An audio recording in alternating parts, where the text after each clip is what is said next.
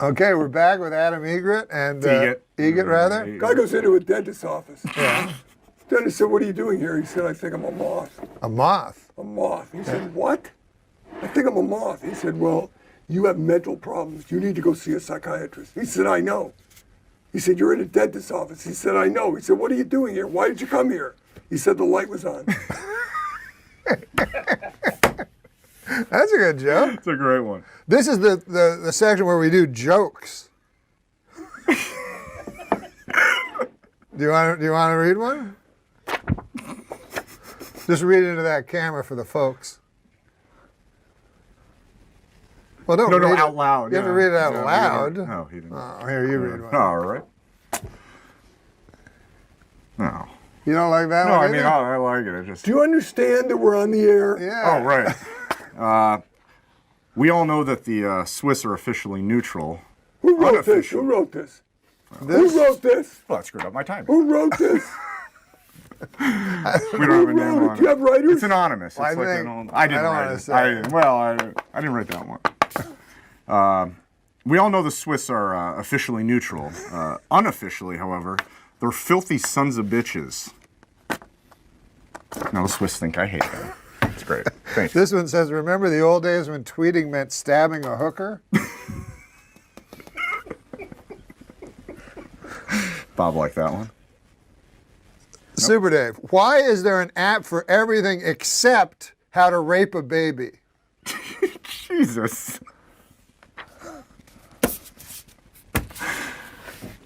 Some gold-plated chains would make a nice retirement gift for a very, very good slave. Well, this Are you serious? Well, this was written. Are you serious? This was written years Did ago. you just write that? I didn't write it. Did you just say that? No, I read it. Yes. You read that? It was an old. It was written, Oh obviously. my God Almighty! I'm not part of this. No, it was written No, before. I'm not part of this. No, you can't read that. Well, What about this? Go ahead. Read this one. I can prove God exists if I can just find that damn receipt from our brunch in heaven. That is so funny. That is so fucking funny. Oh, this one's actually topical. We could nip March Madness in the bud if we watch for the warning signs of brooding antisocial February fever.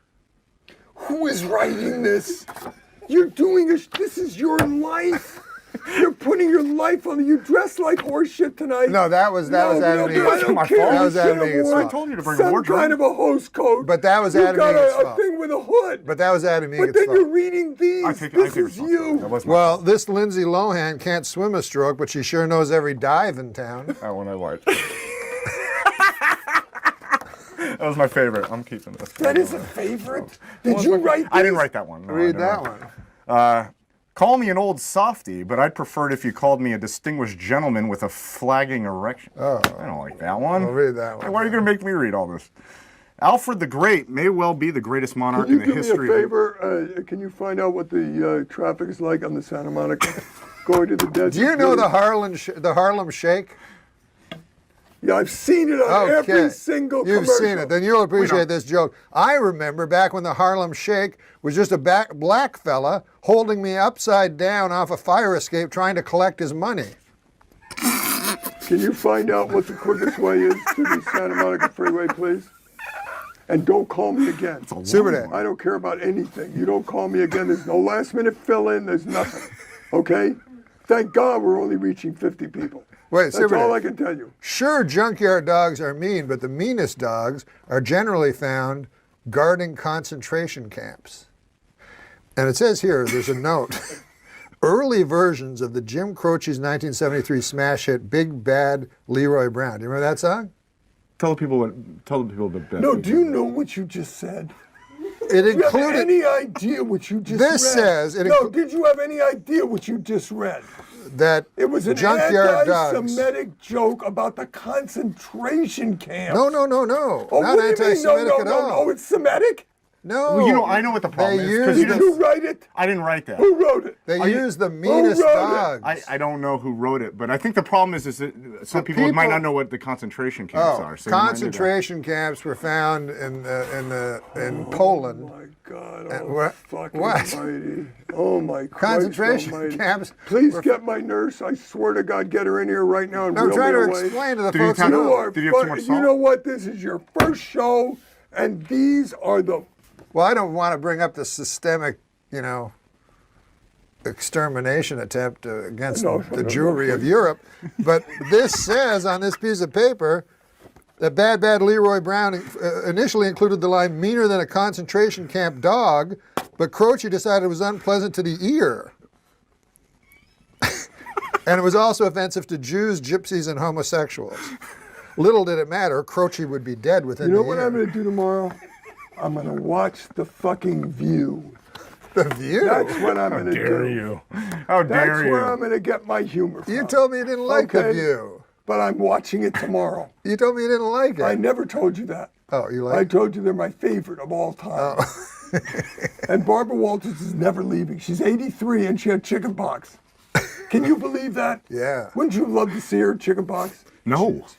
No? At 83 at night in a negligee coming out of the bathroom? Wouldn't you get shingles then? No. If you get chicken pox, you can get shingles. Yeah. But she hasn't gotten them yet. Yeah. What a group that is. Oh my God. Yeah.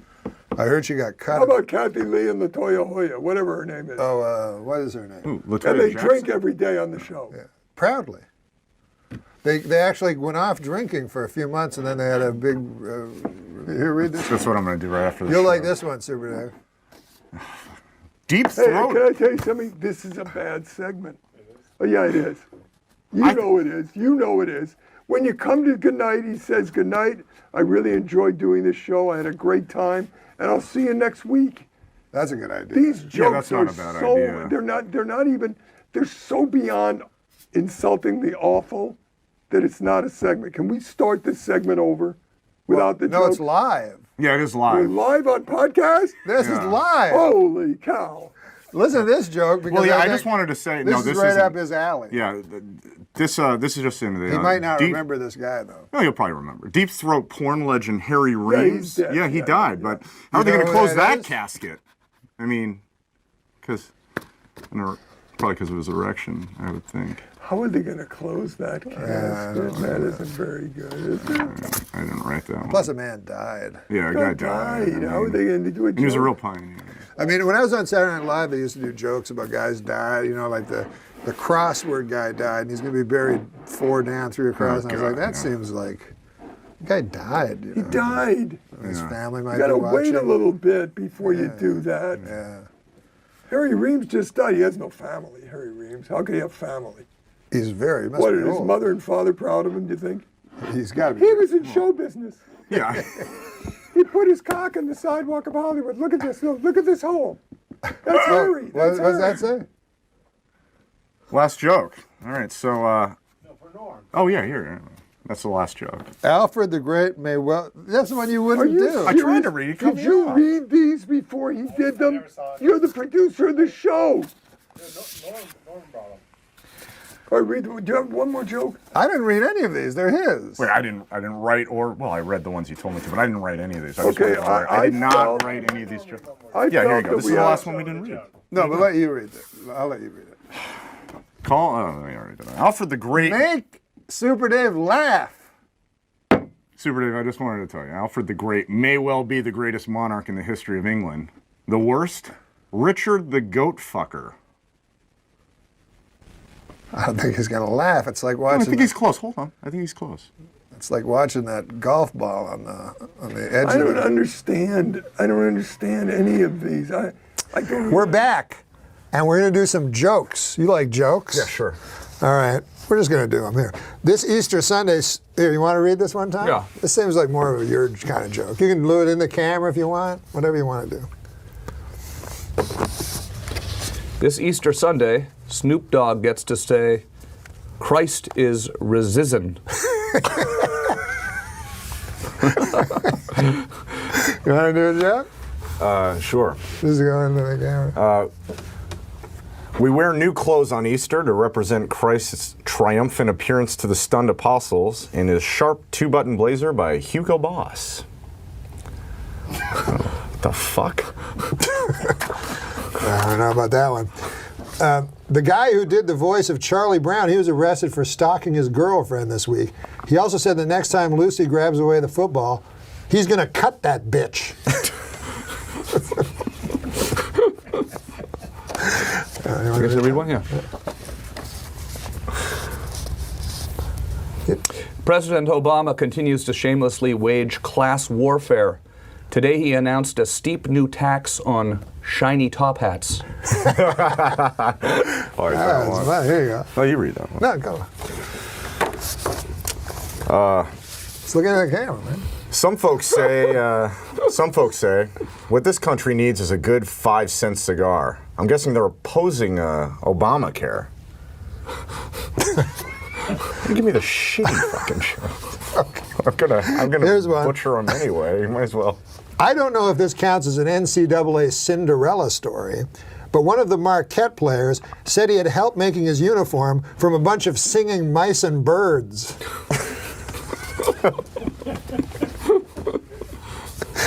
I think this is perfect for Tom Green. Tom Green just reading ahead. Yeah. I read a story. A 17-year-old kid who stole a plane, crashed it, and survived. Why don't we make the whole plane out of that kid? That seems logical, right? Makes sense, right? There you go. Adam Egan.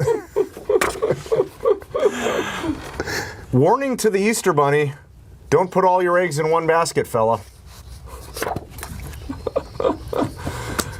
You handpicked these. I do feel like I'm getting the good ones here. I think so. They say the world's a smaller place than it used to be, but I think that's an optical illusion based on me becoming a big fat guy. Here's one that's good for you. Growing up, I never would have believed that one day I'd need a computer just to masterbate. It is strange when you think about it, though. Unbelievable. Right? Yeah, Remember, you used to need nothing like that. The Sears catalog. Sears catalog, maybe. National Geographic. Exactly. A van in the woods. Yeah. And sometimes you go, why am I looking at the bra section of Sears catalog? I'm not in the market for a bra. But, you know. Here you go. Try a joke. I'm sure my parents wondered why those were always piled up in my room, the brassiere Yes. section. You know, rolled up into balls under the bed. Soggy balls of paper. Soggy balls of newsprint. Hey, speaking lying of around the balls, John Hamm has a big dick. Oh no, wait. John Hamm has a big dick. I could have told you that, but I don't suck and tell.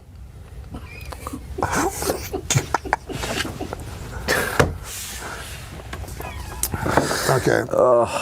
A Swedish Bond girl, Britt Eklund, told Piers Morgan this week that she was seduced by Warren Beatty after the legendary Lothario took her to an X-rated movie for their first date. This is what I have to say about that. Hey, Warren, stop stealing my moves. That's my favorite this week. Unbelievable. Oh, I think you'll like this one. I'm giving Tom the best ones. That is your move, by the way. Thank you. Thomas Edison invented the light bulb, but I invented the light bulb up my ass. Always ahead of his time. Oh, come on, man. Come on, man. Doing jokes. Come on, it's fun doing jokes. Yeah. It's the delivery. Just, You're getting better. Octomom is facing jail time for committing welfare fraud. Who didn't see that one coming? I mean, seriously, a single mother of 8. Is that even a joke? They're your joke, fucker. I am not a big fan of video games where you cannot kill a prostitute. I like the ones where... Oh, like Grand Theft Auto. Yes. That was the hook for that game. That's really what people Really got was. excited about. Yeah, Throw the there's girl no doubt over about the- it. Inevitably, somebody would always say, you know, the great thing is you can drive down this alley and you can kill a prostitute. That was the thing people talked about most at that game. That's why that game took off. I agree. Isn't that strange? Yeah. What a... We are a messed up... Oh, this is perfect society. for you.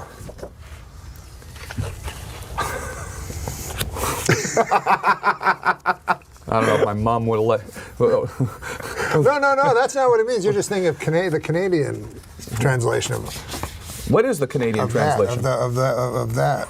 That's not a mother. No, what's your old lady in Canada? Your old lady. No, in America, your old lady is like your. Well, I definitely girlfriend. can't read it now. Okay. Here, you can read it.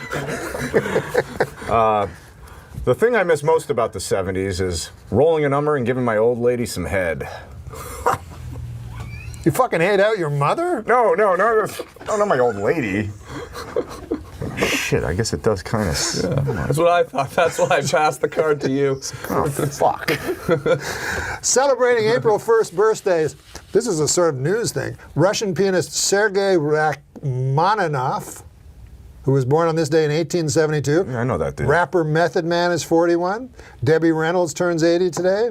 Rachel Maddow is 39. And former German Chancellor Helmut Schmidt would have been 95 today. April Fools. Former German Chancellor Helmut Schmidt is alive and well. We got to do an April Fools, right? Oh my God, Tom. What about this one, Tom? I love Lou Gehrig, but I'm not going to stand up in front of 1 million people and brag that I'm the luckiest man in the world because some doctors named a disease after me. Confidence is one thing, but arrogance is the worst disease of them all. I agree with that. I also agree with that. It's funny and true. One day, in the hopefully not too distant future, North Korean dictator Kim Jong-un is going to hear a loud popping sound. The sound of his head coming out of his own ass.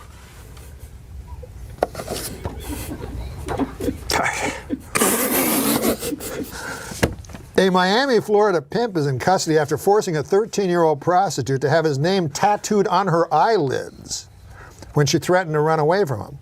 Roman Thomas III faces charges of human trafficking, false imprisonment, lewd and lascivious exhibition, and delivery of a controlled substance to a child.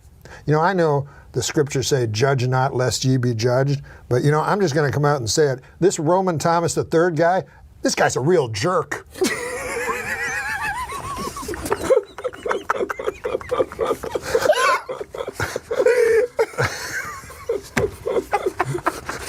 Yeah, it's fun doing jokes. Yeah. For you.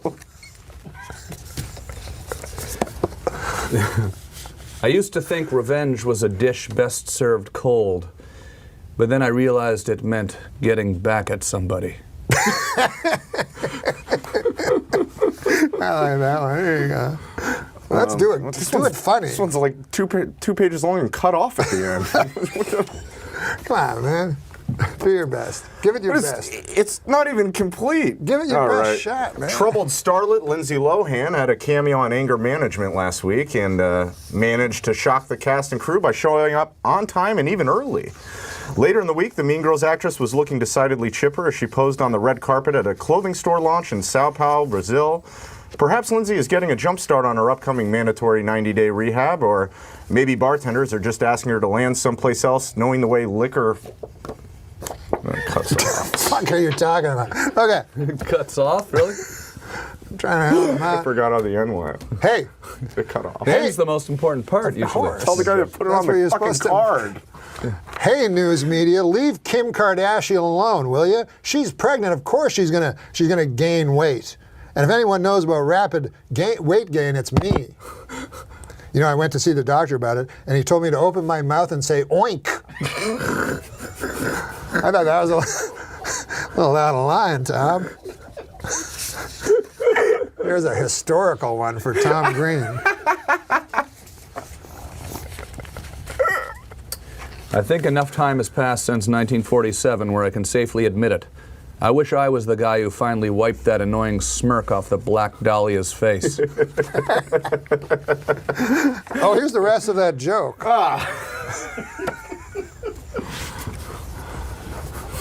Adam Egan, finishing off the joke. Makes her fly. Note, you know I can understand why someone in show business would want to drink liquor to soothe and steady her nerves. Why some people I know I drink liquor and get so steady they can't even move. Oh my God. Okay. Let's get back to Sound Tom. You wrote all these, Norm, or you sit up and write all these, or? Music is the universal language, but one day soon it will be replaced by Chinese. Yeah. That's right. I feel the same way about slaves as I do about shirts with flame patterns on them. I don't want to be friends with anyone who owns either of them. Another funny and true one. Here is a good one. Okay. Mickey Mantle knew two things: drinking and playing drunk baseball.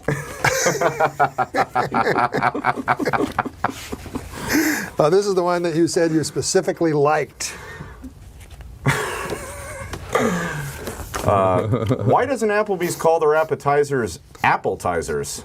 And why doesn't that waitress I met at TGI Fridays ever call me back? He said he liked it. I kind of did like that one. This administration is cutting back drastically on military spending, but doesn't think our defense capabilities will be compromised? How so? I'll tell you how so. Groupons. Remember Groupons? Yeah, absolutely. Remember Groupons. Here's one you'll like. I think you'll like it. A worldwide scientific study confirms a long-held suspicion.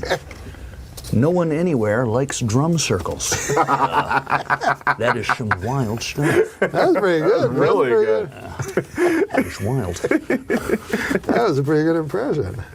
Oh, here you go. I realize now I should have been reading them all with that voice. Fucking asshole. Adam Egan with a joke. Justin Bieber's monkey has been quarantined, which reminds us how far we've come since headlines about Pearl Harbor and D-Day. You literally handed me every joke I hated. That was more of a comment, Yeah. really. In the coffee shop line today, I hear the guy behind me say, I like to start by biting the ears off, and I had to pray, please, God, let him be talking about a chocolate Easter bunny. Okay. Well, this one you said you loved too, so you can't say you didn't say you loved these jokes. This one I did. I think you should do this one. No, you loved it. I'm gonna butcher it. This is a. No, this come one on, man. deserves You your- love these jokes. You do these. I'm going to give you the three last jokes. No, I'm not doing three. Come on, man. All right. Earlier this week, Aaron Jackson of Topeka, Kansas, painted his house the colors of the Gay Pride rainbow flag in direct protest of the Westboro Baptist Church. When that didn't seem to work, Jackson fucked 3 of his best buds on his front lawn. Homophobic. Yeah. Well, I think it shows Earlier solidarity. he was racist, and now he's homophobic. Well, I think this. Yeah. I think it shows solidarity.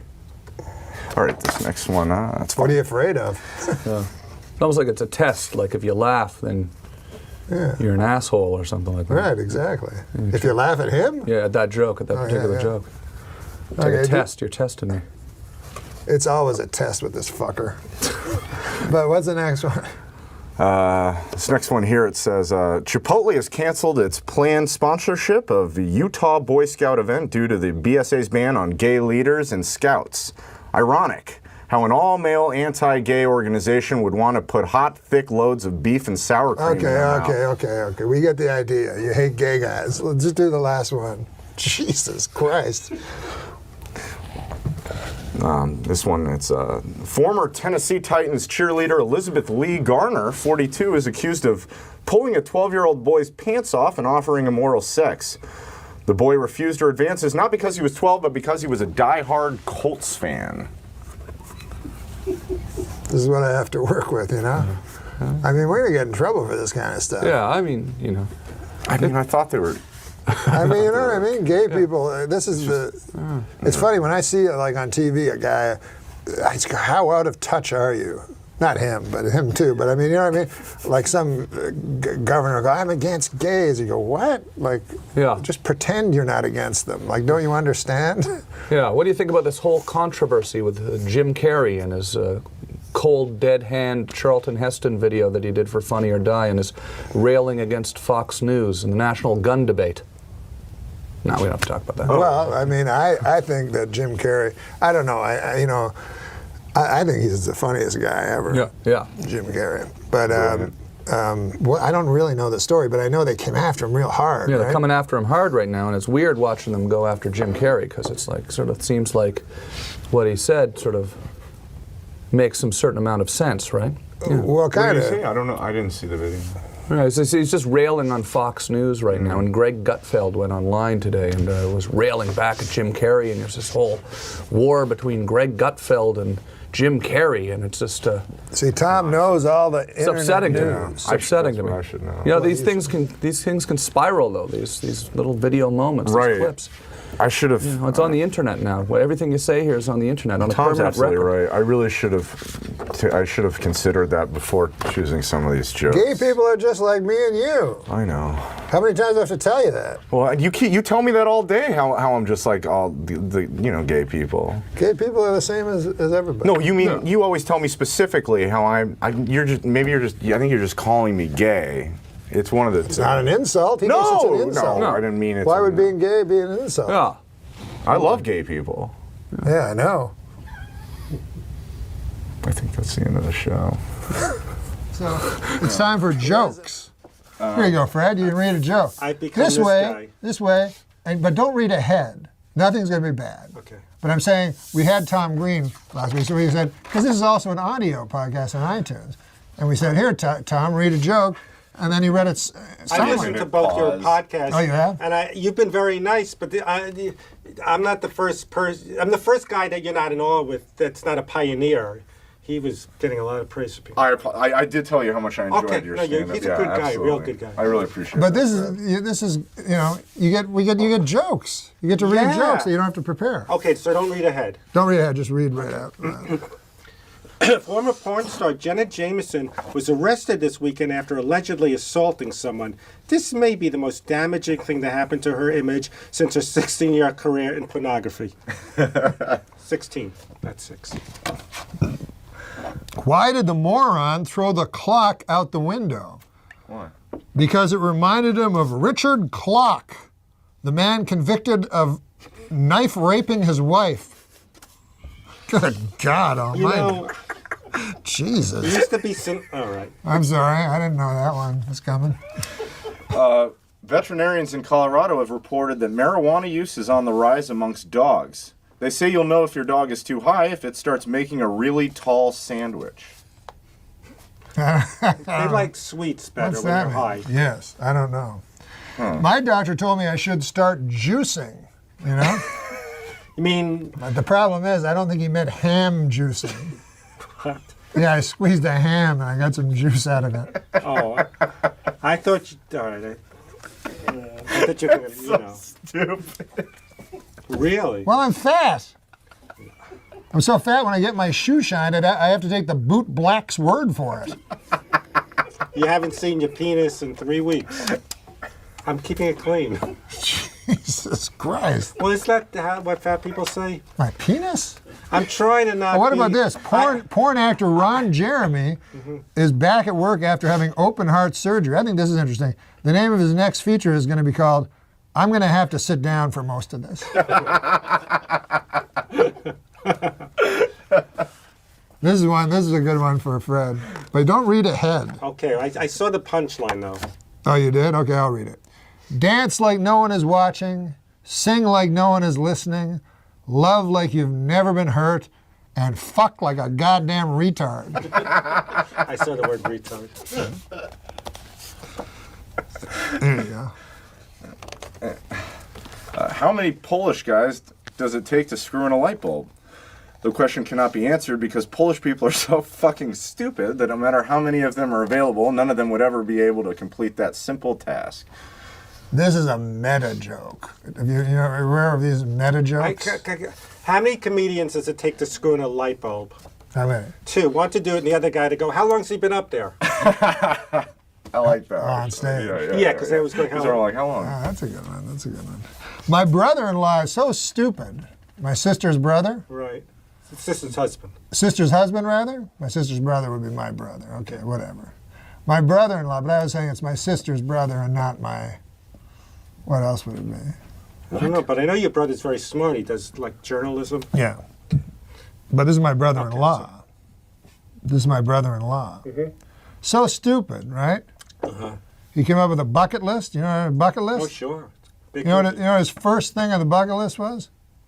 Committing suicide. They're retarded? Huh? That's just stupid. It's Have you heard about the four NFL players that are coming out of the closet? no. It's about time, I think. I think it's high time. You know what I mean? Mm-hmm. Because isn't it strange that there's nobody come out of the closet in an entire sport of football where there's 2,000 players, and you know there's gay people Right. playing football. Because in the locker room, they'll be saying you're looking at me naked. Yeah. Yeah. So there's a great deal of speculation on who the four openly gay, the four NFL football players that are going to be openly gay are, and nobody knows. Anyways, whatever. My guess is it's those four that are all sucking each other's cocks. I laughed before the joke. I knew it's going to be a sucking cock joke. But here, man, you want to read a joke? Sure. You read them so good, but do you like his meta jokes? He's a deep guy, you know. He's a young guy that's still finding themselves, so he's meta.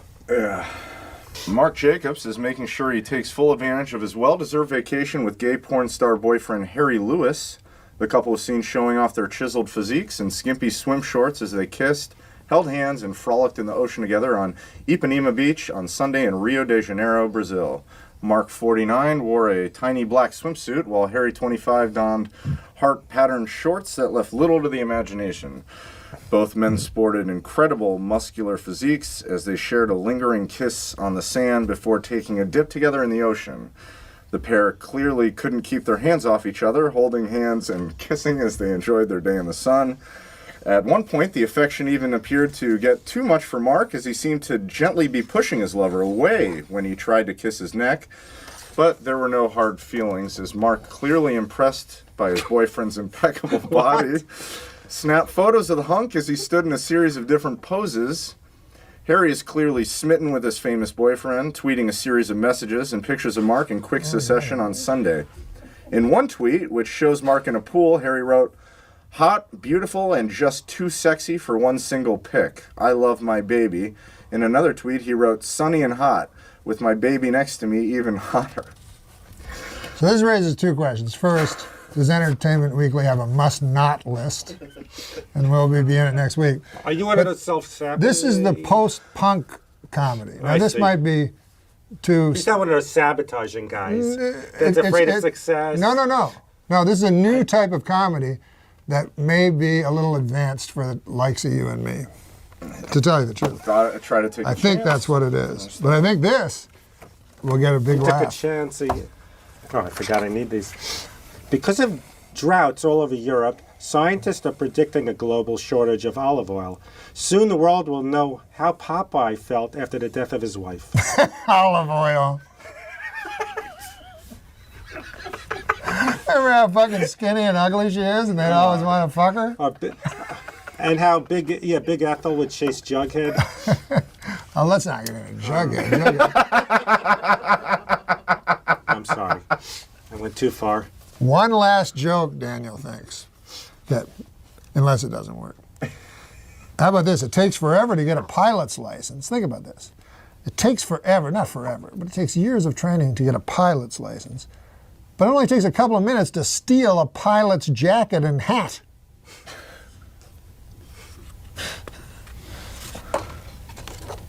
And then do some, terrorist act, I guess. Yeah, I guess I was not living because I was thinking it was going to be a terrorist. You were worried about a terrorist act. I was a little nervous. Did you see Olympus Has Fallen? No.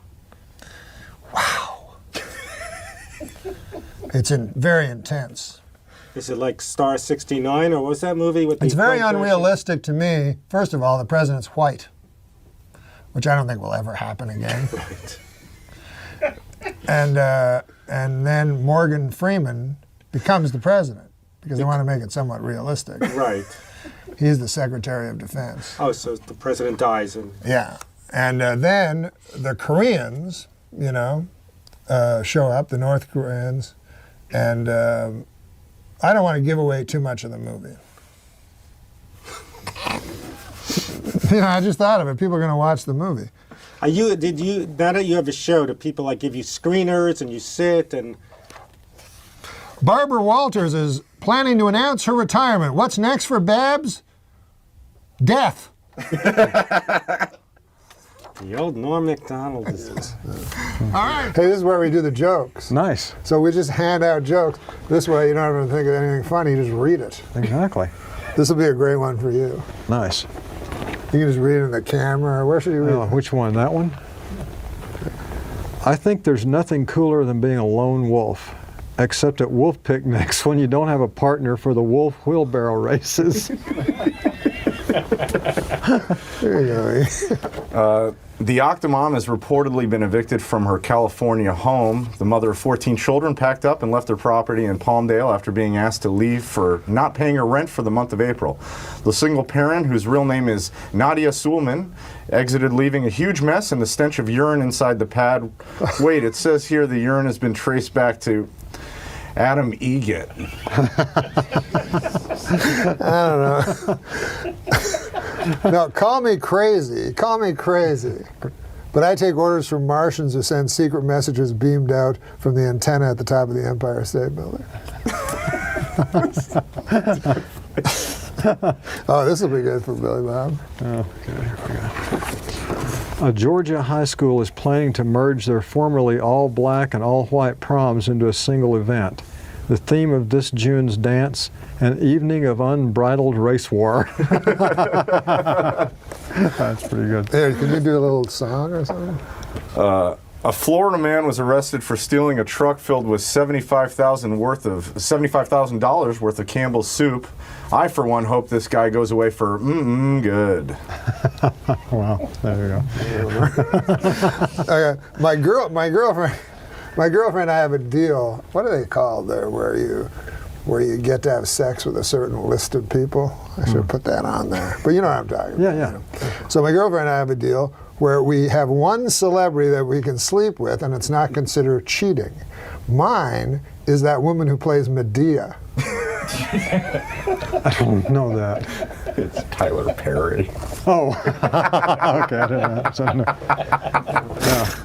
Oh, here's another one. These are themes. Oh, okay. In Kansas, a gay rights activist named Aaron Jackson paid $83,000 to buy a house across from the homophobic Westboro Baptist Church and had it painted rainbow colors. Mr. Jackson plans to recoup his investment by, well, actually, there's no plan. Have fun living in a hideous house in Kansas across from some vicious bigots. That's pretty good. It's Earth Day, the one day of the year where you can jerk off outside and nothing bad can happen. I don't know what Earth Day is. I'm not sure. Not sure what Earth All right. So much of these are gay. Here, wait a second.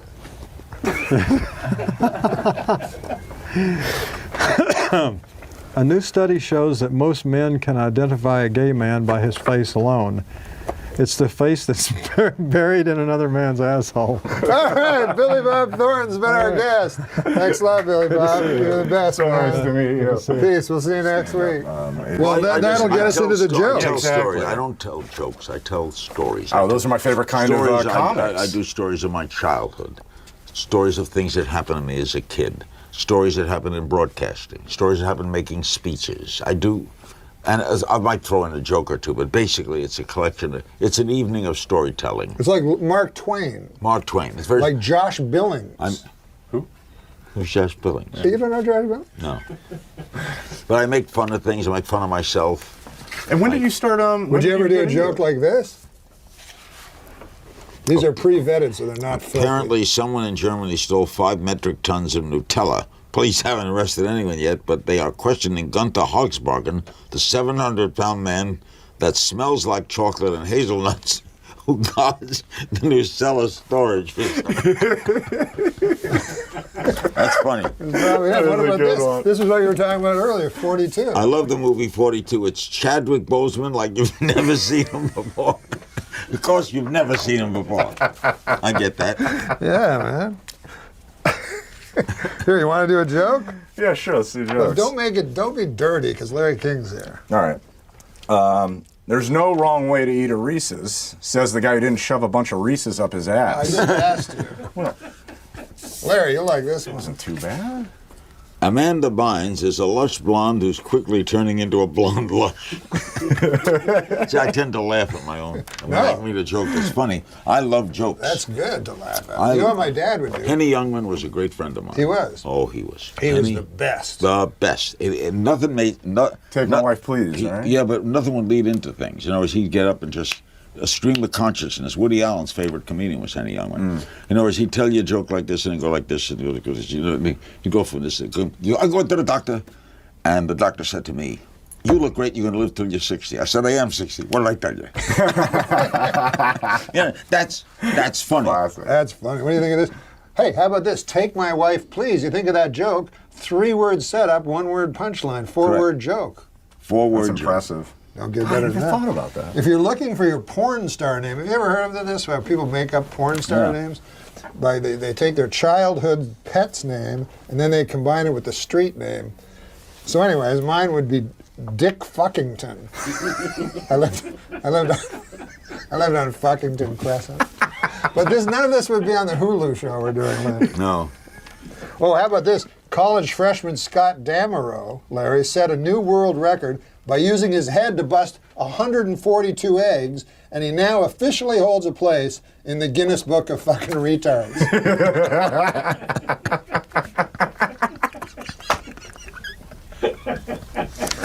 Oh, it's ridiculous. It's just ridiculous. Why are these dirty? This is a great one for you, Larry. I got a funny joke. It's I news. got one. If you were a Russian prostitute on a date with serial killer Andrei Chikatilo, a.k.a. the Rostov Ripper, and he couldn't achieve an erection, that was not your lucky day. No. All right, this guy's going to go to prison. Yeah. And he's really scared. He's worried. He gets scared. He's got to go to prison. A friend says, go talk to that guy. Just got out of San Quentin. He says, you just got out of San Quentin. I'm scared to death. Come. It's a piece of cake. I want to ask you something. Monday, you like music? Monday's music day at San Quentin. All popular new music is played for you, and major composers come and talk to you. They'll talk to all the convicts. You're going to love Monday. Tuesday, you like food? Tuesday's food day at San Quentin. Chefs come and cook meals all day long. Famous chefs. Wolfgang Puck comes and talks to the prisoners about how to cook. Wow. You're going to love Tuesday. Wednesday is exercise day. All the new physical equipment comes in, and the major physical guys in America come in and teach you. You're going to love Wednesday. Now, Thursday, are you gay? You're not going to like Thursday. That's a funny joke. That's a great joke. You tell a joke now to Larry. Maybe he'll use it in his act. All right, so there's two gay guys talking. No, it doesn't have to be gay guys again, does it? No, it's really not that bad. On It's the not. day that It's the not guy at the insulting. Celtics? No. There's two gay guys. They're playing hide and seek, and No, one, we're not going to do that. No, we're not going to do that joke. We're not going to do that joke. But I think this is a great joke for Larry King. Because it's news. It's Irishman news. walked out of a bar. Could happen. Okay. The Al Qaeda online magazine Inspire has a recipe for a homemade bomb. They also have a recipe for a pretty darn good peach cobbler. So they're not all bad, you know? That's not I crack up when I see a funny joke and I hear it. You know, I'll tell you this, Larry. Say what you want about how huge and fat my head has gotten, but forget it. Try iron. You know, my clothes, Larry, make me look slimmer, but they did not fool that flight of stairs that collapsed under my astonishing new girth. Who writes these? I'm No, fat now. Where do they come from? Have you ever been fat? It doesn't Yeah, seem I like was you. fat. You When I were? had my heart attack, I weighed 195. When you had your heart attack, Yeah. you weighed 195? Now you probably weigh about 175. 161. 161. And what are you, 5'10"? 5'10 and a half. 161, so you're probably no body fat. Oh, I have a little bit in the rim here. Yeah, I got more than that. My legs, my goddamn arms jowls. are thin. My arms are thin. I used to have jowls. I don't have jowls. I have more chins than How that. old are you? Huh? How old are you? I say I'll be 50 in October. Oh, my God, 50. That was a turning point age. I didn't like 50. Why? What happened then? I just didn't like turning 50. It's an odd number. They huh? threw a little party for me, and George Will was there, and Bob Costas, and I got in my car to go to work, turned on the radio, and the first thing I heard was, over 50, join AARP. Oh my God! Is that And, what the number is? Yeah, 50. And I hit the button to go to another station, and the guy said, you ride Metro? Over 50, 1/3 off. Oh my God! 2 over 50s in a row. That would freak me out. I didn't like that. I seen one time I was watching the TV, and you remember the $6 Million Man? You remember that fellow? Of course. Worth $6 million. He had so much stuff.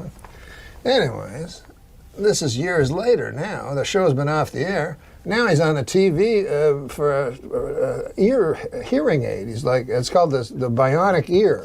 But it's not the real bionic ear like in the show where you could hear a guy in Paris talking. It's just, and he's like, I can't hear too good. You're like, oh. You get older now. I know, but you don't have to do them commercials. Aging is a bitch. What about them commercials where the guy's literally selling you death? You ever see those? Oh, Guy's yeah. like, you're going to die soon and you didn't get your stuff together? That's the one thing I fear is dying. Man, that haunts me. Because the thought of not existing, it's like, you know what the new thing they call it is? Dirt nap. Good God, Larry.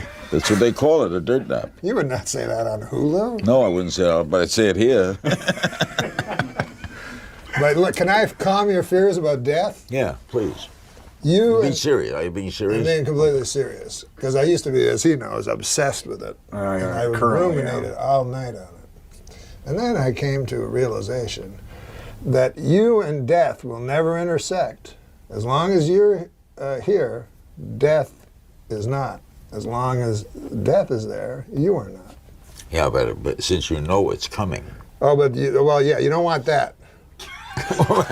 You want to go. But knowledge, I have the knowledge. I can't take away the knowledge that it's coming. I don't believe I'm going anywhere. You don't? Do not believe in a higher power looking down on me. I see too much. I've interviewed too many religious leaders, too many people who I've never got the answer to the one question, which is why? Why Connecticut children? Why? Why a bomber in Boston? Because if there is a God, Yeah. he's omnipotent. Yes. If he's omnipotent, he could prevent it. Yes. Why didn't he prevent it? I don't know, man, but you got I to don't stop get it. hanging out in that hot tub with Bill Maher all the time and get some. It sounds like you got a God-shaped hole in your heart. What the hell are you talking about? I agree with Bill Maher on religion, and I'm married to a very religious woman. My wife is a devout Mormon, Yeah. so we don't discuss religion in the house because I think organized religion is No, I agree with you. cause more Organized. problems. But come on, don't you want to live forever? You bet. Don't you want to cross that river? Yeah, I Don't you wanna. want to kiss tomorrow now? You believe you go somewhere? Sure. Where do you go? Well, first they put you in a big black car. And by golly, everybody's dressed in their best Sunday go-to-meeting clothes. The best was Mel Brooks as the 2,000-year-old man. Still the funniest comedy Yeah, album man. ever made. When he says to him, how'd you live 2,000 years? He says, well, once, I was 400 years old, and I got a tip that the angel of death was coming. And what I did was, I ate a whole clove of garlic, and I got under the covers, and the angel of death tapped me on the shoulder. I turned around and said, who is it? And he went away for 300 years. Mel Brooks. Mel Brooks is amazing. He's doing the show next week. Is he? Yeah. There's nobody funnier. Wait, what show? I've interviewed, he's doing your show Yeah, here? I've interviewed every funny person in the world. You're very funny. Yeah. There's nobody. Am I second? Because Mel Brooks is a freaking genius. I had him on my show the night Neil Armstrong landed on the moon. Right? Allegedly. He's on my radio show. The night Neil Armstrong landed on the moon. So I said to him, you want to play the 2,000-year-old man? He says, okay. I said, okay, my guess is the 2,000-year-old man tonight. Man has landed on the moon. What do you think of that? And out of nowhere, he says, I love the moon. The moon, in my whole life, 2,000 years, is my favorite thing is the moon. I said, why? He says, because For 400 years, I thought I had a cataract. And one day, this guy named Irving said, "Isn't the moon beautiful tonight?" I said, "The what?" Irving. No, that's funny. Mel, is he really coming here? Yeah. Well, you get ready. Yeah, that You know guy's Mel, great. don't you? Oh my God. There's nobody like him. Well, what about this? I loved Liberace, but with all due respect, man, if you kicked that guy in the ass, 100 cocks would fall out. Now, this is not what I do on Hulu. No, you wouldn't do that. No. Because I have respect for Carlos Thin. How much money does he have? I don't know. It's mostly tied up in iron. Now, I wonder where a guy named Carlos Thin from Mexico made all his money. He made it in telecommunications. He owns the Mexican phone system. Oh, yeah. Oh. And in cell phones. And then he branched out. He owns Saks Fifth Avenue. He bought Apple at 20. What? He bought He owns Apple? No, he No, he bought bought- Apple at 20. he bought $20 a share. Oh, got it. I don't know how many shares he bought, but it's selling for $4.50. So Oh, wow. do it yourself. He owns Saks Fifth Avenue. He owns part of the New York Times. But he's in a lot of things. Mining. He's got mines. Yeah. He's got a lot of businesses. He's a wonderful man. He's a devoted family man. He's a humble kind of guy. And yet bloodthirsty. I guess you got to be a little bit to to rise that acquire. high. Yeah. He's 76 76 wild. years old? billion dollars. Only 73. That's not too old. I'm 79. You're 79? I don't look it, do I? No, because my mother's 79, and She looks old. maybe that's the way it is with ladies and men. But There you was a told movie, me do you that- remember About Schmidt? Do you remember that movie? Sure, I love that. And there one. was, it opened. Nicholson. It opened with Nicholson lying, Nicholson, who I guess was about 70 at the time, lying beside a regular-looking 70-year-old woman, and it was the funniest thing ever, because he would never be with his That's actual. when Sinatra told me I got to interview Sinatra. I did the last interview with Sinatra. Got to Gleason know. set that up, right? Yeah, he did. That's cool. Know him pretty well. How I do you said, know such a when Sinatra was dating Mia Farrow, I said to him, "What are you're dating such a young girl?" So he was like 60 then. Yeah. I said, "You want me with a 60-year-old woman?" Frank Sinatra, you want to see Frank Sinatra with a 60? He Yeah, had a that's point. a good point. He would not be as cool out there. Oh, Frank when was- they cut to his old bag of a wife. Frank was if he liked you, you didn't have a better friend. Yeah, If he didn't like you, like Rickles would Oh. say, you'd be in a meat hook up you your got, ass. you got an aunt in New Jersey. Yeah, Frank, but he was something. So you knew the mob guys. You were in Miami. I knew a lot of them. I knew the famous Jewish Meyer Lansky. Meyer Lansky. yeah. Meyer Lansky. Quick Meyer Lansky show. I know we got to go. Yeah. We do have to go, right? Yeah, Yes, time out. yes. Meyer Lansky. I'm sitting. I don't in think a- we have to go. I go to a restaurant I thought called. Larry I had go to to a go. restaurant called The Forge in Miami, and I go to the bathroom, and I come out, and the maitre d' grabs me. He says, "You know who's sitting next to you? Meyer Lansky." Now, any little Jewish boy, you kind of worship Meyer Lansky because he fought against the odds, and he was a criminal. Skimming and he invented skimming, Murder Incorporated. Meyer Lansky, little Jewish guy. Of course you would. He's sitting with another That would guy. be your hero. He's sitting with Jimmy Blue Eyes, who was Meyer's killer. Meyer never killed anyone. Jimmy Blue Eyes. They're both sitting there with their wives. I sit down, and I'm here, and Meyer's at this table. And he leans over and grabs my jacket. He goes like this. And I lean over to him, and he goes, "You're making $1? You're making $1?" Then I'm hearing them talk. It's Meyer Lansky and Jimmy Blue Eyes, two of the mafia kingpins with their wives. Here's the conversation. "Jimmy, why don't you, this is in Miami, why don't you move here? Why do you stay in New York? It's 24 degrees. I don't know, Meyer. All my friends are in New York. Hey, come down here." And Meyer's wife said, "I'm going to Neiman Marcus tomorrow." Go to Neiman Marcus. Sound like two haberdashers. Yeah. These are great killers. Unbelievable. So when you looked at him, you would not see dead eyes or anything. There was nothing to Except Jimmy to Blue Eyes betray. had beautiful blue eyes. Jimmy Blue Eyes? Are you going to hold my hand again when you? Norm, You got to go. this has been one of the great moments in my life. And as Don Rickles would say, this made my career. No, it was great. You dressed up. I was taping all day. Oh, I thought you dressed up. I for did the show. Milken conference, the big Michael Milken conference. Michael Milken. I interviewed Carlos Slim, and then I interviewed him for my own show. God, I'd like to meet that Carlos Slim. You think that could happen? Yeah. Could you make He's that in happen? town. Go over to the Beverly Hilton tonight, and he'll be there watching Paul Anka sing. Paul Anka? Remember him? Sure. Do I remember Paul Anka? Yeah, he's still around. Didn't Paul Anka sing? My Way. He wrote My Way. You know, he stole it from a French guy. That's what I read. Yeah, with the music. He didn't steal it. No, he not wrote the steal it. lyrics. I shouldn't say steal it. He wrote the lyrics. Now the end is near. Yeah. And as I the greatest face lyrics the ever final curtain. You must be terrified when you hear that song. No, I don't like that song. But you don't care, because death don't meet life. Yeah, death don't meet life. That's a better way to put it. Death don't meet life. I was trying to be, Someone told me once, you shouldn't fear death because last night, did you sleep? Yeah, you could have died. Yeah, what if you went to sleep last night and you didn't get up? You wouldn't know it. It does suck that you sleep a third of your life. Well, Huh? I don't like sleeping. I wish I didn't have to sleep.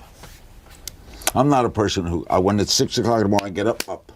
I don't like lying around in I bed. can't do that. That's amazing. I don't like sleep. That's why I'm saying you live in a good time, because you can keep doing things. I keep saying it's like the Champions Tour. You can go to Hulu, and then you can go to anywhere you want. You can just keep working. Forget CNN, right? Everybody else has. Norm, this has been a pleasure. Adam, I say hello to can't Eve. get enough of beer. Yeah. Say hello to Eve. I sure will. Say hello to Steve, you mean? Oh, he's gay? Well, there's nothing wrong with it. I don't say there's anything wrong. Just tell me if he is. I'm not. He is. You want to read a joke? Yeah, man.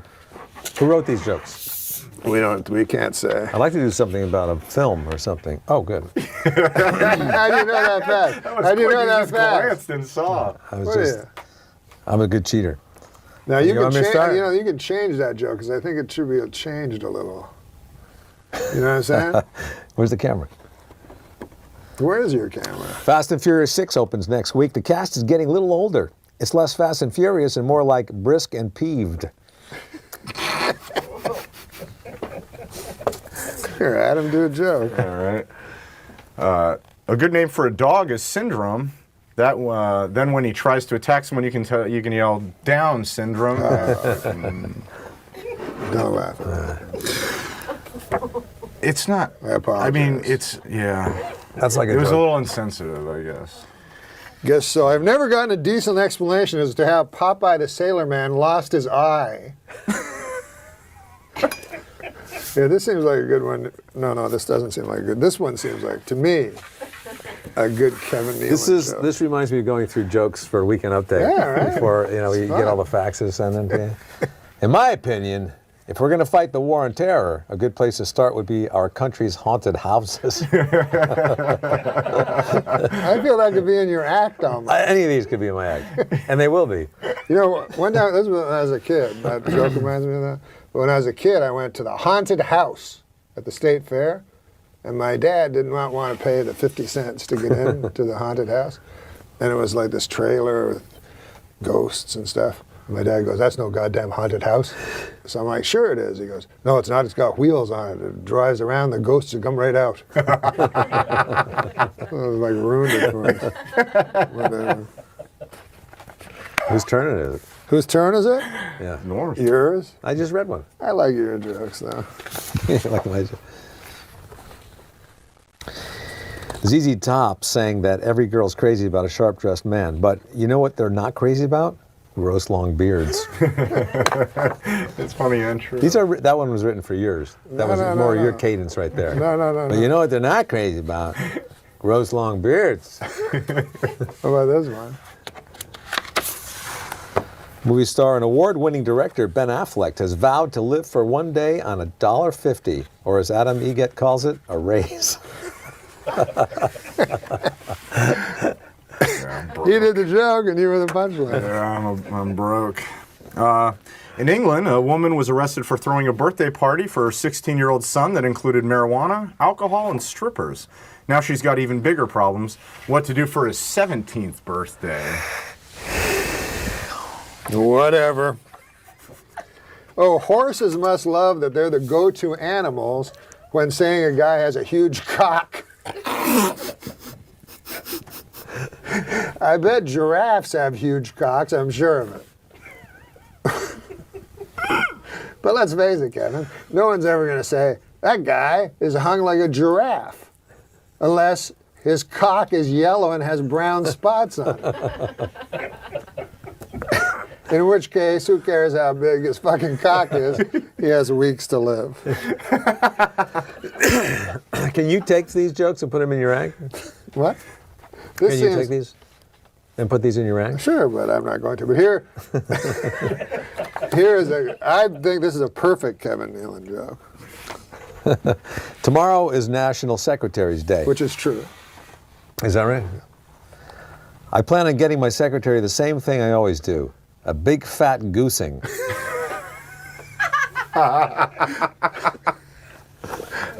Because but you can imagine Kevin having a secretary and goosing her, right? No. Kind of, right? He's a no. I don't No, think but he like would he's do- an old maybe in the timey guy. 50s. Oh, That's yeah, what I sure, mean. Sure.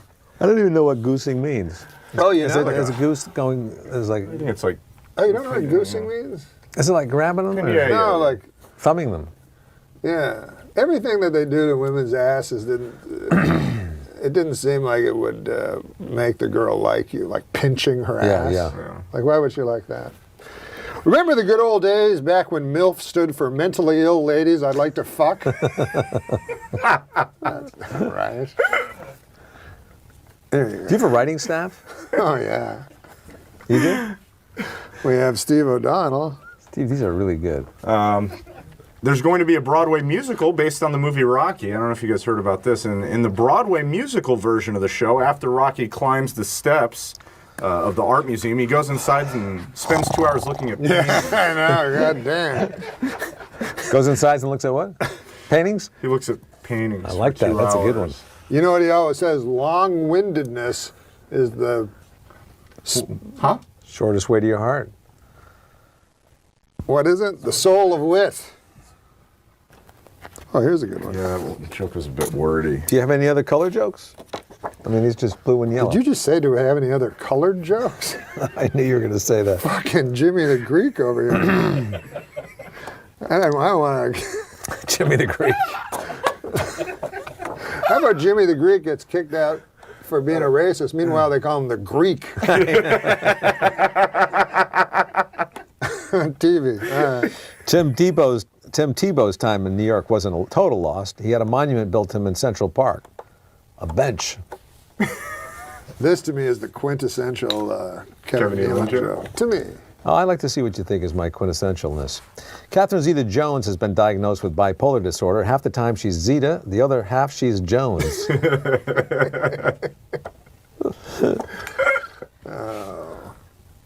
Should we keep doing jokes? A new tabloid rumor, 205-pound Kim Kardashian. How much? 200. Is that an estimate, or did they really 5 get her on a scale? Somebody got her on a scale. I don't know. Yeah, I'm not sure. She Good gained a lot of question. weight, for sure. But she might be getting paid to gain weight. This is amazing. By some weight loss program or reality show that will then get her to lose weight.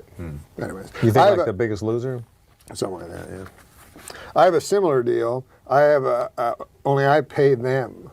And by them, I mean Zanku chicken. And in exchange, they give me some Zanku chicken.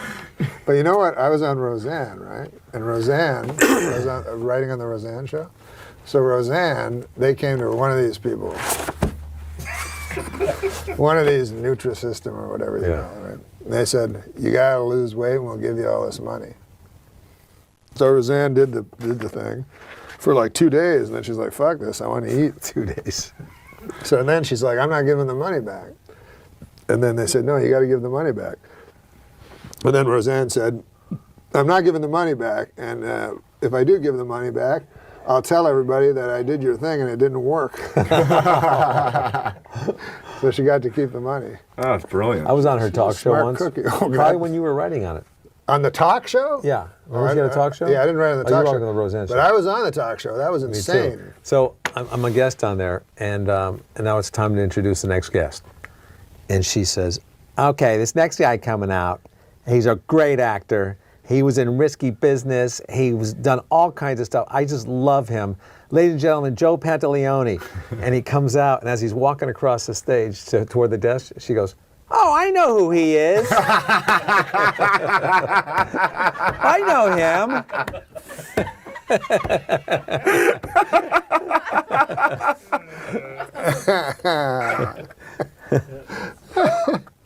You were on SNL 9 years, right? Yes. Yeah. I just guessed that. Is that true? Yeah.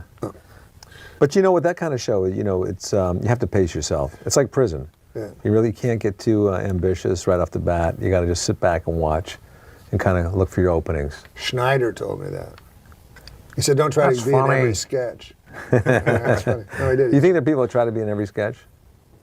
There's no point in being in a sketch in a little tiny role, right? You did a great Burt Reynolds. What? Remember that? Remember when you did Burt Reynolds? Oh yeah. Remember when you? Who was your favorite impression? You know what my favorite impression that you did was? When Sam Donaldson was on the chair.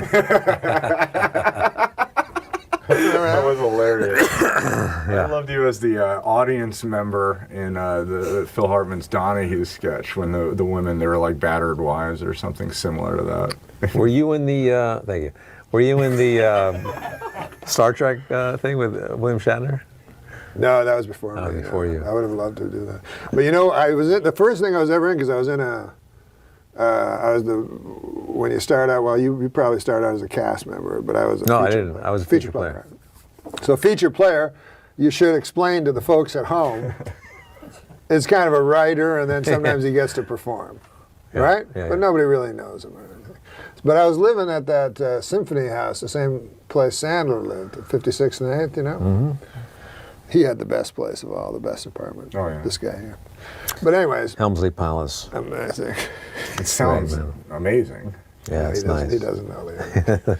So, anyways, I had been in so I would always go down with Sandler and we'd walk to SNL, right? But I was never on the show. So there was this doorman. He'd go, "Hey," everybody knew Sandler. He says, "Hey, Adam," and Adam would go, "Hey, you got to know Normie here. Norm's on the show." And the guy would go, "Okay," but the doorman didn't know me because I'd never been on the show. So finally, I was on one episode that Herlihy wrote, and it was a talk show, a Ricky Lake show, and I played a guy that was an impressionist. Supposed to be famous impressionists. What do you call celebrity impressionists? Yeah.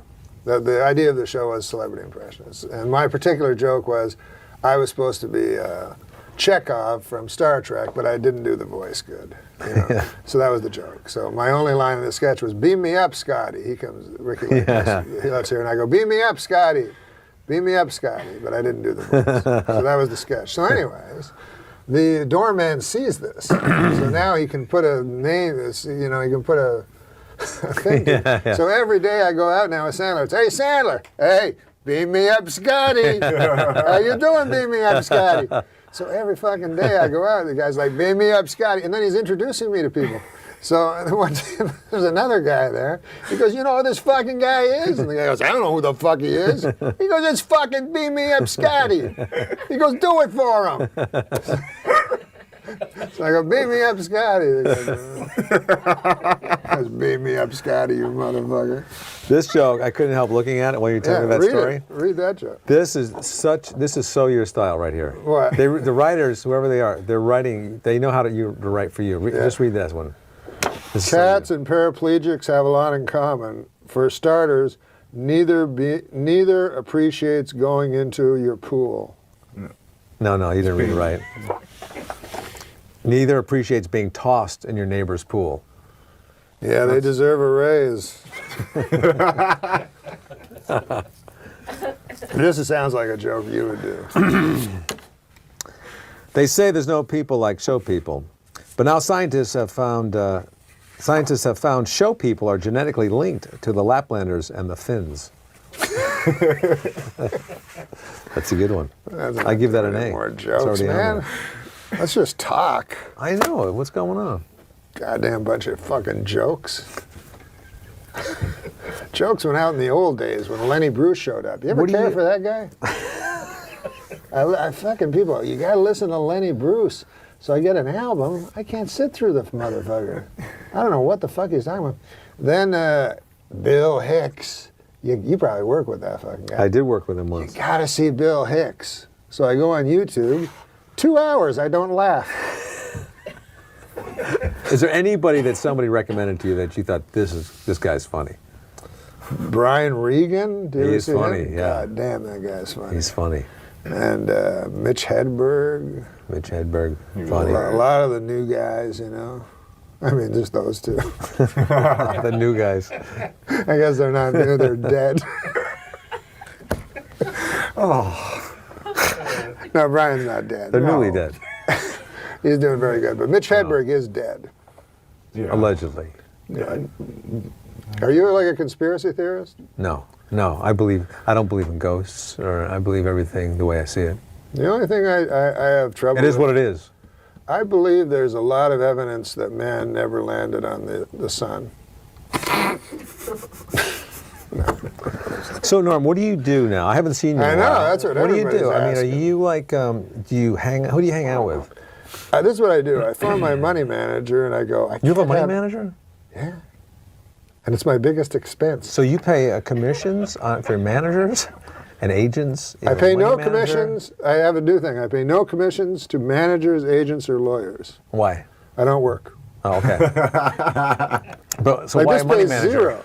You're wasting your money on a money manager. Yeah. My money manager is my biggest expense. You have a publicist? Do you have a money manager? No. I don't have a publicist, no.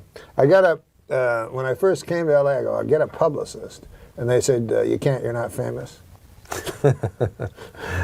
So that I found. So when you hang out in LA, do you go to a restaurant and meet friends in the morning? You stay home. I live in my You apartment. watch a lot of sports. I know that. Yeah, I watch a lot of sports. I live in my apartment. I love your Twitters on the On tournaments. golf? Yes, I Oh, love golf. that is really good. So I love golf. You and try to make some money off of that. We should somehow. play golf. I've gotten really good. You have? Yeah, What do you shoot? I'm like an 8 handicap now. No, you're not. Yeah. You improved that much? Yeah. You improved like 10 strokes. I went to Golf Tech. and Is took that where you hit lessons it there. into a The sheet? net. Yeah. Yeah. And so I've been studying there. Not with the actual clubs, but just, with books and stuff. Yeah.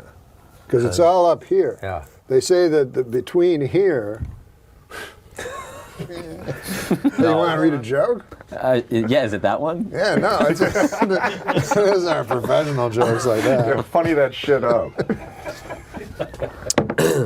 You want me to read this? Yeah, man. Oh. This is where we read jokes. I had a feeling. Okay. Despite all the advances in veterinary medicine and racing technology, the Kentucky Derby record set by Secretariat 40 years ago still stands. The reason? Still stands. Yeah. What is the reason? Today's horses are total pussies. Oh. What about this one? Ja Rule's taxes are just like his music. No one can remember the last time he released anything. No, it's not. That's just a sad observation. Yeah. But Well, listen to this. Catherine Zeta-Jones admitted she is bipolar. Half the time, she's deliriously happy, and the other time, she has to suck an old man's cock. That's dirty. Come on, man. Let's be. This is neither dirty nor clean. It's more like a. okay. If tampons are called sanitary napkins, how unsanitary must regular napkins be? Can you see like George Carlin doing that or something? Yeah. Yeah. Hey, look at this one. Scientists have found a submerged mass of granite off the coast of South America that they're calling the Brazilian Atlantis. Damn it! I want to be called the Brazilian Atlantis. Once again, just a sad observation. Why would I even want to be called the Brazilian? Hey, what about this? Michigan man Curtis Peterson received a 15-year prison sentence. I don't want to do that. Oh, this is a kind of an odd one.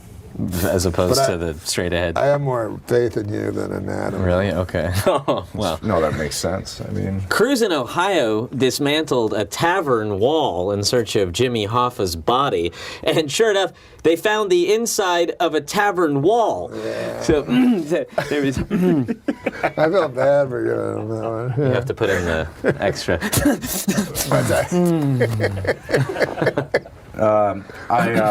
It's a true story, actually. I once missed a day of cosmetology school, and later I had to make a makeup class. Wow. Did you ad-lib that? That's a true story. No, yeah. And it said help save it. It's funny I that, don't think it's- the expression came about. It's a true story because it's always a not. Right. It's always Yeah. not a true Yeah, story. right. It is. You're Like protesting. nobody ever goes, hey, I got a hooker last night and I paid money for in exchange for sex. True story. Yeah. Hey, how about this? The Dalai Lama said that killing in the name of religion is unthinkable. Hey, thanks, Dalai Lama. I'm sure everybody will fucking listen to you. No one listens to the Dalai No, Lama. no one. He doesn't have a wide. Like the Reach. head of another church is going Right. to listen to the Dalai Lama. Oh, whatever. Everybody's good. Oh, what about this one? You'll like this one, Simon. Yesterday was Bring Your Daughter to Work Day, which was awkward for Adam Egget. Do you know how hard it is to fuck a whore with her kid on the edge of the bed playing Nintendo? I mean, that is a hard job. I mean, whatever. No, but seriously. No, yeah, it's fine. You set yourself up for it. You live that kind of fucking lifestyle, man. Here you go. I like hotels. They make your bed, make your dinner, send housekeepers up to watch you masturbate. It's a dream. Oh, come on, man. The parents of Honey Boo Boo are getting married this week.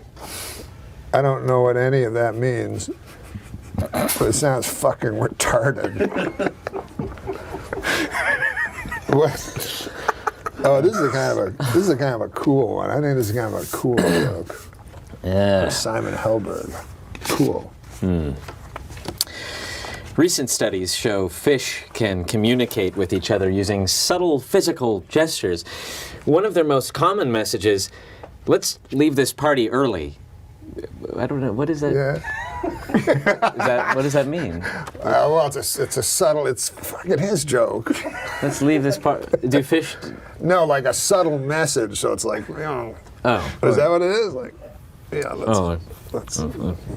Oh This is yeah, the yeah. guilt. It's not speaking. Yeah. So it's like, Should I let's not have leave- spoke that part then? You had to speak it. I had to though. speak it for the joke, but Let's you wanted leave more this of like party early. You did it perfect. you wanted this little thing. What about this I one? can't believe I'm man? really trying to get into that. I assume anyone smiling is on meth. Period. That's it. I don't know that. I But do mean, you it's watch just- Breaking Bad? Yeah. Isn't that amazing? That's pretty good. Oh, You seen it all the way through? I haven't. I'm a Oh, little you behind. haven't? I'm a little behind. It's interesting that people are at different levels of everything now. Yeah. So 'cause- you can't. You can only do that today. You couldn't do that 5 years ago. What's With that? Netflix. You know, to be behind, and it's like you missed a show. Guess what? You're not watching it until Yeah, it comes right, on right. Nick at They Night release- in a few years. Yeah, In the House old of days. Cards is Yeah. all Before that, they didn't even have TVs. before True. TVs. You Yeah, mean? sure. Yeah. You're saying before TVs? Yeah, nobody there talked were about no Bryan TVs. Cranston. I don't know. That's debatable, I think. According to a new survey, Robin Roberts is America's most trusted news anchor. America's. No. This is a super funny joke. Okay, I'm excited. According to a new survey, Robin Roberts, do you know who she is? She had myodysplasia. Yeah, my own. According to a new survey, Robin Roberts is America's most trusted news anchor. And America's least trusted news anchor? Matt Lyer. Wow. It's a very Dickensian joke. I like that. Matt Lyer. It's like a Sesame Street. It's either Sesame Street or Dickensian. I don't know which one. But you know there's a Matt Lauer. Yes. There we are. No, I It's very I funny, did very, put very that funny. together. All right, here's one. A man who jumped off the 86th floor of the Empire State Building survived for that's good 7 news. seconds. I fucked that all That's up. okay. I fucked it. We're not used to. Yeah, that's not a very good But joke. it was- Sounds he's- like an Adam Egget joke. Yeah, it does actually say by Adam Egget. Copyright, Sam. Sorry for that. This is a I'm just good one. trying my best. Ariel Castro. This is Yeah. fresh from the. No, this from is the- very. Yeah, headlines. this is Yeah, fresh ripped from the headlines. I don't know topical. from that It's a paper, topical but- joke. Ripped from the headlines of the newspaper. Oh, Jesus. you almost Oh. ripped me in half, but No, you didn't it's because perfect. that's like it was planned that way. Ariel Castro, the Cleveland kidnapper and rapist, must have had a very difficult upbringing. His last name's the same as a ruthless dictator, and his first name's the same as an adorable little red-haired mermaid. Mermaid.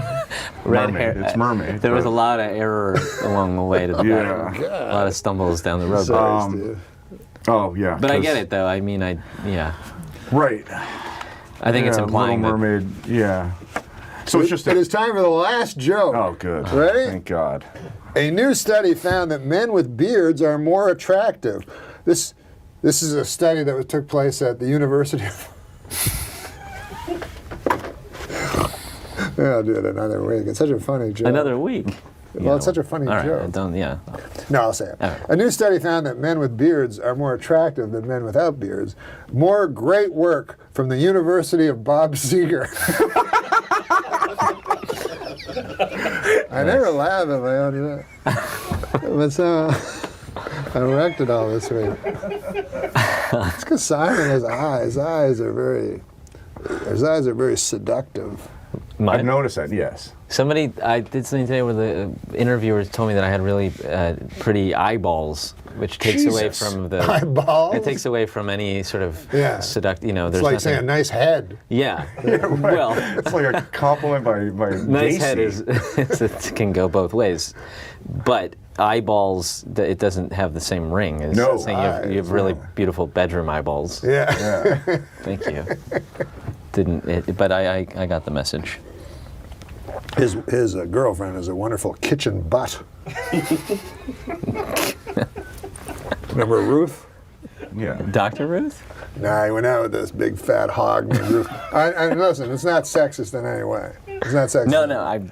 The whole family. The whole family. Ruth's family? Or Oh his? my God! They may as well live in a sty Okay. because not only, I mean, they were obese, the whole family, Sure. but they were filthy. Like they Like didn't. pigs. Like pigs, they would eat, and then the food would fall on them. And it always, the father, I remember, like his gut was way up. And you know the fucking, and the skinny arms like a He would just eat pterodactyl. off of his yeah, own gut? all the time. Yeah. Mwah, mwah. And then a big fat Ruth there with this fucking guy. And she'd always sit on his knee. He'd whatever. I don't even want to get into This is it. when you were drinking heavily. I mean, it's just rude. No, I know. I mean, I'm not saying that her. Listen, people have girth issues. Yeah. I mean, I think it was It's the inherent. PC I mean, it was just. version. Yeah, I mean, I try to be. Girth issues. Yeah. It was. Yeah. It was Jean's issue. I mean, I don't think she could really help it. Oh yeah, no, it was all genetic. Her genes were not flattering. Her genes caused her to buy a lot of fucking pastry. I'll tell you that. No, but she was a nice lady, you know. Really nice lady. But spiteful. Really? She Spiteful. sounds great. Yeah. She Fat. was nice. She was nice, but she was horribly spiteful Yeah, and she had- horribly obese. Yeah, she was mostly known for her spite. Like if you got to know her, No. yeah. You have got to be know really her- spiteful to have that beard. Absolutely. I knew her for 3 months. I didn't even see a fat person anymore. Just pure spite. Spite. That's a compliment to some fat people, though. I guess. Had you said that to her, I don't even see fat when I'm around you anymore. I just Yeah. see spite. No, she was. One Well, time I she tried helped to. me through a dark time. Yeah. One time I tried to drive her around her and I ran out of gas. I mean, I don't want to say she was spiteful, but she could be watching, man. I don't want to say she was spiteful, but one time she got on the scale and said, please, one at a time. I mean, this lady was spiteful. She was a big girl. That's I get spite. it. Why was she spiteful in that analogy, getting on the scale? Well, The scale was spiteful in that. well, that's true. Maybe it's the scale that was. One time, she was so spiteful, she was swimming in the ocean. A helicopter fucking radioed down for landing instructions. I mean, she was a little spiteful. Now it's just a God bless euphemism. Ruth. God bless Ruth. God bless Ruth. She was named after the biblical figure Ruth. which covers both of our religions. Thank the you. Book of Ruth was in the Old Testament. The Book of Ruth? Is that really a book? You're not familiar with the Book of Ruth? No. Do you know the Book of Ruth? No, but every time you talk about Ruth, you always refer to the chapter of Jonah. Oh, that's true, yeah. The whale. Yeah, that's my little joke. And it's not a whale, it's a big fish. Jonah? Yeah, it wasn't really a whale. It was referred to as a big fish, and then people thought That's less whale. offensive. I don't even think a whale's a fish, is it, Steve O'Donnell? It's a mammal. It's a mammal. Yeah. What is a mammal? What's a seal? It's not mutually exclusive. I mean, you can be a seal whale has to and a breathe air, right? Yeah. So it always has to have It's its a mouth mammal. near the ocean. Like, what happens in the ocean? What happens to us in the ocean? We drown and die. That if you do it wrong, if you think you're not a mammal. But a seal, though, does it just hang around the how does it get up? How do they get up on those buoys? It's a shimmy. They're shimmy. They must be just Yeah. pure muscle, the way Ruth's pure spite. Yeah. All right. Pure blubber. Okay, you know. No, what? He's going out with a nice girl now, though. No, she dumped me. Oh, that's right. I'm sorry. Wow. Yeah, she dumped. A confidence man sold him an apartment, rented him an apartment. A confidence Only last minute. man? Yeah, Yeah, like it a didn't go paper well. moon, you know, like that right. kind of a guy. Yeah, I got paper mooned. He got paper moon. I think it was by about- one of the guys that used to give you shit in your karate class. This big fucking Russian guy. Oh, easy for All right, it was a Russian They're guy. not all. We've torn down the wall, Mr. Gorbachev, a long time ago. My family comes from Russia. They're Russian Jews. Russian at Jews is more like it. One of the biggest anti-Semites I've ever met. Rushing away from I had a Jews. bar mitzvah. What? I had a bar mitzvah, Norm. Yeah. You did? Yeah. Wait, are you Jewish? Yes. Get the fuck out of here. No, I'm kidding. I love the Jewish people. No, I didn't know you had a bar mitzvah. Yeah. Yeah. That's when you turn 13 and they cut Yeah. part of your cock off. No. What is it again? No. You cut your no. own cock off. Wait, hold on. Are you in front Jewish? of all your grandparents and am I? Yeah, I am. I had. What kind of bar mitzvah did you have? It was the most cutting edge. You know what I mean? Literally. Well, we should explain to the folks at home what a bar mitzvah is. Yeah. Right? Since the internet's come around, there's not So it's enough. when a Jewish boy becomes a man. When he becomes a man at the age of 13. Age of 13. Mine was the night of the Northridge earthquake. Oh, No, Christ. okay. Wow. Yeah. 94? Yeah. So when I become a man, that was my big line after that. When I Wait, become a man, I become a man. The earth. The very night. That was the thing. That's amazing. Wait a minute, but it happened in the... It happened right after right as I finished opening all my money and said, I'm never going back to Hebrew school again. I don't believe in God. The entire earth shook. So that felt condemning. But yeah, and then... Now, you say that as a joke, but what did it? Did Did it feel more than did I feel like he coincidental? was, that would make me sort of like a narcissist, right? If I guess Yes. it would. If I thought that God shook the entire earth because I opened money. Yeah, that's... Yeah, renounced I him. guess. But I feel like But yes, that. to answer your question, Because I do feel like that. you think it was me? I was punished? But No, about like things that happened in my own life. I always think like it was because I did something. yeah. Like what? Like I felt like you remember 9/11? Yeah, Which it one? rings a bell. Yeah, which one? The one in 1911?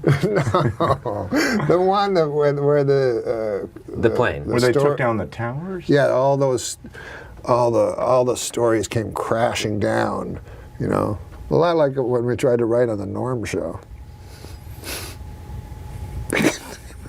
We couldn't. We try to write stories and it all come crashing down.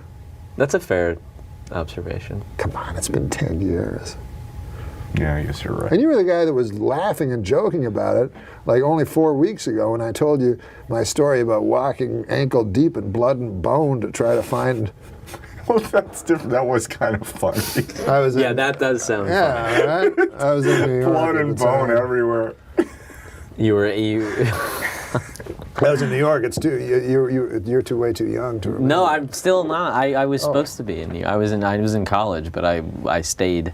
Oh, you were in college in New York City? you were at NYU, right? Yeah, but I stayed. But I was home. I took that semester off and I had a wow. class at the top of the World Trade. No, I didn't. No. Everybody says that though. But you knew people that were there, though, I knew people that were in New York. that were in school. Yeah. But everybody has the story of I was supposed to be like Michael Jackson was supposed to be On one of the planes. or on the top story or flying on the plane, landing on the top story. I don't know. He had. Now, a did you major connection. met? I heard you met Oh, Michael yeah. Jackson. I did meet Michael Jackson. That's pretty goddamn cool. Yeah, that is insane. It's quite a story. I can try to condense it for you. Yeah, I love it. Yeah. I when I was in the 8th grade, I had a girlfriend, and everything fell apart later in my life. But I peaked around 8th grade, and I had a really pretty girlfriend, and her father knew Michael Jackson. He ran a studio or something, and they offered us to go out to Neverland for the day, and so we went up there, and it was probably months before the whole lawsuit and everything. The first one? Yeah, and in fact, Macaulay Culkin came by, as were all the boys that sued him, and all this insane stuff. And I did the whole thing. I met the Wait, what do you mean the monkey- whole thing? You know what I mean? No, I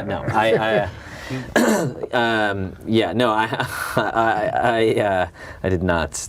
I didn't even do it with my girlfriend. Why was I going to do it with him? I met Bubbles, and I went in Mac and Mike's theme park. It was a water park that he and Macaulay made themselves. They built basically like what every kid would ever want. Water. It was all built-in water guns at every post, and flood buttons, and all these water balloons, hundreds of them. And we were on teams, and I was on his team, and we won. You were on Michael Jackson. I was on Michael Jackson's team, and I remember You met Michael Jackson. Oh, I hung out with him for the whole time. That's there. awesome. And we won, and then we played a game which now, as I recall it, does sort of seem slightly incriminating, but Go on. it was called Smoke Tag. And we went into a room that was filled with smoke, and we played tag in it, but you couldn't see anybody. So there was a lot of like tag playing, and that was when Macaulay Culkin was there at that point, and it was the 4th of July weekend, and they were having a whole fireworks, and Macaulay Culkin sped up in a golf cart with flames on the side and jumped out with like a leather jacket, and he was like a real punk.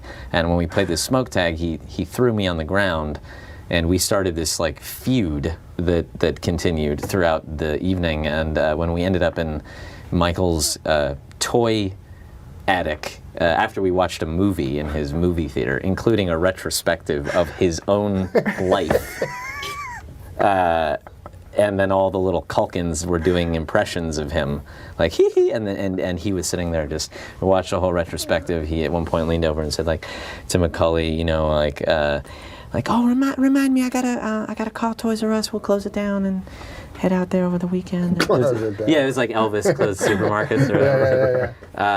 And then when we were up in this toy attic where he had, at the time, every gaming system that was around in every game, and Macaulay Culkin he was throwing stuff at me, and then he hit me on the head with something, and I said, don't do that again anymore, or I'm gonna. I was a black belt, but this was years later. I had already forgotten. And he did it again, and I threw him against the wall, and I started slamming him against the wall, saying, "I told you not to fucking." And then Michael Jackson came in between us. You can let your mind rest there for a second. I imagine the think of the bad video. Yeah, and he parted us, and he put his arm around me, and he was like, sorry, Mac can get a little. Rambunctious, and he's like, so where are you from? And I was like, oh, I live in, Los Angeles. Oh, yeah. He's like, how old are you? And I said, oh, I'm 12. And he said, oh, you Jewish? Which was like, fuck, it still is. I don't know where that segue came from. And I said, I am. He said, oh, you gonna have a Hanukkah? And I said, what? And he said, a Hanukkah. You gonna have a Hanukkah? And I was like, I mean, he's like, yeah. I was like, every year I'll have one. I mean, and he's like, yeah, no, where you become a man. And I was like, oh, a bar mitzvah. He's like, yeah. And I said, yeah. And as soon as I said when I became a man, he shoved me away. I don't like him like that. No, but, and then I spent the night in his life-size dollhouse. Jesus. With my girlfriend at the time. Oh, so you got to bring a girl then. I had a girl there. Oh, that's cool. That's pretty amazing. But it was absolutely the craziest thing. And I grew up. For me, it was that Thriller was that was Greatest everything. album ever. That's probably the craziest thing that'll ever happen to you in your whole life. I often think that. Yeah. I look around a room and I'm like, nobody else here has ever had anything. Amazing. I got to go into his. I did go into his bedroom and I went into his closet, and it was when he would wear the red shirt, black pants, fedora, mirror sunglasses, and his closet. It was like a cartoon. It was literally about 150 red shirts, 150 black pants, 150 fedora. It was like that's incredible. And he had a TV that came out of the ground. I'd never seen anything like it. That's a pretty goddamn cool story. That beats the hell out of your story about getting fucked by Dan Fogelberg. 2 times today I've said something in Dan confidence. Fogelberg's a great guy. What if I actually got fucked by Dan Fogelberg? You don't have a picture of me getting fucked by Dan Fogelberg? Put it up there. Oh, I met Michael one. Yeah, it's Oh, not, look at this. that was me. I met That's him. you. Yeah, I met him. And well, Rick that's me on Dees. yeah, I was friends with Rick's son, so we saw him the Bad concert at the Coliseum. Oh. Way worse story than Yeah, that. you got. Macaulay Culkin and Michael Jackson played good cop, bad cop with you, and Yeah. I met him backstage at the Coliseum. And Rick Dees is just there. Yeah, I'm more excited about Rick in this photo, to be honest. Rick Dees has exceptional longevity. Yeah, if you think about it. Isn't he still? Yeah, I think he's still doing the top 40 disc radio. jockey? I Yeah. listened to him growing up. Yeah. But he's kind of a joke, right? Or was he not? I mean, it was a Rorschach picture. Sorry, I saw Michael Jackson's penis. Yeah. I liked Rick Dees. Did you like him? I Did you did. like I him? didn't. Yeah, yeah. Not ironically. As Yeah, a kid, yeah, I was yeah. a kid. Oh, I didn't know that. I mean, like, you can. But if you want to make fun of No, him, I didn't know, because I'm not from Canada, and I thought he was always considered like a. I used to love him coming on the Wally George show. He used to have the Wally George show here in LA. It was kind of like a Remember Wally precursor to George? I don't. Jerry Springer. Okay, that's You fun. know his daughter, Oh yeah, Rebecca. De Mornay. that's his daughter. Yeah. who was in Risky Risky Business. Business, sure. Sure. But he was kind of a. Well, why are we talking about Wally? No, because Rick D. Never mind. I think Daniel said rap, and he's. But we and can't now rap he's talking about Wally capital- George. Yeah, it's not good. You know what we should rap on? Disco Duck.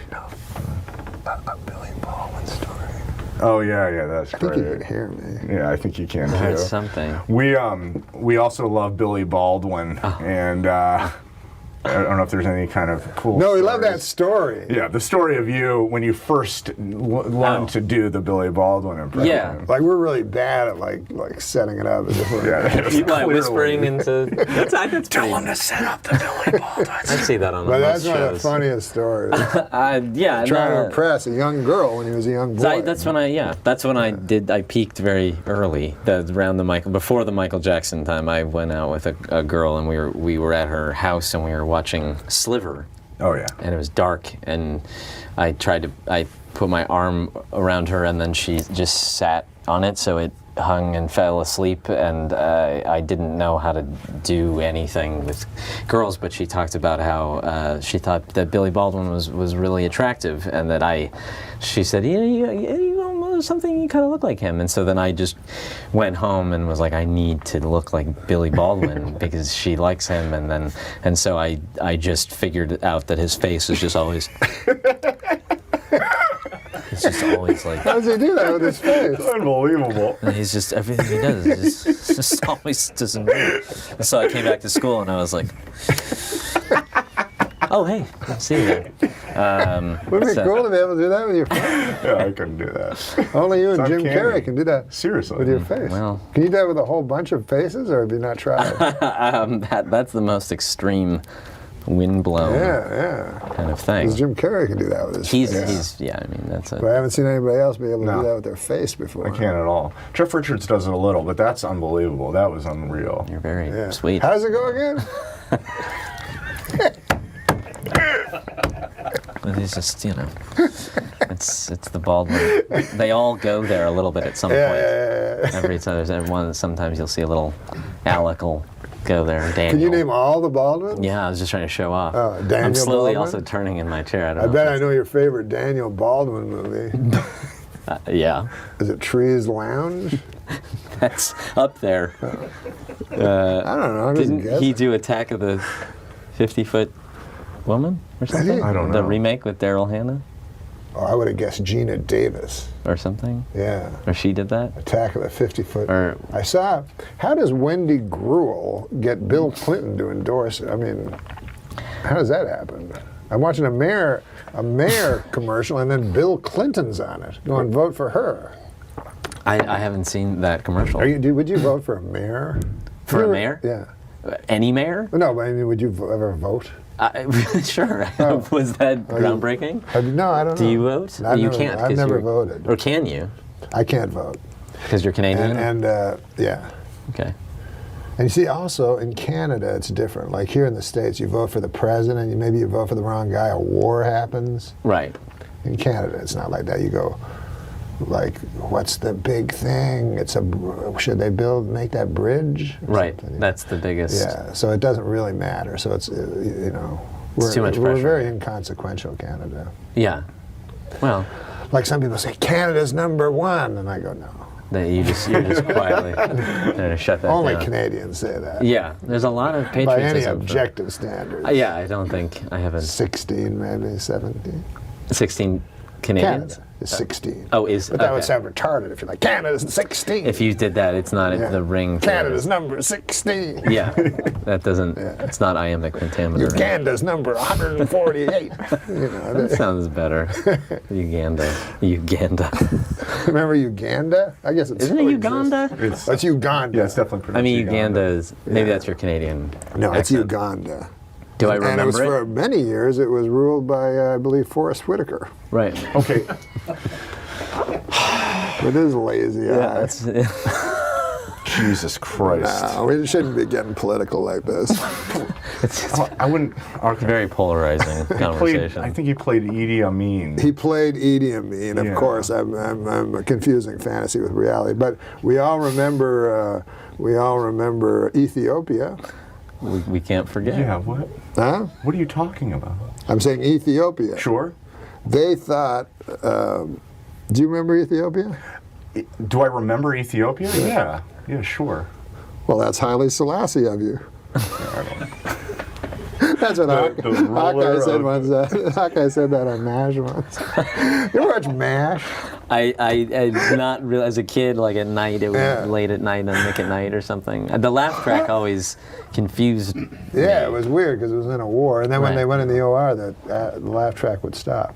But my problem was Hawkeye was way too funny.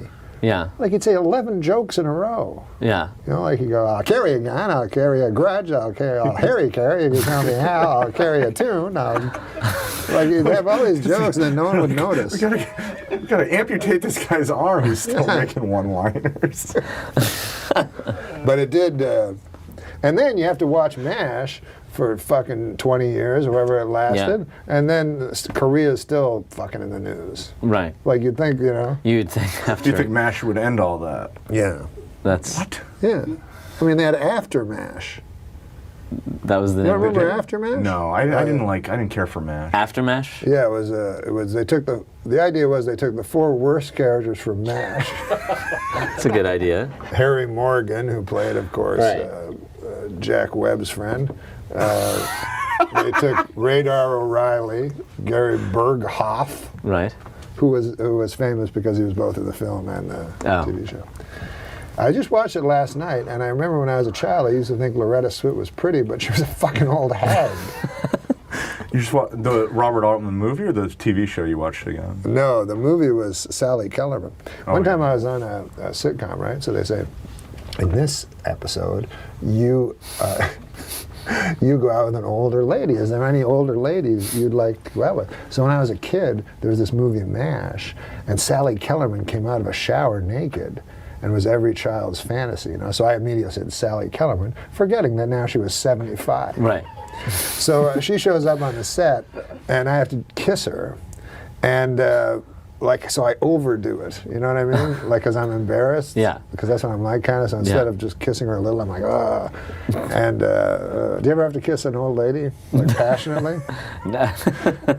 It's just teeth. It's yeah. They have no collagen in their lips anymore. This right. Well, but she had her teeth. You say. She had her teeth. Hey. You don't know whose teeth they were. Well, they were hers. She bought them at least. Yeah, she owned them. Yeah, but she. I haven't. Stumbled like Adam Egan. Hey, what? Like kissing Adam Egan. No, she was a beautiful lady, you know, and she was a. And you kissed her. I don't think I've had to kiss an old lady. No. For you money. don't want to do that. And then Sandler, every time he has me in a movie, he gets me to kiss like an old bag. Not an old bag, I shouldn't say that, but hag. Like one time the lunch lady, and everybody else was kissing nice ladies, and then I was kissing this old lunch lady. So again, I tried to overdo it to make the lunch lady feel nice about herself. Well, that's kind of you. That was kind of nice. That was nice. But now, what if she's watching? I can guarantee you she's not watching. Well, if she gets USA Today, she is. We should end on that. You don't say we should end on that. That's no way to end a show. Now we have to start over. All right, let's start over. Let's play the bit. How should we end? How about a joke? If you guys think it's weird that guy in Cleveland kept 3 women in his basement as sex slaves, wait till you hear what my middle-aged Uncle Gordon kept in his basement. A fucking electric train. At least these were human beings.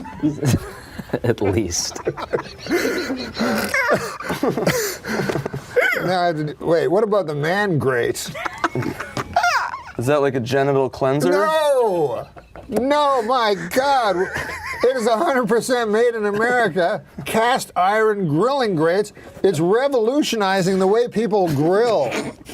Jesus. What? I thought it was like all right. You want to hear what it has? Yeah. It has heavy-duty grilling grates. Deliver exactly what you need to achieve that perfect steakhouse flavor.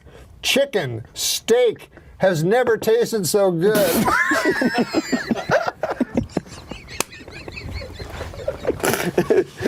Listen, no more dry meat. Guaranteed. That's what the girl said to Mr. Furley. Oh, come on now. Come on now. Hey, it was named one of 2012's best grilling accessories by Men's Health magazine. Man grates, there's more fucking facts about the man grate than about Nick. Man grates are the perfect gift for Dad this Father's Day. Your dad's alive? No. Fuck. God damn it. I'm sorry about your dad. That's fine.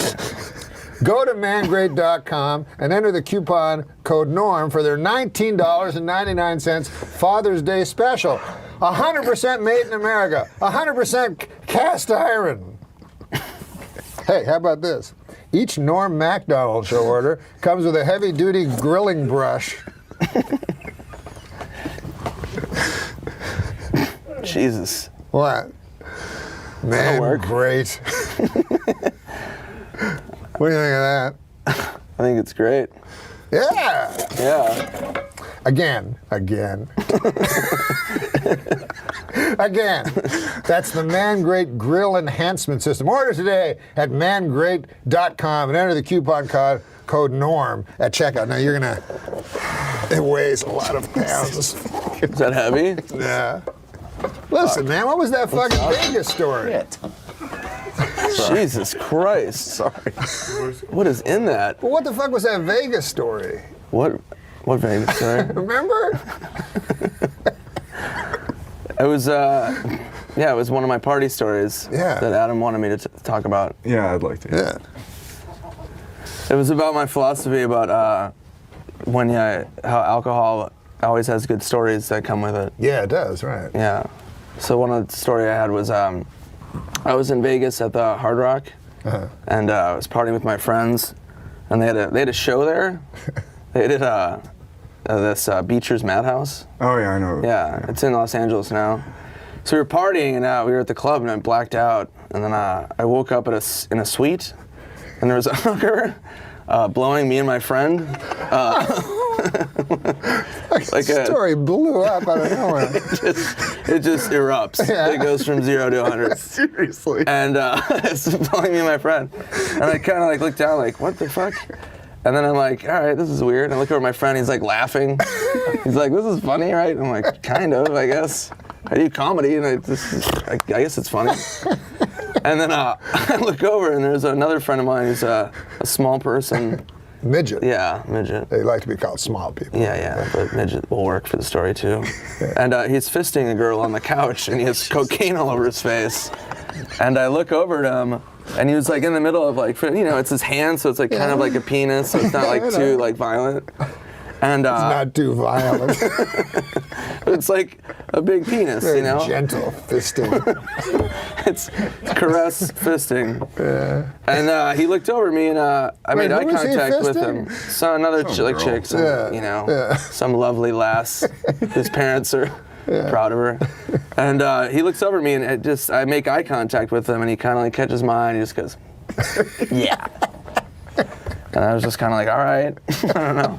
Oh my God. Should we get room service, or I didn't know how to get out of it. Dude. Fisting. But it was like, it's just a story that you don't have. Fisting her vagina? I think it was her vagina. God dang it. I never even... I didn't have the acute eyes to see, but let's just say it was a vagina. I think it's a moot point, really. Yeah. But like stories like that, they're fun to have in your life. You're saying they're fun, that alcohol, you would not have that story, obviously, without alcohol. Yeah, it wouldn't happen with ginger ale or That's something. very true, that's very true. So. You know what I used, because I don't drink, you know that, Nick? Yeah, I do. But what I used to do, because I'm in a bar, and I noticed, like, people get away with stuff when they're drunk. You know what I'm saying? Like, you can paw girls and stuff. That straight guy, you know what I mean? You go, and the guy's like, ooh, because you're drunk. Yeah. So I started just pretending to be drunk. Yeah, get away with that's the way to do it. Yeah. Do you remember the time you called me up one day? You go, hey, what are you doing? And I'm like, I'm watching baseball. And you're like, can you pick me up? And I was like, I don't drive. I go, I'm already at the bar. I already had a couple of drinks. I want to drink and drive. I'm like, it's not far from you. I'm like, you want to take a cab? And you're like, yeah, all right, I'll meet you in a couple minutes. So I'm like, okay. So I wait. I watch a full game. I watch another full game. I watch half of another game. It's 8 o'clock at night. And I'm like fucking hammered. I leave the bar. Norm's walking into the bar. It was noon when he called me. It was 8:30 at night. And he goes, I know. Where are you going? And I'm like, I'm fucking hammered. I'm going home. He's like, I just got here. And I'm like, I know, you're 8 hours late. Like, well, have a fucking beer. I'm being weird. I'm like, I'm not. I want to go. I can't walk or see. It takes me a long time to get stuff. It was so He always casual. beats me at ping pong. It was so. Remember how Shit, you're angry I pretty got? good at that too. This motherfucker. That must be amazing. But he doesn't seem like he's good. But the ball How do keeps you coming see- back at you. Lost your point. I'm like. But anyways, it's time to read jokes. Yes. We read jokes on this show, Nick. All right. It's easy. Then you don't have to think of them yourself. I love it. I hate thinking. To read that thing. Can I read it now? Yeah. A Florida University student was caught streaking on campus and apparently told police he was on acid and asked them to cut his dick off. Boy, these kids today are crazy. In my day, we didn't need drugs. We would just cut our own dicks off. Yeah, you didn't need no fucking acid and shit. What about this? There's a new 3D version of The Great Gatsby, coming. I saw it. I just saw it too. Did you? Yeah. Did you see it in 3D? No. Oh, in 3D. I don't like wearing glasses. It was almost like the sober examination of the unrestrained materialism and absolute moral center of the Roaring '20s jumped right out at you. Here, what about this, Nick? Read this one. That's a good one. I think my doctor might be retarded. Why? His name is Dr. Retardo. Oh. It's a good chance. What about this? 42-year-old Richard Swanson set out to dribble a soccer ball from Seattle to Brazil, but got hit by a car in Oregon and died. Well, at least he got to die loving what he do. At least he got to die doing what he loved, Nick. dribbling a soccer ball in traffic. No, that's not nice. But here, That's look, okay. you like it. One of the most popular documentaries on Netflix. One of the most popular documentaries on Netflix is Jiro Dreams of Sushi? Jiro Dreams of Sushi. I've seen that. That's very good. That's You a have? fantastic Yeah. documentary. One of the least popular documentaries, Jiro Nightmares of Acid. Oh, yeah. That Unwatchable. I actually did. I liked it. The DVD commentary. Pain and Gain, the new movie directed by Michael Bay. Reviewers are calling it everything from shit to fucking shit. Doesn't that look like the worst thing ever? Yeah. Oh, well, whatever. Hey, listen, have you noticed my enormous weight gain? I've gained No. 45 pounds. I'm telling you, my manager, my landlord rather, he managed to get rid of 230 pounds of ugly fat. He evicted me. What? Here, read oh, this. I thought you. No, read this. I want to read that one again. Here, read that. Sure, we all know about Norm's astonishing weight gain, but I think it's become a bit wearisome. So let's agree to stop having fun at his expense. Here, let Adam Eager read one. Yeah, Adam, what the fuck? I give you 3 good ones. Dick. 4 of the top 5 picks in the NFL draft were offensive tackles, which is a great thing to tell your wife as the love drains from her eyes. This one's more like a factoid. Danny DeVito looks like one of those guys with a short but thick penis. Right? He has to have the thickest fucking cock. It's true. You know, dogs and humans love to run because it apparently gives them a natural high similar to that of marijuana, according to the University of Arizona. Wow. After running what are called cannabinoids, the chemical found in marijuana that gives you a feeling of euphoria, are higher in humans and dogs, and this encourages them to run again. To 7-Eleven for a Slurpee. They got the munchies. You want to check it? Let me fact check this. Oh, this is your kind of joke, I zoned man. out. This reminds me of your kind of joke. All right. Just from hearing you read jokes. Oh, I like this. I like the theme that this one has. A man in Taiwan reportedly cut off his own penis to win an argument with his wife. That reminds me of that episode of Everybody Loves Raymond, where Raymond forgot Deborah's birthday and had to cut his own cock off. Oh my God! Are you gonna read? Just read any one. You, cutting off you get to penises. read them out of here. All right. It's like Game of Thrones. That guy's getting his penis cut off. If you guys Everybody. Is there? Yeah, this guy got his penis cut off. To turn into a vagina? Fashion into a vagina?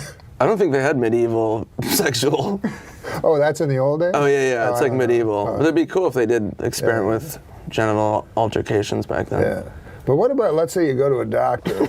Isn't it weird that you can go to a doctor and go, you know how I have a cock? Where are you going with this? It's not real. I shouldn't have a cock. I'm bored. You mind cutting it? And because I've always intuitively believed that. So the best is like when you want to go back after like 5 Yeah. months. You're like, you know, I had a cock and then you gave me a pussy. Which didn't work. The pussy was fun, but can I get my cock back? You still have it? The guy's like, you betcha. They're like, do I have it? But he's like, do I have it? Is a sex change a good gift for A Christmas? sex change? Yeah, like a gift certificate. Like, Mom, I know you always wanted a fucking penis. Wait, is your mom still alive? Yeah, she is. Oh, that's nice. Yeah, it is nice. Do you have a Asking joke? people Tell the if their joke. parents are Sorry, read alive. it, No, read it. Well, because it's a 50-50 chance it's not going to go well. No, it's a 50-50 chance that they're It's not alive. gonna look like a penis. Yeah. It's gonna look like a Star Wars thing. Yeah. I guess you're right. Read a joke. All You right, haven't read one joke. before we begin, I have a quick public service announcement. Would anybody, please fuck Martha Stewart? Oh, I got that one. What? I don't understand that. What? That's weird, right? Too soon. It's meta. Meta. Do you like the meta comedy? Meta world peace comedy. Yeah. Only comedy I like. Hey, Barbara Walters is retiring.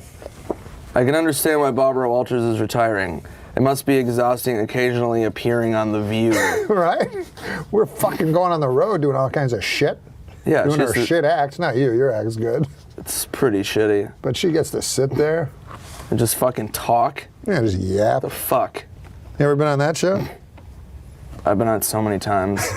You know, I'm against hate speech, but read that. Engaging in hate speech is wrong and terrible and should never be tolerated. But you have to admit, engaging in a hate stutter would be kind of cute. How would that go? Fuck, suck, queer, fuck, fucking Chinese boy. Hey, a Papa, what do you call that? Papa John's? Oh, okay. A Papa John's delivery man has been arrested for allegedly selling more than $40,000 in cocaine hidden in pizza boxes. Jesus. To undercover police officers. This raises an important question. Where is all that pizza that was supposed to go in those boxes? Can I have them to eat? I'm a big fat guy. Oh, here's a good one. What would you do if you got a pizza box filled with cocaine? What would I do? Yeah. Would you be really mad about the pizza not being there? A pizza box full of cocaine. Isn't that what they said? Fuck, I forgot. Yeah, pizza boxes. I forgot and there's that cocaine in joke. them. What would you do? Nothing? Deliver it to Busey's? If I can fire house? that train. Yeah, I don't know. Hey, Sesame Street introduced its very first Latino character, Armando. But it's not going great. Apparently on the first day, he got into a knife fight and stabbed the letter A. It's silly. That's silliness. Yeah, That's cute. They're all fine people. The FDA is investigating health risks posed by Wrigley's new caffeinated gum. Well, where the hell was the FDA when York peppermint patties were making people shiver and having involuntary orgasms? What would that? Fuck! How would that go? Like eat one and then go. All right, Adam, you do that one. Eat it and have it. Eat it. Like eat it. Eat it. Ooh, that's how you. Oh, that's God. how he comes. Jesus Christ! God, you need to take Mr. Furley's Burbank hotel class on coming on strangers' fucking I should have tits and mugged. shitting on poor girls from Nebraska who are here to audition for fucking White Shadow. They're covered in a fucking brown cloud of fucking Furley nightmare mist. Jesus Christ. Adam. Hey. Eat my dog shit snowman! Oh, what's that mean? What's a dog shit I don't know, snowman? man. Is that a real thing? I hope not. Furley could build it, if anybody could. Oh my God. Hey, Time Magazine named the top 100 most influential people in the world, Nick. The top 100 include Justin Timberlake, Beyonce, Jimmy Kimmel. In your face, Yuli Moray, president of the Swiss Confederation. No one knows who that is except Steve O'Donnell. Do you? He probably knows. I like how you read them again. Like, there's a side note. Let me get another one. You want another one? Here you go, man. Wait, Freshie. okay, what's Get this? Freshie. What's that one say? Nowadays, most teenagers don't watch their favorite shows on actual TV sets. Instead, they just blow each other. That's probably true. That Yeah. one's more of a comment, really. Yeah, that's a website. What are you whispering about? We gotta go? 20 seconds till we're off. 20 seconds, man, to read that joke. How many people have to die before we finally do something about dropping pianos? We're here with Andy Dick, and we're going to read jokes. We read jokes. I thought you were going to talk about this thing. We're going to talk about the man grate. You know what I think would be the perfect job for you? I don't know if this has ever been considered by your management or by yourself. Okay. Talk show host. Oh, I yeah. did it. I did my You own already little did version. that? I did a thing it was called House Arrest with Andy Dick. I had one of those ankle monitoring things, but it wasn't house arrest. I'm not talking about that. I'm talking about a traditional talk show. But I did. It was a non-traditional talk show where, because I was on house arrest, I brought people into my house Right. and did a little So interview. I'm talking about a traditional talk show, and you take that as a synonym for a non-traditional talk show. You did a few non-traditional talk shows. Yeah, and I then did. the asshole puppet. Yeah, or whatever, that was- Anus and Andy. Well, that's Yeah, not- Anus and Andy was Anus and Andy. hilarious. I thought You know we were what? trying to get- You I are thought we the were trying to get best. away from that. I know. But you are the best. Listen. This is what you need to be doing, and I love it. Listen, we're going to do some jokes. But first... Which, by the way, I don't do jokes. That's the other thing about my stand-up is I don't do No, that. no, I know, but tonight you will be. But I will. How But do we first, do it? before the jokes, Okay. we're going to talk about man grade. Have you heard of the man grade? Yes, I have. You have? Yeah. Where'd you hear about it? On Adam Carolla's podcast. Wow. Yeah. How about that? I like it. Well, this Father's Day, your father's dead.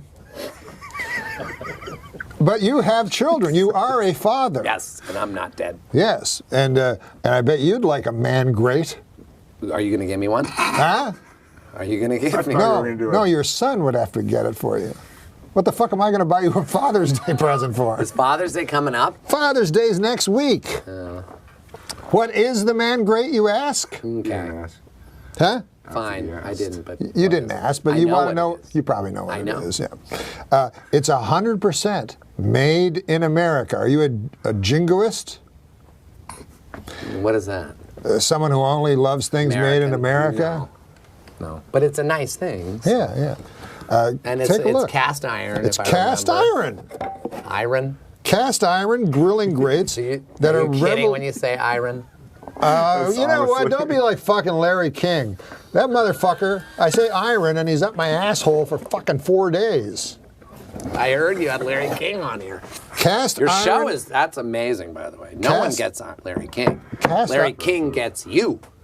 Cast iron grilling grates. Look at that. So basically, you put the, I'm going to just tell them, you Yeah, put this tell the folks. on your normal grill and it makes it hotter. Yeah. And it's cast iron, which is good. My mom always cooked with a cast iron skillet because a little bit of the iron gets in your food and that's good for you. Have you used one of these before? No, Adam didn't give me one. No. Maybe you'll give me one and I'll give use you one. Is your mom still alive?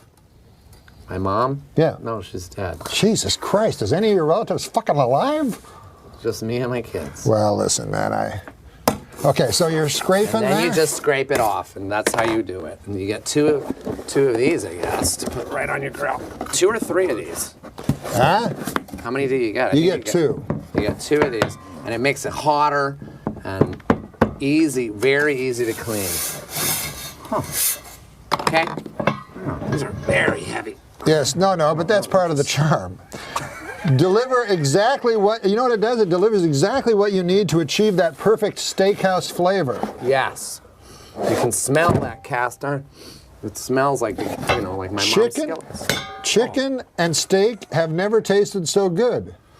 Yes. No more flare-ups. What do you think of that? That's good. No more dry meat. Nope. What do you think of that? Good. You want your meat juicy. Oh, come on now.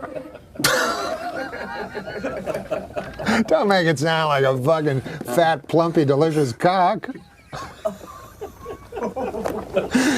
Go to mangreat.com and enter the coupon code NORM for their $19.99 Father's Day special. 100% made in America, 100% cast iron, 100% steakhouse quality grilling in your backyard. Remember, each Norm MacDonald Show order comes with a heavy-duty grilling brush. Again, that's the ManGreat Grilling Enhancement System. Order today at mangreat.com, and enter the coupon code NORM at checkout. Thank you, Andy. That's yours.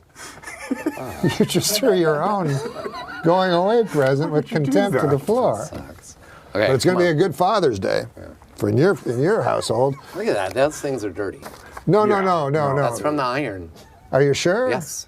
Well, it's not from my cock. What? I just went to the bathroom. You say cock so much. Oh my God! So here now we tell jokes. Now you think you don't tell jokes, but wait Well, till I you. can read them. You can Everybody- read them. Oh, I saw one in the bathroom. I went to use the bathroom. Oh, I and threw there were- some. I threw some in the some garbage. In the Don't tell garbage people that. that you threw all the racist ones away. And then one other one that was about The View, because it was.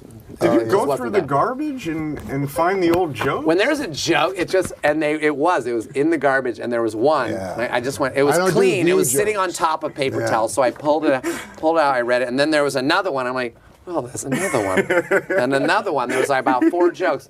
The one I remember was The View. Wait! I don't want to do View jokes because if you start a battle with Joy Behar, you're not going to win. No, you'll win easily. But read this one. read this one. Read this joke. I will, but why did you throw the one about the view away? That was the one I'm like, well, this one's kind of, it made me laugh. And I'm like, well, I wonder why. I didn't know you Because threw our them standards out. are so high that even that one didn't make it. You didn't think it was funny? I thought it was very funny, but not funny enough for Andy Dick. It's pretty funny. We're going to Plus, save I know it for next week for big fat Bruce Valanche. I told you you're allowed before. to say You that keep because you're calling fat. that. He's allowed to. No, I'm a fat guy like him. So he's allowed to. Like at I'm this. allowed to say the word faggot. Yeah. You fucking faggot. Well, I mean, there's no need for that. What was that? What did that comment guy say to you? I can't say that. Come on, let's. Okay, let's read it. You don't want because you're not going to save it for Bruce because you threw it in the garbage. Do you want me to say the View one? I think I kind of No, remember. you he see, doesn't wanna Bruce anger Bruce the bear. Valanche, you can give him any Why joke. doesn't he want to? Bruce Valanche, you can give him any joke. He's so funny, that dude. He's funny. That he will just make it funny. He's funny. But you probably are afraid of Joy Behar, aren't you? Who wouldn't be? She's a little bit of a firecracker. Terrifying.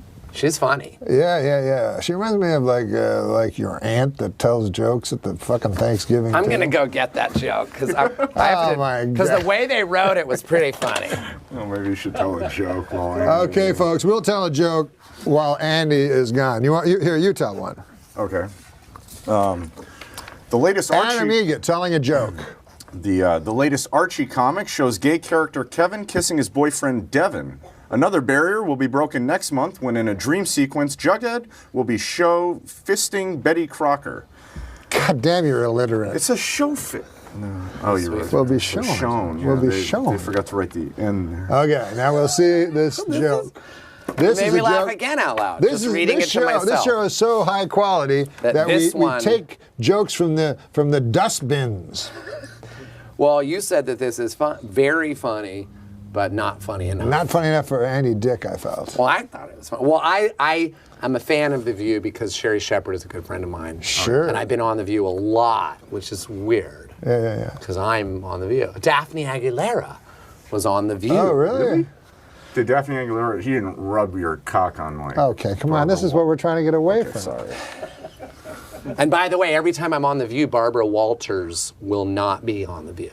Is that right? Yeah, she won't be on it with me. And it has to be the pre-taped one. You know how they're live except for she won't do it. And they always have to do the pre-taped one. Filthy old bag. Barbara Walters announced that she's retiring from The View. Well, actually, she announced it 5 years ago, but no one could hear her over those yammering bitches. See? Amazing that worked after that giant buildup. Hey, how about this one? They say pimping ain't easy, Andy. But what they won't tell you is much, much more difficult being a prostitute. Pimping is pretty easy. I don't know if you heard of pimp, but... It's hard to believe that the entire cast of Saved by the Bell is now dead. It's hard to believe that. What? Hey, George Clooney may be a dapper fellow, dude. Don't forget, he whacks off just like the rest of us. I wonder if he does. I don't even know if that's true. If there's two things I'm 100% sure are true, it's No, don't read ahead. I don't know One who of that the is. rules is we're not supposed to read ahead. Oh, okay. Well, hand me other ones then. I will. I read those. I will. Should I do this? Oh, yeah, do Just it. do it. If there's two things I'm 100% sure are true, it's that number one, no means no, and number two, you should never take no for an answer. Kind of a puzzle. That's a little conundrum. There is a new service called Sidecar, where if you need a ride somewhere, you will be picked up by a stranger and driven to your location. However, in a few months, the company plans on going back to its original name, Murder. Yeah, do this one though. That's very cute. Accomplished comedian. What is accomplished? Did you write this one? This is not against it. Accomplished. This is not against anybody. Accomplished. Okay. Accomplished comedian Sinbad has a. He's accomplished. Yeah, you're right. Very He is. accomplished. It's like Byron Allen. Yes. Accomplished comedian Sinbad has announced he's filing for bankruptcy for the second time. The second time. Oh God, it's so retarded. Sounds like things have gone from sin bad to sin worse. Okay. All right, listen, man. A lot of people talk about masturbating to the Sears catalog when they were younger, you know? Yes, I've looked through them. You know, because nowadays with the porn and everything. do anything. But I'm a lot older than that. Back in my days, you actually had to go to a Sears store and fucking whack off. To the mannequins. I don't know. I used to love mannequins. That doesn't make sense because Did you? Sears started as a catalog. It did? Yeah. Sears. before Oh, you're the right. store. You're right. that That one. didn't make sense. Did you write that one? Well, you're right, though, because you know what? They used it in the was old a- outhouses. They would use the Sears catalog as toilet paper. Toilet paper. Because the paper was so thin, probably. Organist Ray Manzarek died this week at the age of 74. The Curse of the Doors.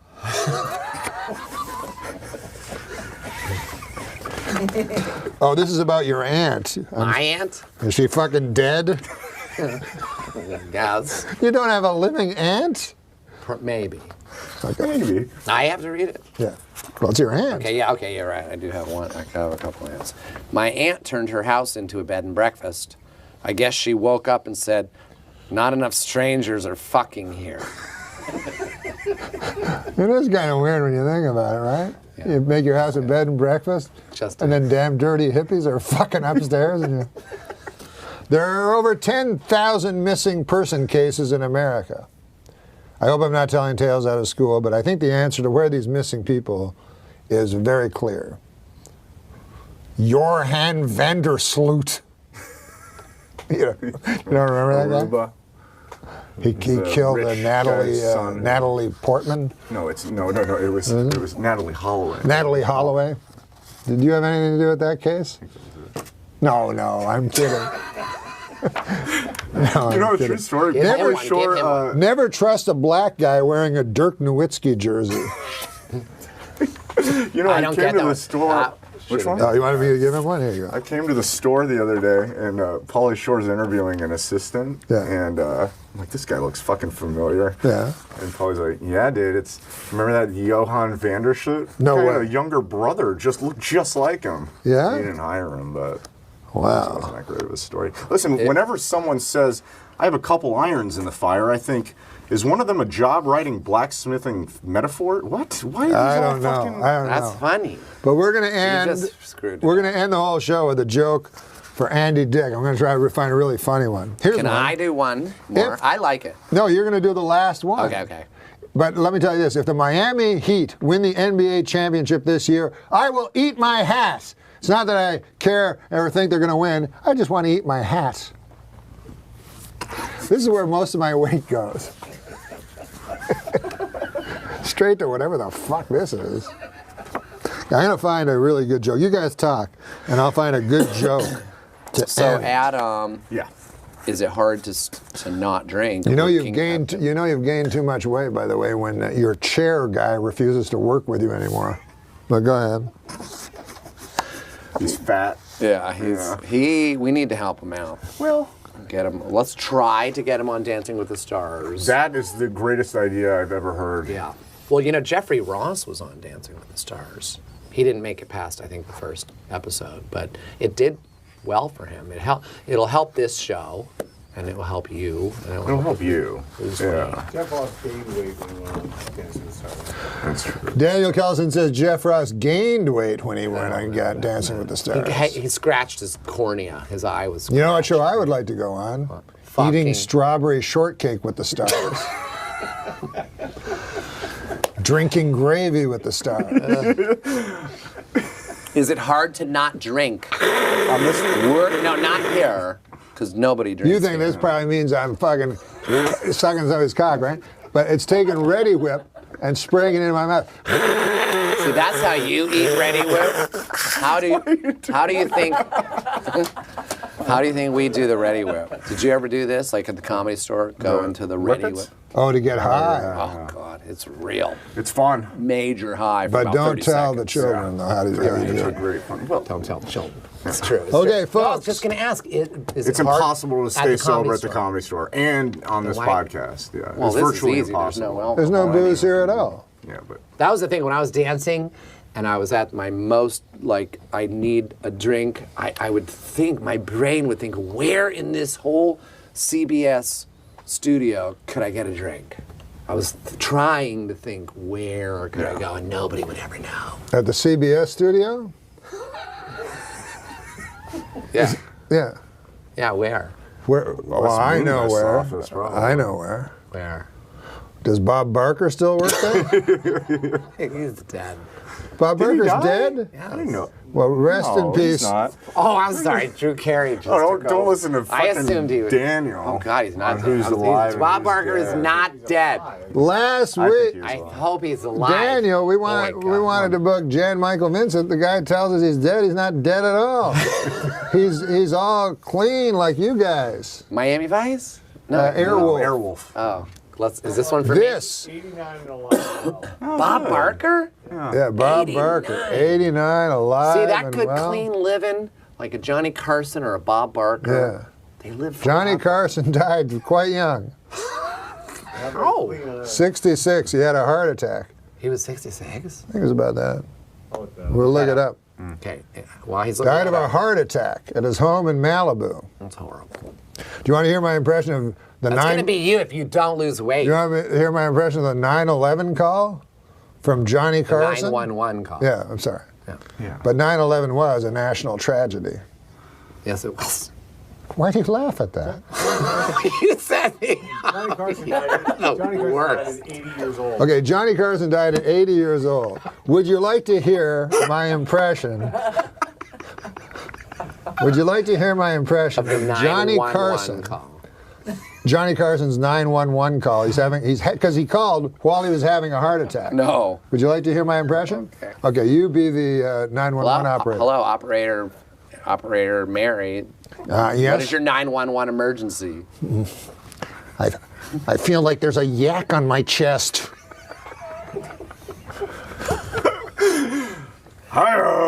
Hi-oh! We would like to thank Andy Dick for being on the show, and to end the show, Andy Dick will be reading a joke, and then the show's over. Good night, everybody. Andy? Purple sun. Oh, can I do a Karnak? I was trying to. Can I do a Karnak? Yeah. That's what I was trying. Now, do you know how to be Ed McMahon during this? Well, you have to read Okay. Mount Baldy. Mount Baldy. And you read No, then you have to say Mount Baldy. Mount Baldy. Mount Baldy. Yeah, Mount Baldy. What did Yul Brenner's wife do on their wedding night? Okay, now we really have to go. But we will end with Andy Dick reading this joke into a TV camera. Half of your audience doesn't even know who Yul Brynner is. most of those people do not know I who do. Yul Brynner is. He's the king and I. One of the most famous bald people from the Johnny Carson age. Him and Kojak, right? Yes, Kojak. His looking at you, kid, right? That guy was a Telly lollipop. Savalas. Here's looking Telly at you, Savalas. here's looking at you, kid. He had a whatever. He had a Broadway musical Humphrey Bogart. about his life. No, Here's but he looking had at that you, line. kid. Not here's looking at you, kid. He had a he had a Who lollipop. loves you, baby? Who loves you, baby? Yeah. And he had a Broadway musical And he had Isn't a that brother weird? named about his Demosthenes. life. Is he dead, by the way? Telly Savalas. Yes. Tell Yeah, us about us. that's why they But the brought a good news musical. is he's in heaven. We don't know. I know. There was also a Broadway musical about Liza Minnelli's husband. This is going to bring it full circle right to the beginning of this interview.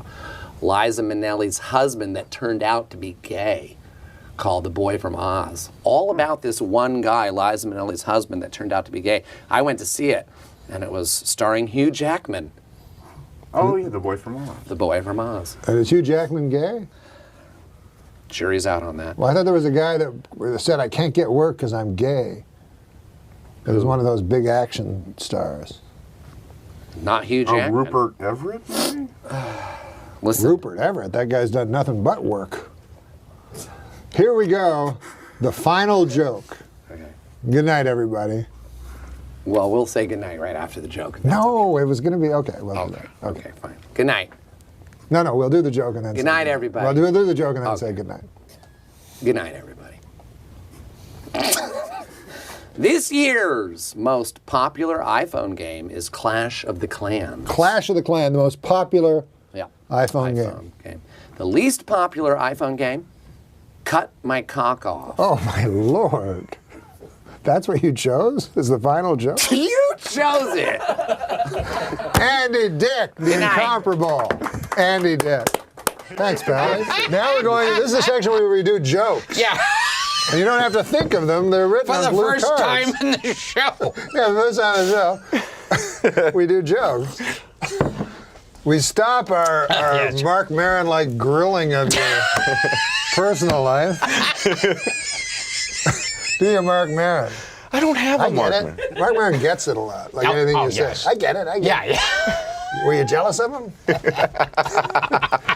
Okay, so here's a joke. Oh, This seems like okay. a Gilbert Gottfried joke. Okay. Today is the 11th birthday of President Obama's youngest daughter, Sasha, or as I like to call her, the uppity one. Oh, goodness gracious. Yeah. Jesus I'm a regular Mozart. Well, we're now into those hazy, crazy, lazy days of summer. We should do this later because we're not really. But now, Gilbert, we're into those hazy, crazy, lazy days of summer. Yeah. Especially those of us who are over-medicated schizophrenics who live near smoky industrial parks. That's kind of like a Care Bear joke. Oh, do you know how T for 2 goes? Yes. All right, here's one for you. Here, you read this joke while he's putting his glasses on. Read that one. What?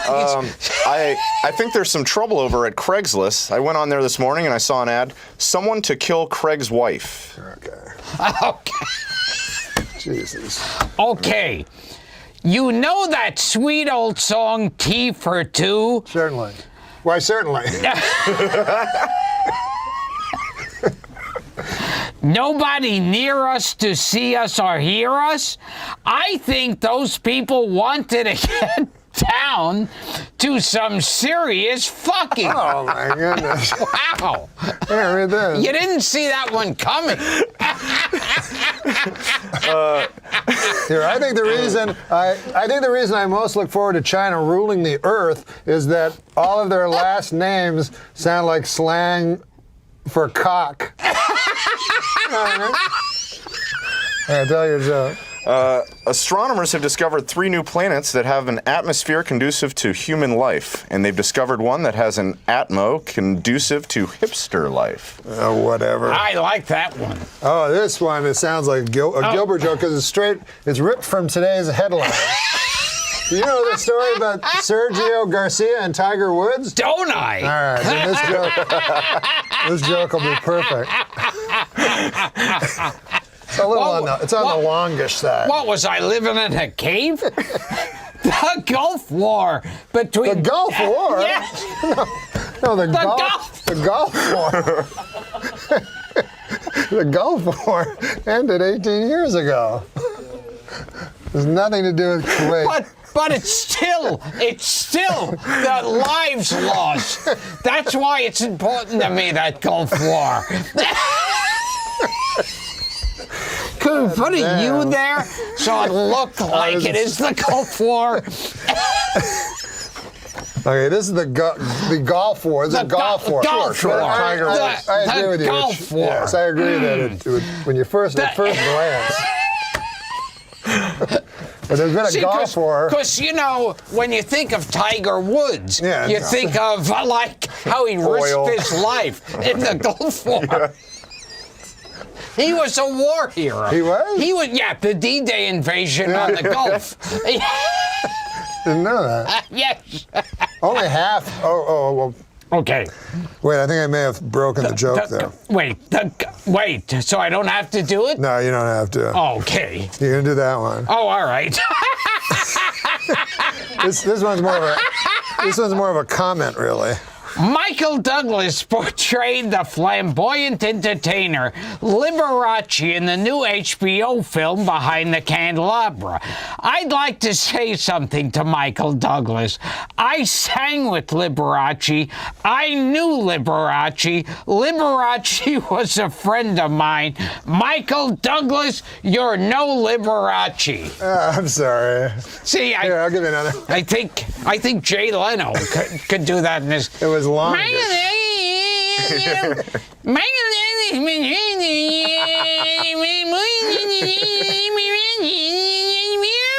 But what do you make of what do you make of the late night wars? I'm very upset. Get this, we have jokes for you.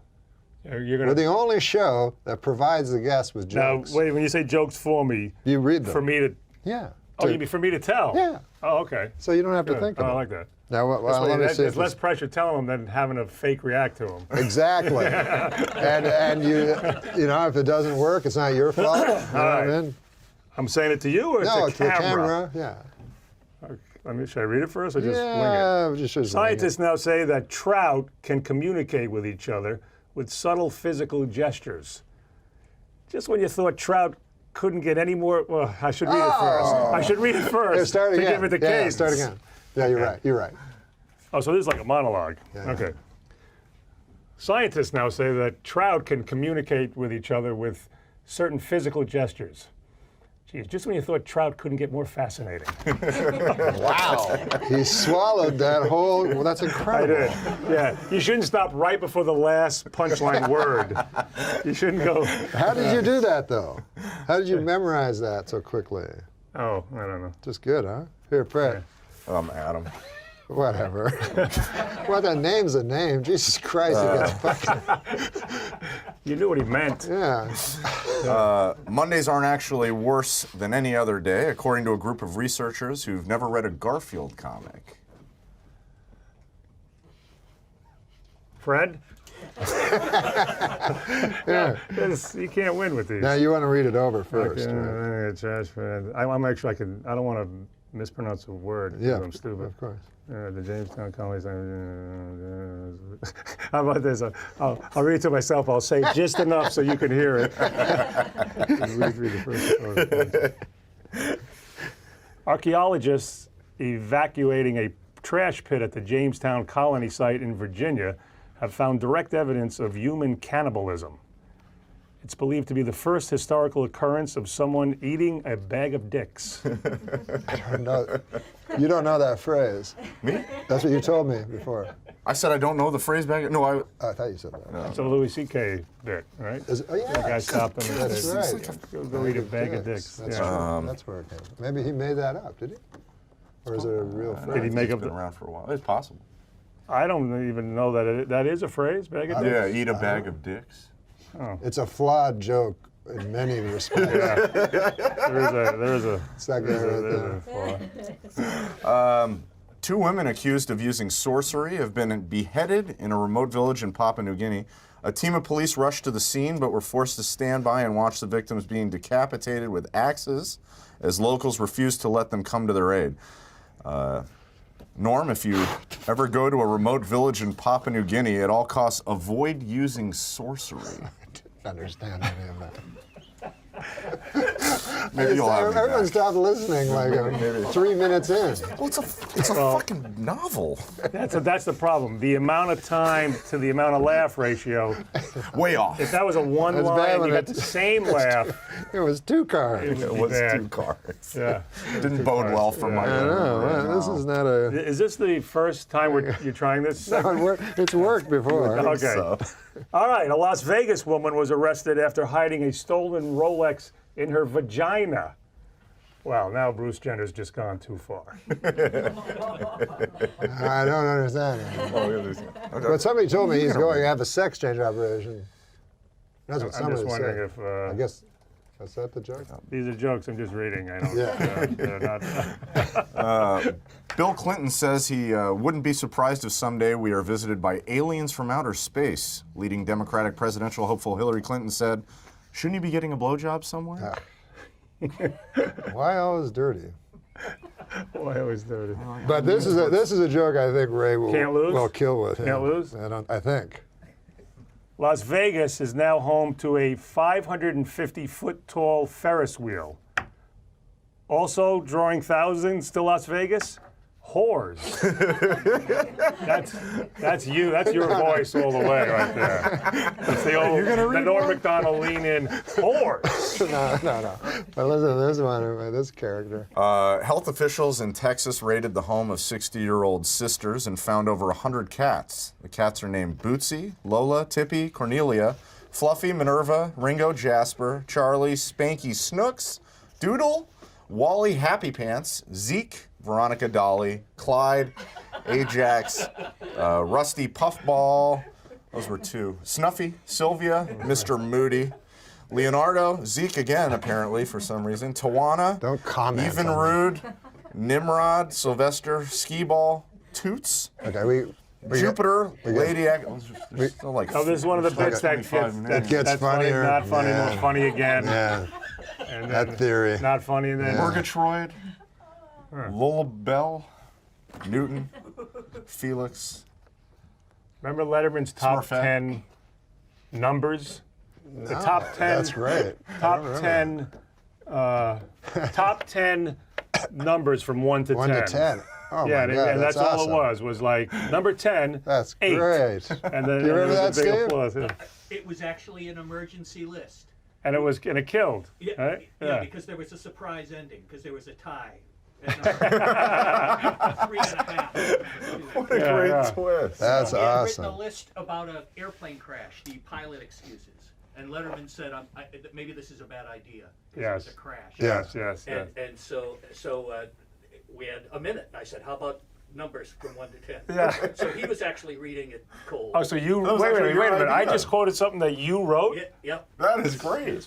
Yeah. More often you would think. All right, this is the last joke. All right, why don't you do it? No. I didn't do a joke read one today. joke, yeah. Well, I think it is. Again, okay. Great. The street drug Special K has been found to be an excellent treatment for depression. This, according to the New England Journal of Gary Busey. All right, we'll end it there. We are back with the only Adam Sandler.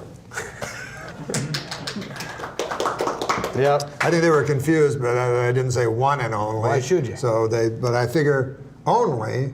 There is. You don't need one. You don't need one.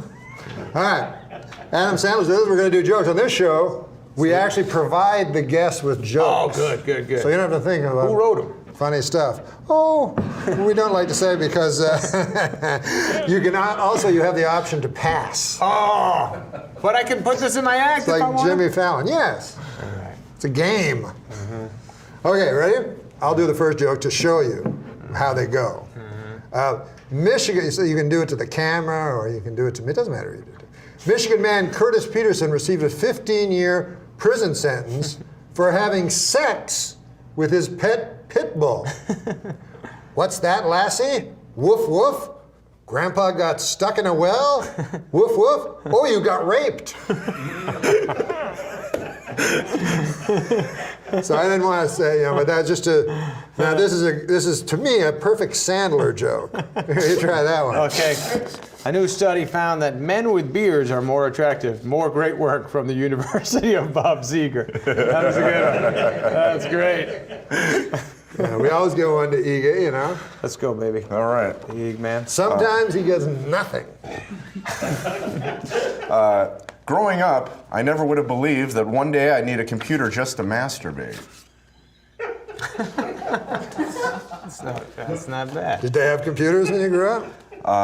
Yeah, I had a TRS-80. GS, Apple II GS. Oh, really? So yeah, when I was young, Radio Shack TRS-80. But we're older than you, huh, buddy? I don't remember That was a computers. biggie. When I was young, the computers were so big they'd fill up a whole room.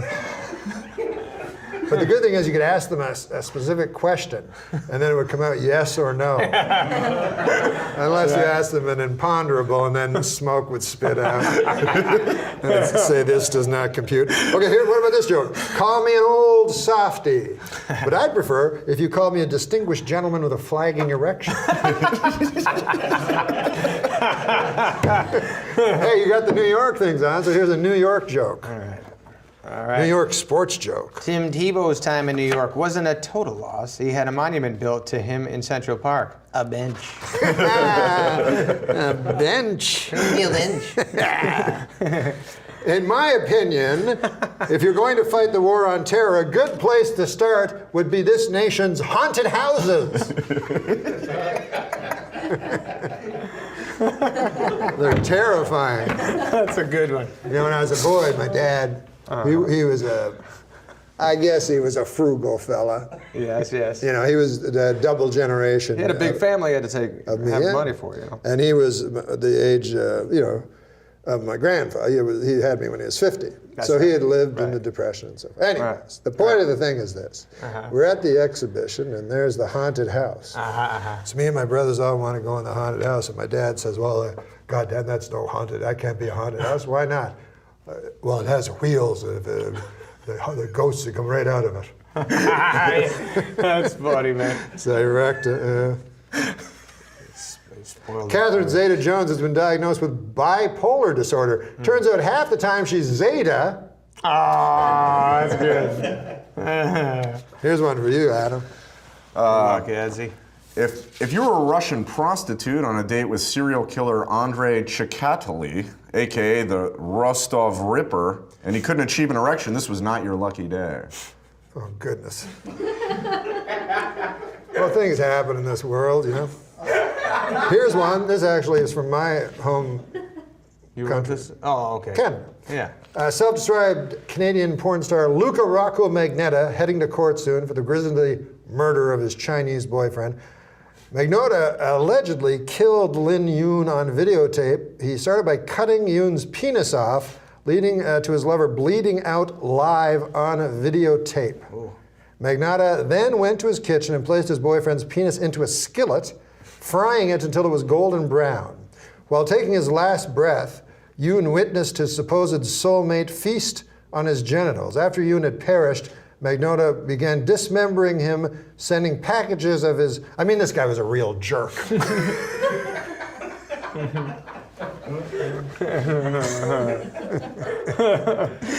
to do that one? Yeah. Adam? One day in the hopefully not too distant future, North Korean dictator Kim Jong-un is going to hear a loud popping sound, the sound of his head coming out of his ass. Adam's very kind. Adam is the kindest guest to you so far. Yeah, by far. Yeah. Just in case he's still booking Tempe. Got to get in there. Super Dave Osborne stared at him for a full 25 seconds. He's tough. He's a strong man, yeah. Where did you find this guy? That guy is funny, though, eh? Here's one for Adam. Thanks. A little joke. There's no wrong way to eat a Reese's, says the guy who didn't shove a bunch of Reese's up his ass. That's good.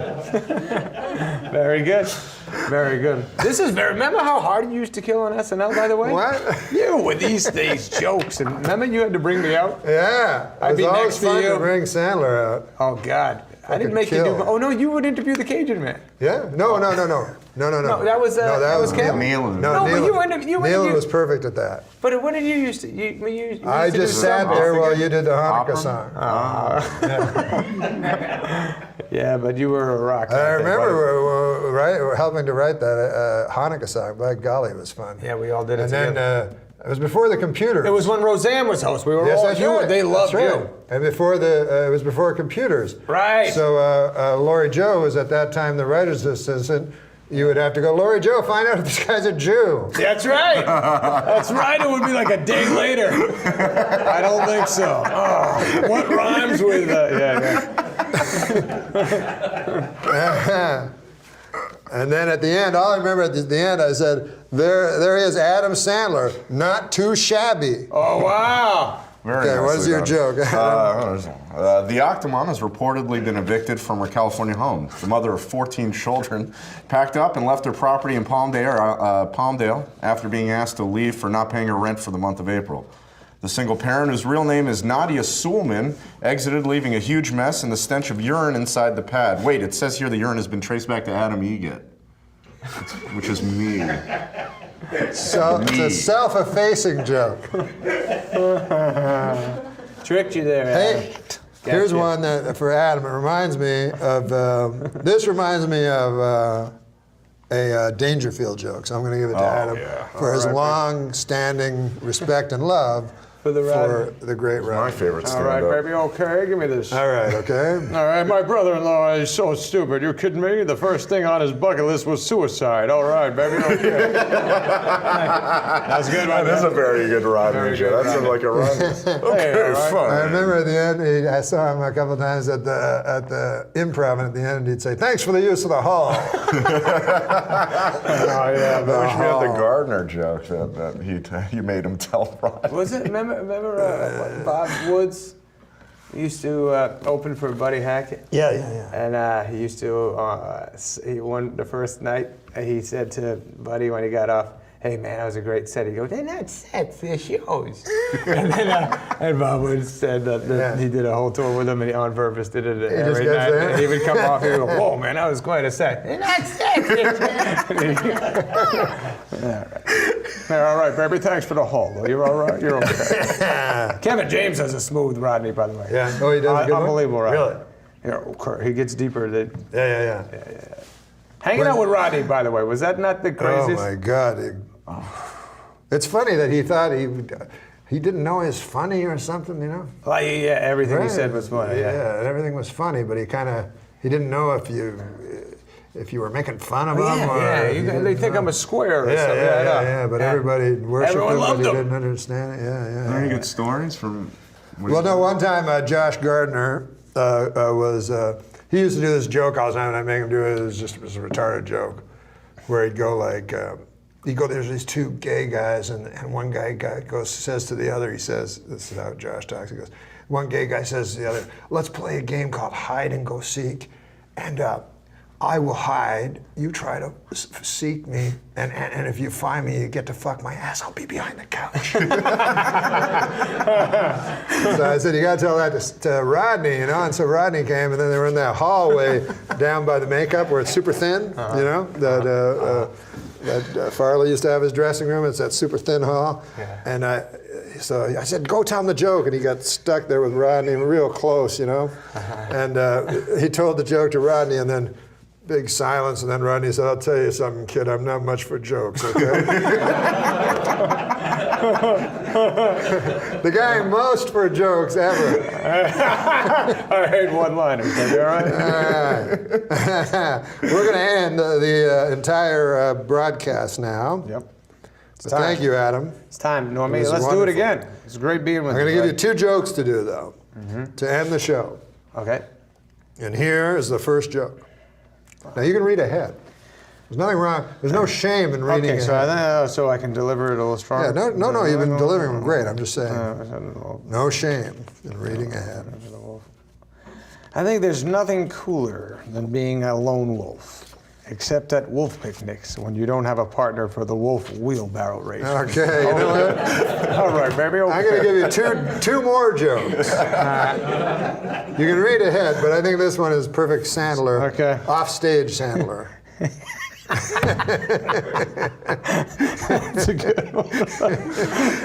We should end that. Here, I'll tell you what. We'll end with that one. right, and you do say that one. that. You can read ahead. Porn on that actor one. Ron Jeremy is back at work after having open heart surgery. The name of his next feature, I'll have to sit down for most of this.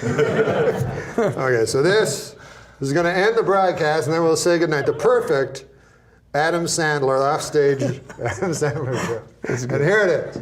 Thomas Edison invented the light bulb, but I invented the light bulb up my ass. All right, Adam Sandler, everybody. Thank you, buddy. All right. Not too shabby. Thank you very My much. hero, Adam. Way to go. You want to do some jokes, David? Fuck, something, yeah. Here's a very, what do you call it? When a joke is just ripped from today's headlines. We have to explain how the joke Topical. Topical. After being drafted in the 7th round by the Rams, Michael Sam kissed his boyfriend. The celebration didn't end there because on ESPN2 there was full insertion. This is a joke. That's kind of, yeah, these are jokes on these cards. Oh, okay. Explain them. It's time for this week's This Week I Learned. Adam, there's a thing we do. This Week I Learned. This week, I learned that cum tastes like nickels. Oh.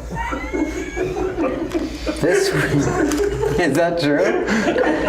That cum tastes like nickels? Yeah, that's funny. Is that what it says? That's what it says This here. week I learned how many gallons of sweat my Kmart hat can hold. Jesus Christ. But you know, people are watching that envy the heat, you know, from all across this nation. Oh, God. Yeah, it sounds like when I was in Arizona. I hate that. This is interesting. A study has found that the average high school prom goer now spends $1,000, or $2,000 if you count the abortion. Have you ever been with a girl that had an abortion? Sir. Sir. This guy goes in and they go, hey, 10th one's free. Hit his card. I do have a lot of abortions. Under your belt. Here's one joke for you. A Westchester parking enforcement officer stole $89,000 in quarters. How much laundry does this guy need to do? No, this is a good performing joke. The man behind the voice of Tony the Tiger. Sadly, the man behind the voice of Tony the Tiger died at 64. His last words, I don't feel great. I gave it something. Yeah. Are these left over from when you did updates? Oh boy, 2 strangers were arrested for having sex on a plane. How about that, huh? You know who I feel sorry for? The guy in the middle seat. This saves it. Do you like American Idol? Sure. Okay. Wait, no, I don't like it. Then do the joke. Oh, here's a good one. Are these from the audience? They write them? Did you read them? Did you write them or the audience? Sure. No. Neil Patrick Harris posed nude for the cover of Rolling Stone. This is a true story. Neil Patrick Harris posed nude for. Am I reading it wrong? No, just saying it's a true story. Neil Patrick Harris posed nude for the cover of Rolling Stone, except for a hat hanging off his wiener. And this morning, Adam Egat. Oh, is that your name? Fucking change it. And this morning, Adam woke up and said, hey, where's my hat? Sorry, Neil Patrick Harris' cock. It's on his dick. Go get it. I bet Neil Patrick Harris fucking shoved his cock deep up his asshole. Huh? Oh my God. But he probably couldn't even get it hard because look at him. So he had to like cram it in. Like, you ever have to cram it in? Or no, Yeah, you probably. it's a lot of work. Yeah. Sometimes it's not worth the anal sex. We are living in a golden age. I go, can we just tell people we went into the behind and we don't have to really do it? The behind.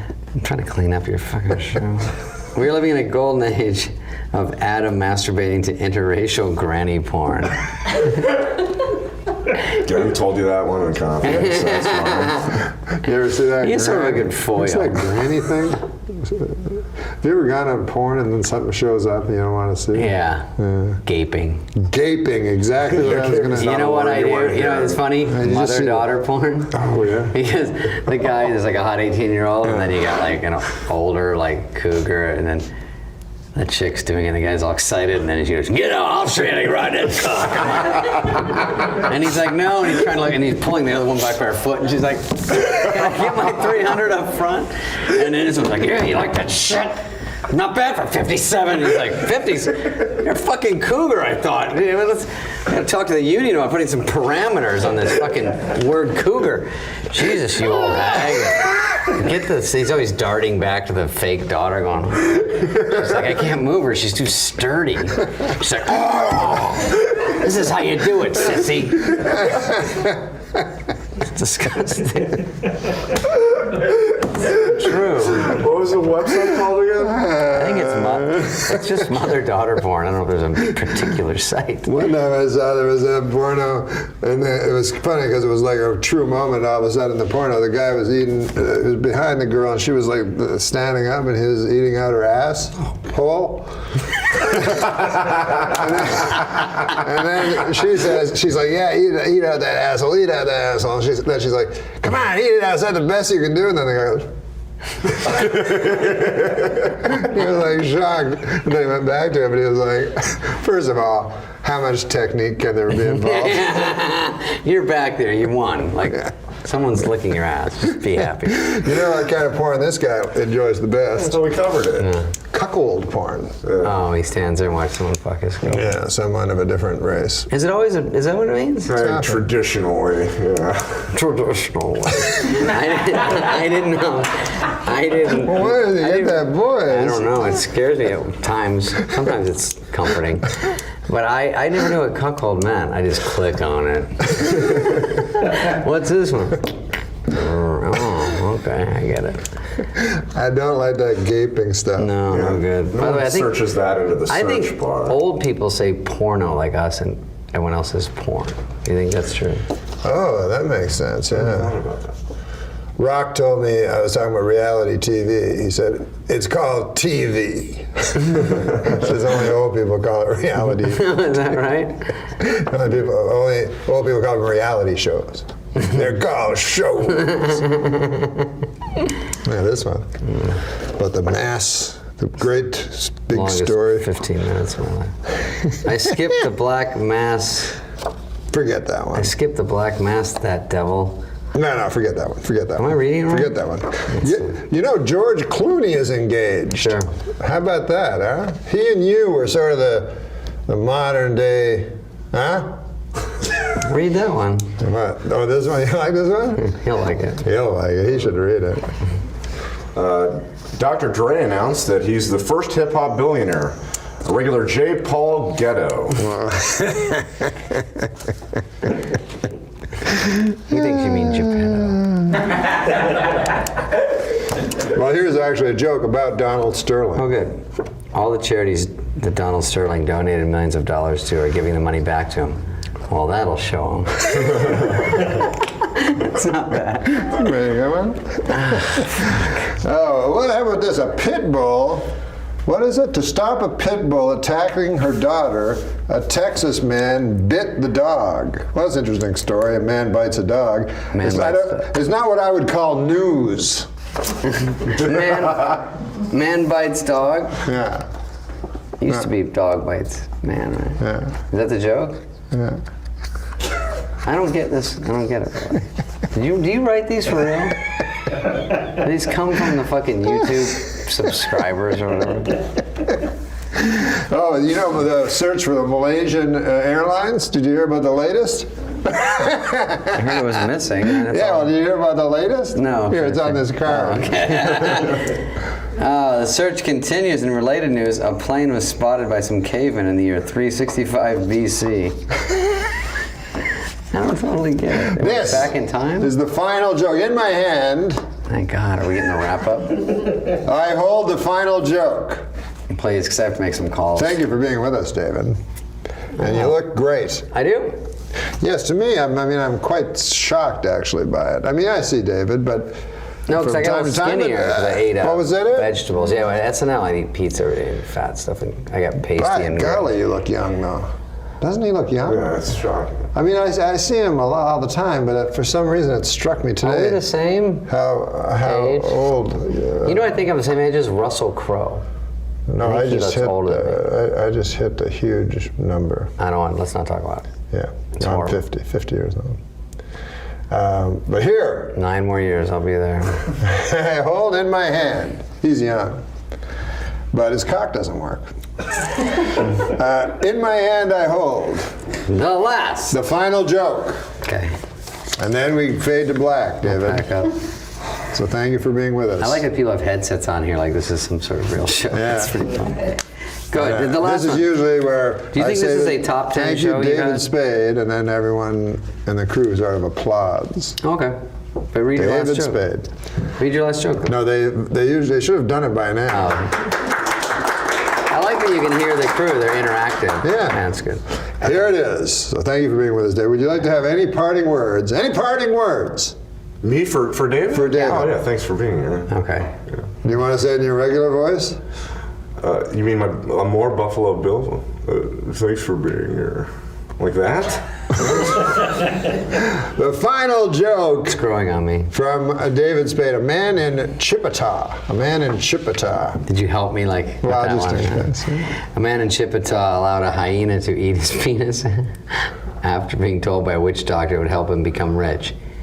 Is it me or does it sound like that hyena and witch doctor were in cahoots? That's pretty. I'm glad you saved that for that. David Spade, yeah. Can I get my things? Guys, thank you. So this is where we do jokes. Would you like to do a joke, Carl? You're a great joke teller. I'd love to do a joke. Okay, here's a joke. Okay. Carl Reiner, the great Carl Reiner. So you can read ahead. You can just read. No, a tractor trailer flipped over, releasing millions of bees, which stung the driver hundreds of times.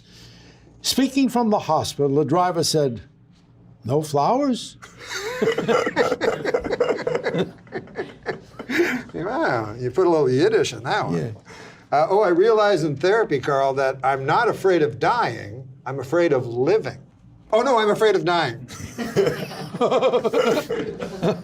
I had Larry King sit in this chair, your No chair, kidding. a couple of weeks ago, and he said exactly. That's right. He said, and he's a younger man than you by a dozen years. Really? As many as Emmys as you have, so the years that he No kidding. divides you by. But he thinks of death all the time. You know, there's a whole. What about you? There's a whole chapter in this book, how to tell of the encroaching. Oh, look at this. You know, I have you asked about tweets. There's a whole bunch of put your money where your mouth is when a burglar breaks into your home. My favorite Put your was- money where your mouth is, and you'll get the 10th the interest you would from a bank. There are a lot of those. My favorite was He'll a interrupt penny you at earned this is point. nothing to brag about. Yeah, a That penny one. earned is nothing to brag about, right? Some people good just don't get it, while other people get it but just don't want it. Well, oh, that's those not are so good. good. Felons will be less likely to commit crimes if our prisons served worse food. Well, what about these jokes? They're not going to sound as funny anymore. Go ahead. Well, you don't want to do a dirty joke, Carl. Absolutely. There you go, sir. Okay.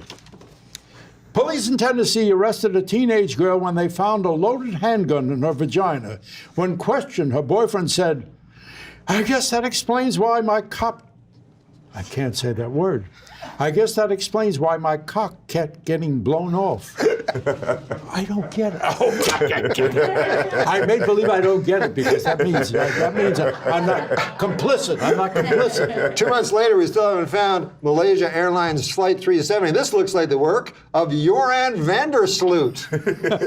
Remember that character? Yes. No. You don't remember him? He's one who allegedly, he murdered. How about this one, Carl? Okay. A 28-year-old med student is auctioning off her virginity online. For $300,000, you can have the worst sex of your life. That's good. That ain't That's bad. good. That ain't who bad. writes these? Oh, well. How about this one? I know who writes them. You know who writes them? Men in prison. Yeah, that's right. Yeah. A man in Chipata allowed a hyena to eat his penis after being told by a witch doctor that would help him become rich.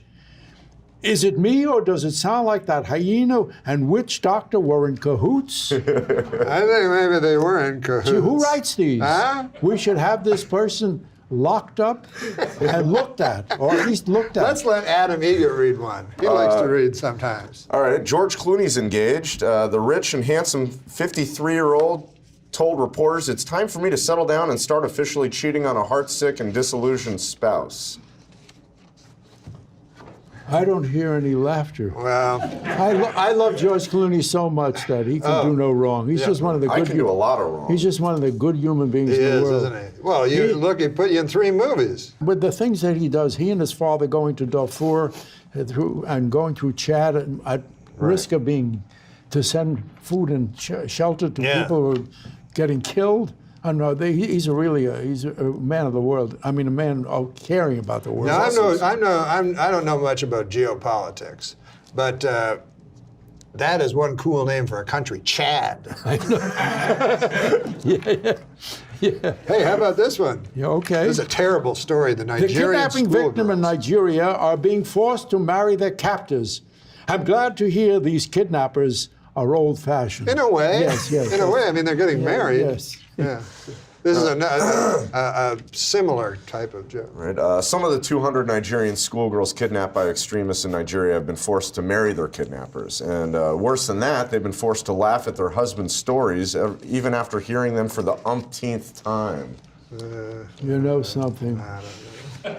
Yeah, I know. It's very hard to make a joke about those girls who are kidnapped. When I hear about those things, that is one of the worst. You know, and yet you got a big laugh out of yours. Yeah, I'm sorry. I got. You know, I was just thinking of Liam Neeson doing that movie called Taken. Remember Taken, that? yes. It's one of the best movies ever made. Love Taken. And I love comeuppance movies. When Count of Monte Cristo is my favorite movie because the bad people get comeuppance. And in Taken, Liam Neeson wipes the floor with the worst human beings in the world who have taken. And when I read about these kids, all I can think is Liam Neeson, send him in and get these people out. Yeah. Also interesting, though, still, that you got a big laugh and he got nothing. What? Yeah. I don't know how you're still surprised I by think this. people are being kind. To you? Yes. I disagree. No, if there's anybody to be kind to, it's this guy. Hey, how about this? If I had a gun to my head and had to pick a vice presidential candidate to have sex with, I would choose Sarah Palin and Spiro Agnew. Remember Spiro Agnew? Do I remember him? Hot piece of ass. You know what I would like to hear? A poem. Do you have a poem, sir? I do not have a poem. You do not have a poem? Oh, I have a poem. You have a poem? Oh, yes. Well, I'm glad one of us has a poem. Thank God. You know, as a matter of fact, this poem, and here, by the way, I wrote this poem when I was 20 years old in the Army, and I wrote it on a piece of paper which I had lost. All I remember was the title. How did you know to archive yourself? Well, this is one of the things. When I was writing this book, I happened to find the little Almond Roca tin? This little thing I carried in the war. It was with all my letters in it, and I found this piece of paper in there. All I remember was the Ode to the Buttocks Bountiful. I know I Ode to the Buttocks Bountiful. And I remember I'd written that. Would you do us the honor of reading? I will, and I would not have been able to write it had I not found it just a week before I finished writing this book. Ode to the Buttocks Bountiful. This is I had written this to a girl that I had met in the Army before I was married. A young girl, a very lovely girl named Lois. I don't know her last name. Not an American. Hope she's listening today. Is she an American? Yes, she is. I met her in Laramie, Wyoming, and she did have a very lovely backside. And I wrote this. Likely long dead. I wrote this poem to her.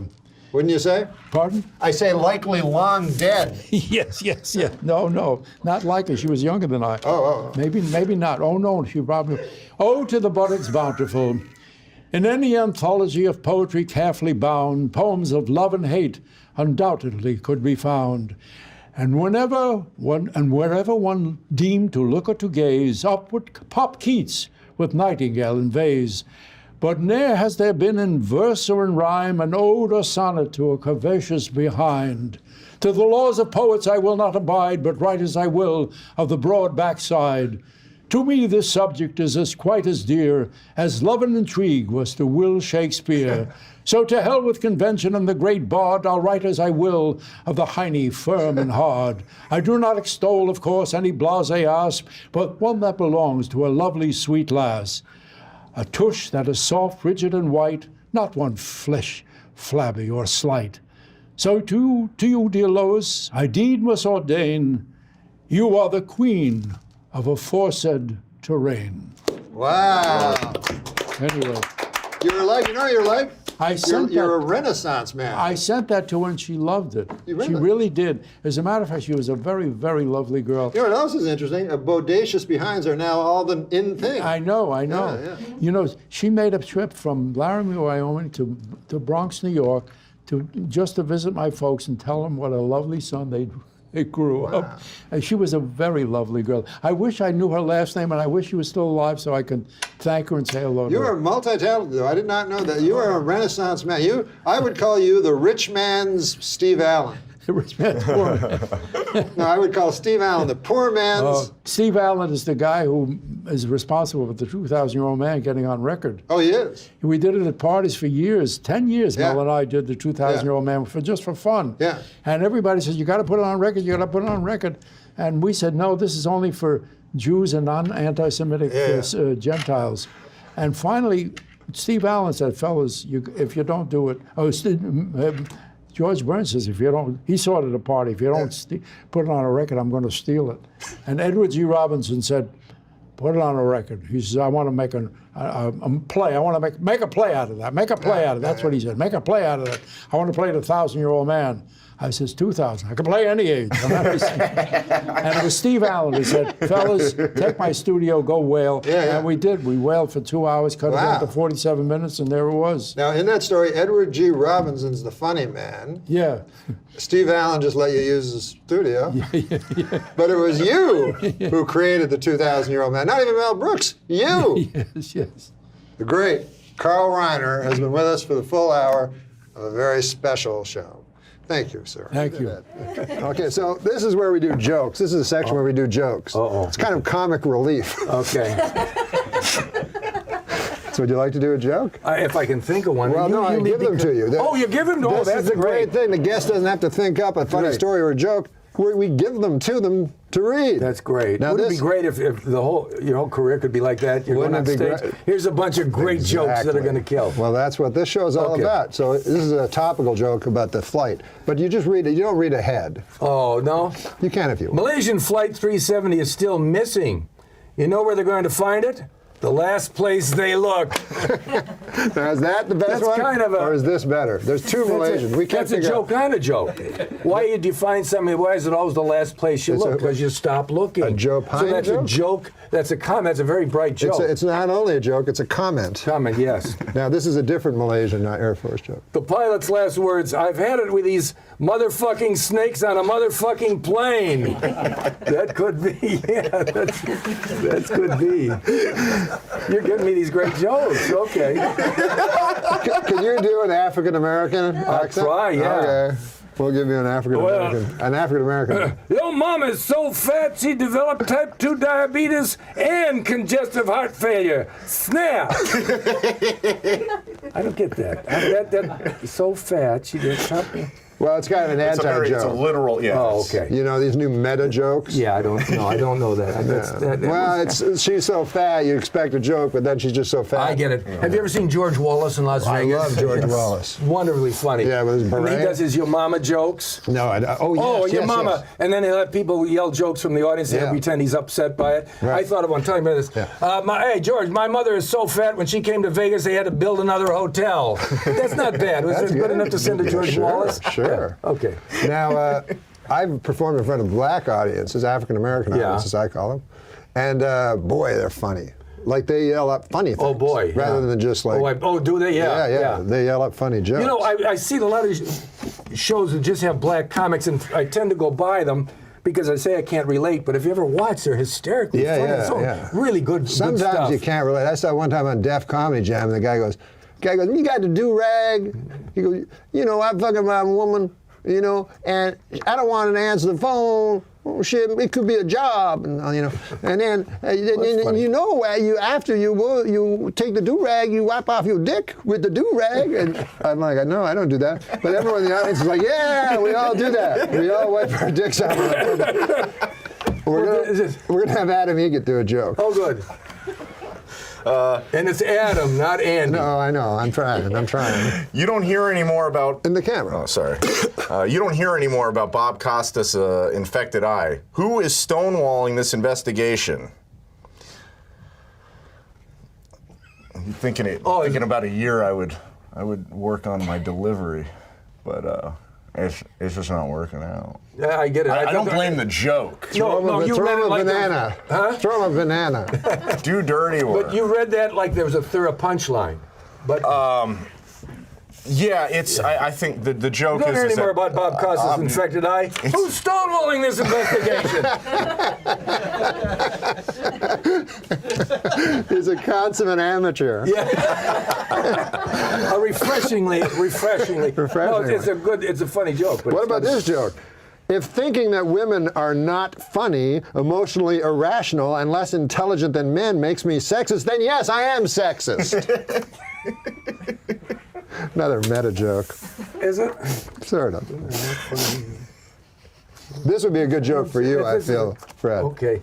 Just to the Here's camera. what I've learned. You beat up and toss one 19-year-old Hispanic hooker out of a moving car, and they never let you forget it. Isn't that true? That is funny. That's both funny and true. Yeah. I got to tell you about a story in Canada that happened. That's terrible. A guy was gay. It doesn't matter if he was gay or not. But he was a porn star, or he was in porns. I think he was a porn character actor. What? No, I don't know. They always call them porn stars, but there must be porn character actors. William H. Macy. They can't all be stars. Look, back in the old days, they were the great faces. The great penises, the great faces. What a profile. Yeah, on today this they're one. not. They're just all, no one can do an impression of the modern day porn stars. Anyway, this guy was a porn star, and he was gay, and he had a lover, and he killed the lover and ate part of him, and then the rest of him he cut up, and he sent pieces of this guy's body to school children, and some of the pieces to, I mean, this guy was a real jerk. Yeah.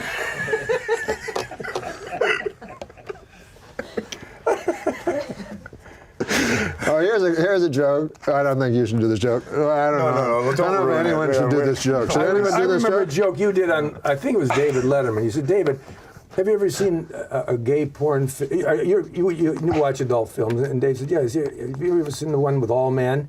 He says, yeah, the gay ones. You said, they're awful. Made it sound like they couldn't get any women. It is They just funny. have not that they were gay. They just couldn't get any women. But we'll do a porn movie anyway. It's not going to go. No one's going to put money into this. I think that's you. I don't think I said that. A poor rental choice. I think you made that funnier than I would. But it is true that straight pornos are the best things ever, and gay pornos are the worst. They're not good. They're not good at all. That's too dirty. Let's do a nice joke to clean it up. Opinions are like assholes. Neil Patrick Harris wants to stuff. You should let me read this ahead. Opinions are like assholes. Neil Patrick Harris wants to stuff his cock in them. Oh wait, that's just assholes. It didn't get a laugh, but I'm laughing. That's very funny. Oh, have you ever heard of the genre of jokes? The Adam Egget jokes. No. They're jokes about Adam Egget. Yeah. No, I have not. Yeah. Have you met Adam Egget? Adam. Yeah. So here's an Adam Egget joke, for instance. Oh, they're always April great. 15th is around the corner, and Adam Egget asked his accountant for his extension. Oh, sorry, that's his penis surgeon. See, April 15th is around the corner, and Adam Egget asked his accountant for his extension. Oh, sorry, that's his penis surgeon. Yeah. He famously, that's his penis surgeon. That wants an extension. He famously has a small for his accountant. For his taxes. Yeah. He asked his accountant for his tax extension. Oh, I'm sorry. He asked his surgeon for his penis extension. Just to reword that. Yeah. Well, the show is over. We're done. Thanks to the great Fred Willard. I thought this would never end. My God, you guys love that. That was sweet. All right, we're going to do jokes. This is a section where we do jokes. Would you like to do a joke? Of course. I mean, I don't. They're just written I out. read them. Yeah, you don't even have my to reading think of isn't them. my strong point, but I'll definitely give it a good try. It's not a strong point at all. So maybe I should just show you how I should read it and then decide if you want me doing it. It is announced this week that the Archie comic book will. I don't think I should do it. I read choppy. I'm not a great reader. Okay, I'll read it then. Is that? Maybe I'm giving up. It Hold was on. announced. It was announced this week that the Archie comic book will kick off the character Archie in July. Off. Will kill. See, yeah. I trust my instinct. It was announced this week that the Archie comics books will kill off the character of Archie in July. This is disappointing because if there's one Archie character that should die, it's that cocksucker Jughead. Now, this brings up an interesting point. It does. You know what I'm going to say? No. The word cocksucker. The word cocksucker. Oh yeah. Is that going to go by the wayside? Is that an old? But that's everybody sucks cock. I think you're indirectly. Straight women suck cock, gay guys suck cock, straight guys suck cock. Huh? Let me tell you something. Let me tell you something. This guy sucks his own cock. That's what he tells me. In confidence. I'm laughing because half the time because I think you're so funny. The other half, I just get in the whirlwind of things you throw out. No. You're telling me. I love it. Oh, hey, that's great for me in the world that I'm in right now. Not good for But me. hold on. I like that. You're stumbling upon something. I know it's accidentally, but I'm obsessed with what to drop out of, especially when you do comedy. What to drop out. Sure. And again, that's a good one. I think comedically, though, you can always come to a good answer. I think you I might be wrong, I think you sort of just answered it. Anybody could be a cocksucker. So the question is, why is a cocksucker a bad thing Why comedically? is it a bad thing? But guess what? Comedically, maybe it's because maybe when that was written, that comment, it was thought of women as being cocksuckers because the idea of being gay wasn't even out there. So maybe cocksuckers can. You can kiss Interesting. that It was goodbye. around, but yeah, probably. Maybe you can say, I don't care. It's like, I have moments of going, no, I won't be that person. It doesn't, I'll say one more thing, because I have said this before, but I want to say it again. You got to look at the past, see how you react to it. If you react different than I do to the past, then don't worry about your present as much as I do, and I mean that genuinely. The thing about Frank Sinatra, when he used to make jokes about Sammy Davis Jr. signing the shoes, they weren't like fuck black people jokes. And I'm going to go one way, but I'm going the other. You could say Frank got Sammy into the hotels, a lot of people would say. Friend, no, you don't understand. They were friends. Frank got those guys into hotels. He wouldn't work there unless Sammy went in. So they were friends. So you think it's okay to make those jokes. But I think a smarter person would have been, and I bet they existed. No, they did exist. That stood back and went, I know, but why can't he get him into the hotel and not make those jokes? Exactly. And when I was a little kid, I watched those jokes and I asked my parents, you watch it now and you're like, oh my God. But back then, if people were debating it, some people would be like, they're jokes. It's like, what, we can't joke anymore? Right. I didn't care. As a 12-year-old kid, I looked at it, or whatever age I was, and going, ooh. Even then you knew.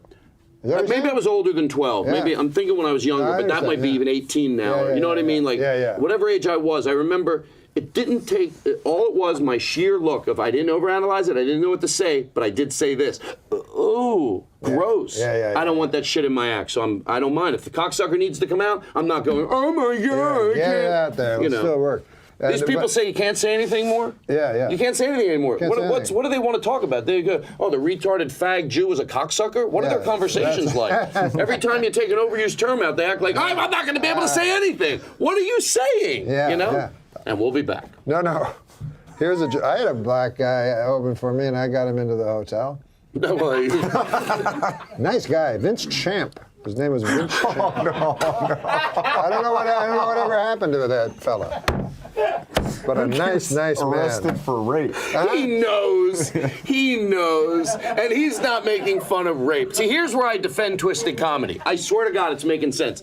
You're not making fun of rape. You're making fun of a guy that's so, whatever happened to Vince Champ? The ridiculousness of it. I seriously don't know. Well, still you commit to the character, which I love. Well, he's John Maddening every well, what about this joke? Let's hear this. Let's see what he thinks by of the this way, joke. Did you ever hear what? I have to tell you a quick story. Okay. Did you ever hear? I hope I'm doing this justice. Never mind. I can't think of his name, and it's embarrassing because I know him really well. I'll tell you the story, and then you'll hear. There's a guy in Canada, right? Mm-hmm. Now, I know we're supposed to do these things, and your producer said 5 minutes, but I'm just taking the lead from you. No. So go ahead. They're in Canada. This was a Canadian story, and it's pretty big in Canada right now. And it's not, everybody, ooh, Rob Ford, that's a big Canadian story. But we have other stories. And there's a man there that's a porn star who killed his lover, he was gay, and ate him, cannibalized him. And after he cannibalized him, he put it on Stories video. in my book, by the way. Oh, come on. And after he cannibalized him, he put on video him eating him and cutting him up. And the man was in the throes of death. And you could hear him screaming as he was, because he was bound, of course. And you could hear the victim screaming, which seemed to make the killer even hungrier. And he ate his viscera and feasted on different organs. And then, this guy was a real jerk. He's a real jerk. Okay, is that the adjective? You don't want to. So see what you think of this joke. This guy ate people. By the way, thanks for cheering me up. We don't want to dwell on this. Thanks for cheering me up. I've been depressed lately, and that story really makes me think there's hope. Well, not everybody is. Not everybody's perfect. Jesus Christ. Can I ask you a question seriously? The guy made a mistake. I'm being honest The guy with you. made a mistake. He had a press conference later, and he said he made an error in judgment. The guy who ate the guy? Yeah, he made an error in judgment. Now, what do you think of this joke? I know what you're doing, but I didn't Dad, at first. What do you think of this joke? No. Well, it's just I'm saying here. Yeah. What was the point of that story? I'm thinking I'm higher than I am, or you're telling stories that don't make any sense. No, you're very high. I don't know. Let our viewing. Thank God we have this. If we were just sitting around my house. Your ears are popping, and we're not on a 777. Now I know, of course, but before I don't think I did. But so listen, go ahead. Now, what do you think of this joke? I'm not sure about this one. So, Al Sharpton said that the FBI hired him to spy on the mob in the 1970s because if there's one thing the mob trusts, it's loud black guys. Yeah, I think that's okay. Well, mob wouldn't trust them, so there is something that's funny, right? Yeah. I don't want to sit around and dissect funny jokes. Oh, I thought you wanted to. Okay. Well, I do, but I'm paranoid to do it. Yeah, of course I want to. What about this one? Because when I die, I want my body donated to science. But more specifically, a scientist who is working on bringing dead guys back to life. Oh, that's just, is that funny at all?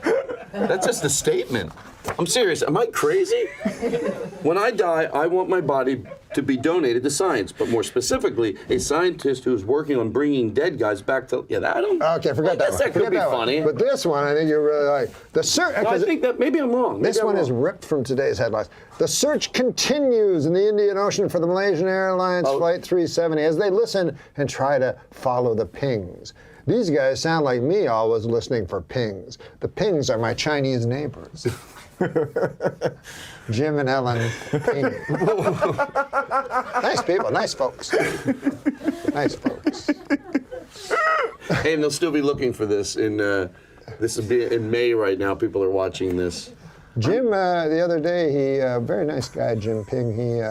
Oh, they really do exist. What is this thing you're doing with your face? Oh, it's. Do you have allergies? No, I'm not used to these glasses, but he was very nice. So you think that's going to help? And he lent me.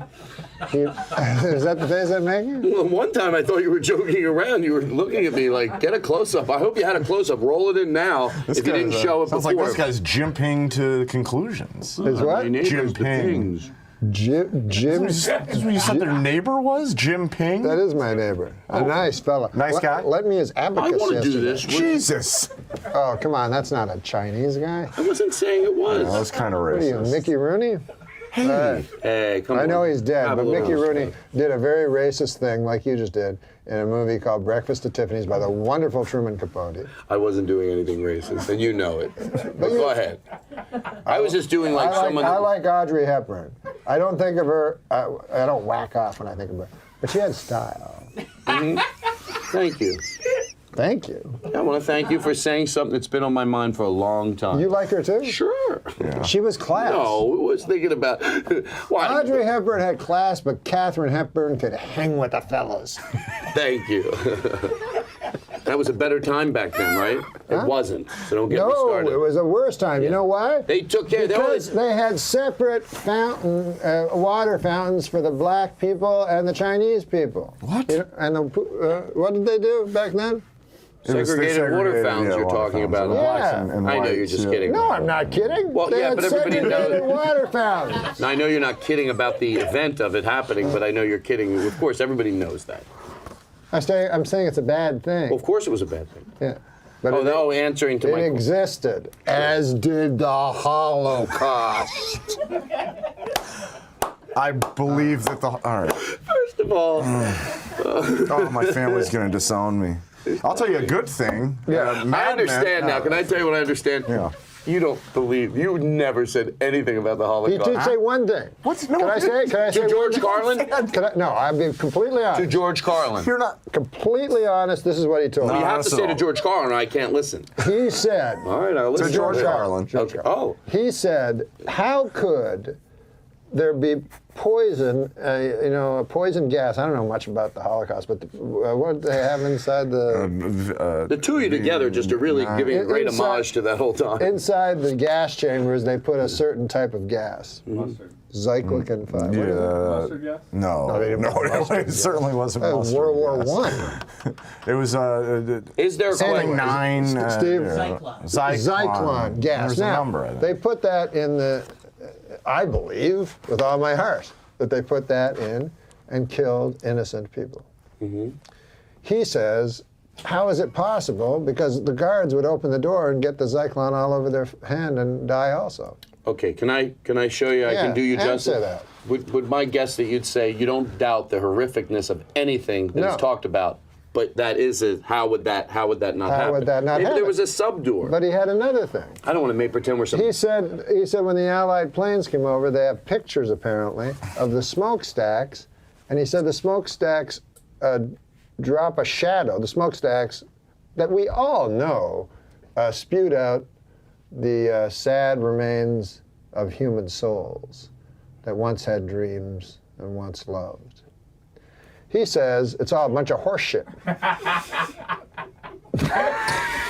fucking can't laugh. I mean, it's such a terrible thing. But you make me laugh with your fucking weed. Did you guys know Mad Men's? There's nothing. I get that. I'm sorry I laughed. You're all right. I'm sorry. We'll edit out Did my you ever laugh. get yelled at on a movie? If there's a specific story, did you ever get yelled at on a movie because you know how you laugh once and everyone laughs, and then you laugh the second time and they'll laugh? But there's a time, have you ever, where someone came to you and went, listen, this can't happen. Did that again. happen to you? Not on anywhere where I had to be nervous about it, but not on a legit movie where I would have shit my I pants. get nervous. Well, I mean, I get nervous when I screw up lines, for sure. And I do that a lot. Do you ever have it happen where someone pulls you aside? And I read the lines 1,000 times and I still screw them up. And people are like, it's okay, but you know. After a while, And they're all pros, you know, because they do it every week. I just do it once in a while. But you know, I just don't know how 6 million people disappear from the face of the earth. Ask this motherfucker. He's the one that thinks that it didn't happen. Wow. By the way, you know the weird part? That's why I think something is so funny, because that's the absurdity. Absurd is funny. So to me, it's absurd, but what makes it even funnier, whether it's him or not, and I don't think it is, those people exist. My friend Lynn told me one night, about 15 years ago, he heard someone like that. One of those people that literally says, no, I'm not defying that it. You can tell when they always say it like that. They always. No, you're right. You're right. No, you're absolutely right. They always have the it's something bad happened, right? Yeah. Well, I don't think it's him, but yes, he said he went into it very. Almost, he goes, Todd, it gave me a stomachache because, I know where this fucking person's going with this. And he goes, what the fuck did I ever do to make them trust me that I would? Yeah, don't you get that? When they take you into their confidence, like I have cabbies like that. You know? That won't happen that often. I was driving with that, once thank God. In Toronto, and the guy goes, it's a good city, too many burrheads. First of all, I'd never heard burrheads before. I've never heard that. But he's, and then I say nothing. So he assumes I agree with him. You never thought that silence would mean agreement, right? Silence is assent. But by the way, if we said one thing tonight's show, didn't we just say it all? Silence is assent. If you know, hold on. You would probably argue with that guy. If comedically we just stumbled upon that dumb or not, you could go, how could that guy think so? That's not the point. The point is some people think silence means you agree. That should change the way we all live, right? Because when you're somewhere at a party and somebody says something, I always talk about that. You don't have to stop everything for an hour and a half, but don't let your silence think this dumb fuck that you agree. Take 30 seconds and just say, you know, right? Because I've been silent a fucking lot. I'm not ruining Thanksgiving dinner. I'm not going to do this. By the way, no bullshit to George Carlin. I talk about it in the book. I'm doing Portland next week, you know, and the last time I was there, name drop. I was the driver's taking me to the hotel, and you know they're all hippies, you know, and this long-haired outfit, and he said to me, and I said, I noticed that there weren't many ethnic, you know, just white people. That's all I saw, you know, and so he was talking about how liberal they were there and everything, you know. And I said, well, it's easy to be liberal, and there's no black people, you know? It's all, he goes, we got our share. See, that's why I think a lot of people, you know, like some people, you'll ask them how it is, and they think the world is who they circle themselves with. So people should be commended that when your circle of friends, you don't have that type of hatred in it. But you shouldn't let it not put you in touch with those fucking people are out there. Oh, they're out there. A swastika is a symbol of hate. It's not an ancient Indian. It was once a symbol of peace. Yeah, I know. Listen, we can't go That's on just because history. this is becoming just hatred. I still remember my Torah portion. Your what? My Torah from my bar mitzvah. Yeah, you're Jewish, right? I'm Jewish, but I'm just saying that the swastika was, in fact, it did originate as a symbol of peace. Maybe you shouldn't say, if he already thinks the other thing about it, maybe you should leave that fact, you know, between you and your other friends. Fair enough. Feeding it to Norm, he already thinks Symbol it. of peace. Yeah. That's what he says when he looks at Charles Manson's forehead.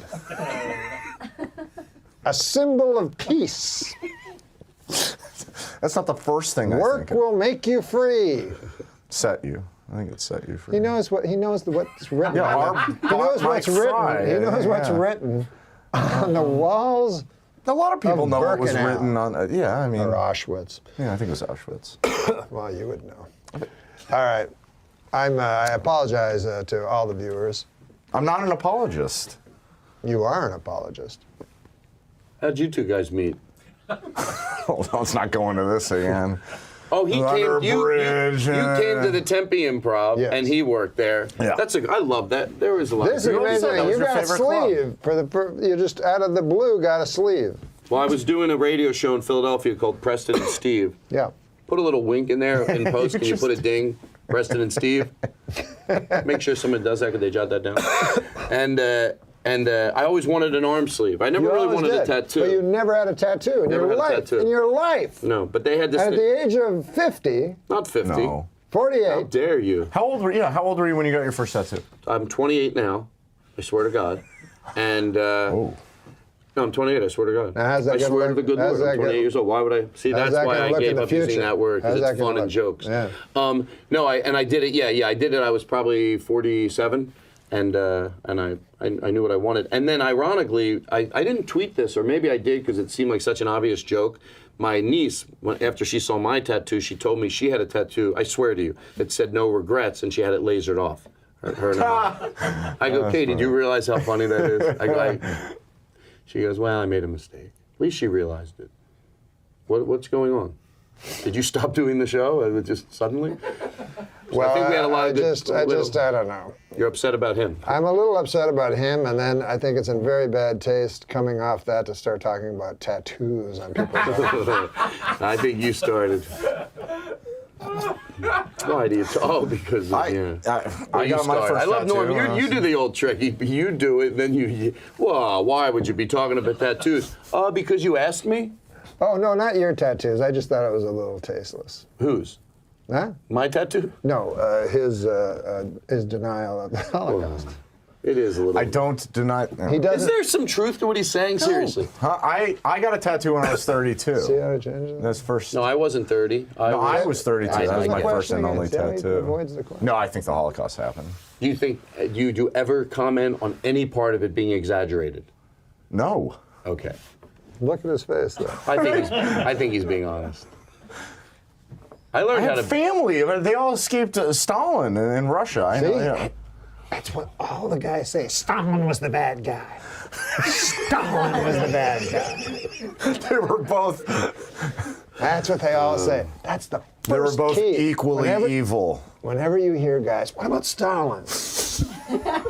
I'm talking about my 20 minutes during the show. We talked about later. We're going to look back at footage and hope we're on the right side. I think this is proving that you can satirize a lot of shit that's fucking hilarious. And I think this is it. I know I'm overanalyzing it, but that's what I do. But I'm afraid one person will watch this and go, oh, I can't believe they said that. Then they went on to make fun of. No. The joke here is the absurdity. I hope I'm right. Otherwise, fuck it. What do I know? Right? This guy, he does it. I don't think he's. I don't think. Am I breaking? Am I ruining it by saying I know he doesn't believe that, and that's therefore? I don't know, but I hope to God he does. I looked to George Carlin. Is there a story that you're not telling us that when you guys were hanging out driving in the car? No, I will say like his hero is Andy Kaufman. He's always trying to do. I'm going to be Andy Kaufman. I'm going to be like Andy Kaufman. And then, is that what you say? And then sometimes I think, Andy Kaufman. yeah. Me too. So sometimes I think maybe he's doing this as some sort of an Andy Kaufman. Or it could be you. Tribute. Me? No. What am I saying? I'm doing an Andy Kaufman thing by saying the Holocaust happened. No, by acting like he said it. I'm not acting like he said it. Ask him. When you ask him, he brings up Stalin, the enemy of Hitler. You know the power. The man who fucking stopped Hitler. Stalin. The only reason he stopped Hitler was because good old Hitler. Joe. Well, I'm just saying that the only reason Stalin stopped Hitler was because Hitler, they was heading towards victory and decided, all right, fuck this, we're going to go and turn our forces face them towards the Soviet Union and turn on Stalin. He knows all about I don't even know. No, it was just stupid. No, none of us know about it. He knows every fucking detail. But anyways, listen, it's great to have you here. Why don't you put up your book one last time? I don't want to be anybody at home going, you talked about the book enough. Just to prove I'm not joking around, there we go, we can get rid of it. You were going to say something about John Pinette, though. What? Oh, well, we were saying that we both have stories about John that are very sweet about, and you know, that one of the last times I remember seeing John was a few years ago, and he was at the gym, and he came by, and he brought me a bottle of water. He goes, I thought, I needed one too, and it was just so sweet, and he brought me, and then he goes, oh my God, the smoothies here, have you had them? They're so good. I was like, oh, an adult can be adorable. Oh, he sure is such is. a big baby kind of. And when we went into a restaurant, because he liked being taken care of, I only did it once, but man, it was fun to go sort of. I experienced the closest I would ever get in my career to be like if you went with like Frank Sinatra. Yeah. Because probably 5 people, when they went into that restaurant, knew they were getting $50. Yeah. So for $50, they're closed, but yet we're still sitting there eating dessert. You know what I mean? Oh, take it, and then Mr. Panette, there's no hurry at all, except the whole restaurant's closed down. All the lights are out except one table. Now, where is this? This was we went to do this thing in London, which I don't remember where there, but he was on the thing too, and he took us all out to dinner, and it was such a great experience. London, England? Isn't that where it's at? Yeah. Well, no, that's interesting because I found out about the death of John Pinette because it was on the front page of BBC. So did he have a British? I don't know. I just happened to be there doing this. I don't even remember what it was, but it was like a little TV thing, and then he was on the show too. And we had the same manager at the time, Alex Murray. One that was hosted by who hosted it? The one that Dennis Leary hosted? I don't remember, to be honest. I don't remember there even being a host. Huh. I remember just eating dinner with John Pinette. That was probably the best thing that happened. The whole. He used to bring food for the whole staff after his weekends in Tempe, just from Cheesecake Factory, pies after pie after. What a nice guy, man. It was wonderful also how London rebuilt itself so quickly after the bomb. Did they not? Oh, they did. No. Oh, they did. After that, what I thought. Socially, I'm aware, but politically and what this stuff, I sometimes I get lost. I don't want to come off stupid. The Nazis. Okay, you know what? The Holocaust happened. We literally ran out of tape. I mean, we're gone. Yeah. We're done. Thanks to Adam Egan, my trusty sidekick, and the great Todd Glass. Todd Glass. Let's see it. It's time to do jokes. This is where we put in a big thing. Jokes. Yeah. So here, you can Does start. it flash? Does it have You exclamation can start. mark? Just do the joke right into that Okay. camera. And who wrote these? You got me just doing jokes. Just read a joke. Unsolicited. Is this from that joke book, that 1942? No, this is a real joke. Two businessmen. I didn't write this. This is I a don't know what topical joke. Topical? Yes, ripped from the pages of today's headlines. Two businessmen bought the Milwaukee Bucks for $550 million. They are very excited with their purchase, as this is the only legal way to own black people. Now that is here, and I read that. Well, you're not there. You know how businessmen are racist? They are. Yeah, so it's them being racist. They not are. You. The two businessmen that bought the Milwaukee Bucks for $550 million Yeah. are racist, according they're to this. fine, man. They're. Jenny McCarthy recently got engaged to former New Kid on the Block, Donnie Wahlberg. They plan to marry on Retard Island. Now, why couldn't I have gotten this one? What? You throwing me under the bus on the next one again? No, give me one of your better ones. I'll give you a good one. Okay. Here. Give me one that doesn't offend many people. This is not topical. It's just about. It's as if it's as if it's about your life. You know. How come none of my friends ever have a dungeon? Instead, they all just have rape dungeons. So it's not a regular dungeon. That's what you're saying. Dungeon. Thanks for again. The bus. I've never been thrown under an entire Trailways fleet. I found the secret to life is there is no problem that a huge. No, I found the secret to life, Bob, and this is it. There is no problem big enough that a huge. that a huge what? No, I found the secret. I found out the secret to life. Yes, oh great one. Yes, and it is this: there is no problem big enough that a huge black cock cannot fix. Didn't expect that at all. Didn't expect that with these. Didn't see that. I have here the last joke. All right, what's that one? The last joke. Yeah, if you want. You are holding in your hand the last joke. Yes. Oh, here's one. I think you'd like this God, one. Michelle Obama. No, you it's do a these. topical joke. I know. You've Well, sold let's- the other ones to yeah. me in the same way. Adam, good work. Adam. Michelle Obama has booked a cameo on the ABC show Nashville. Start again. Start again. All right. Kids today. I mean, You can't spell ABC. Wow. Michelle Obama has booked a cameo on the ABC show Nashville. With this and her appearance on iCarly, I think Michelle is ready to start appearing in films. May I suggest my favorite film series, Black Ass Fuckers? It's actually. Does this go live to web? Oh my God. Is that an actual dish? No. Why are It's you Black reading? Ass Fuckers. Norm, There is a series. like- That is true. There is a series. yeah. Black, because I saw Black Ass Fuckers #5. A pale imitation. I missed number 5. But let me ask you. That's where it really jumped Let me the ask you shark. a It question. jumped the shark. Black Ass Norm, Fuckers 5. It jumped the shark. You just write all these? Is that what It happened? jumped the shark. I understand. You watch Shark Tank? No, I did see, there was a magazine. I love Shark Tank. Yeah. Oh my, this is my favorite show. I did see a magazine called Black Ass Fuckers, I'll be honest with you. And I looked at I opened it, and it used to be you'd open it and pages would fall out. I don't know if you remember the old porno. No, you'd open it. Anyways. I used to get every Playboys. picture was just a black ass with cum coming out of the asshole. But should we do the last joke? Do the last. You should do it yourself. Just pick I your should do favorite. the last Pick your joke? favorite. Pick your favorite out of all those. Okay. Oh, this one's good because you guys can join me at the end of the joke. You'll see why. Remember? Just get ready. This is like the worst Passover Seder I've ever been at. You know what that is? I know what a Passover Seder is, but the worst Passover Seder is when you're there and this guy's talking about the smokestacks of Birkenau not being true. Because he Bring that doesn't up think at it's Pesach. true. There's no way I would bring that up at Pesach. This is the closest I've seen to him admitting to the Holocaust, where he said, I think people have died. He's like 6,600,000. What's the difference? I'm like, Well, there's a lot of difference. there's a Adam. huge difference. You know, I'm not Passover, arguing they that say with that you. it was the Last Supper was supposed to be the Passover dinner, I think. Oh, is that right? I don't know. I made that up because most of the other facts have been made Well, up. isn't Passover where they put the lamb blood on the lamb door? blood on the That'll door? keep anybody away. Yeah. If I put lamb blood over my door, you probably would call 911. And the Jewish children were spared. Yes, because they And wanted to. my people Which is what people is that? Yeah, what is it? The Semites that The Semites, the Semites that weren't Jews the children were slaughtered by God, by the angel of death. Oh, the Egyptian in the first Old Testament, apparently they were Deuteronomy. the Pharaoh Yeah. in the Ten Commandments movie.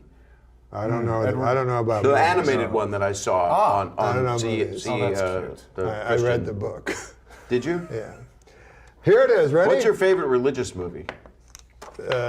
I loved Passion of the Christ. Did you? Although I will say I thought it was very anti-Semitic because every Jew looked like fucking Lovitz.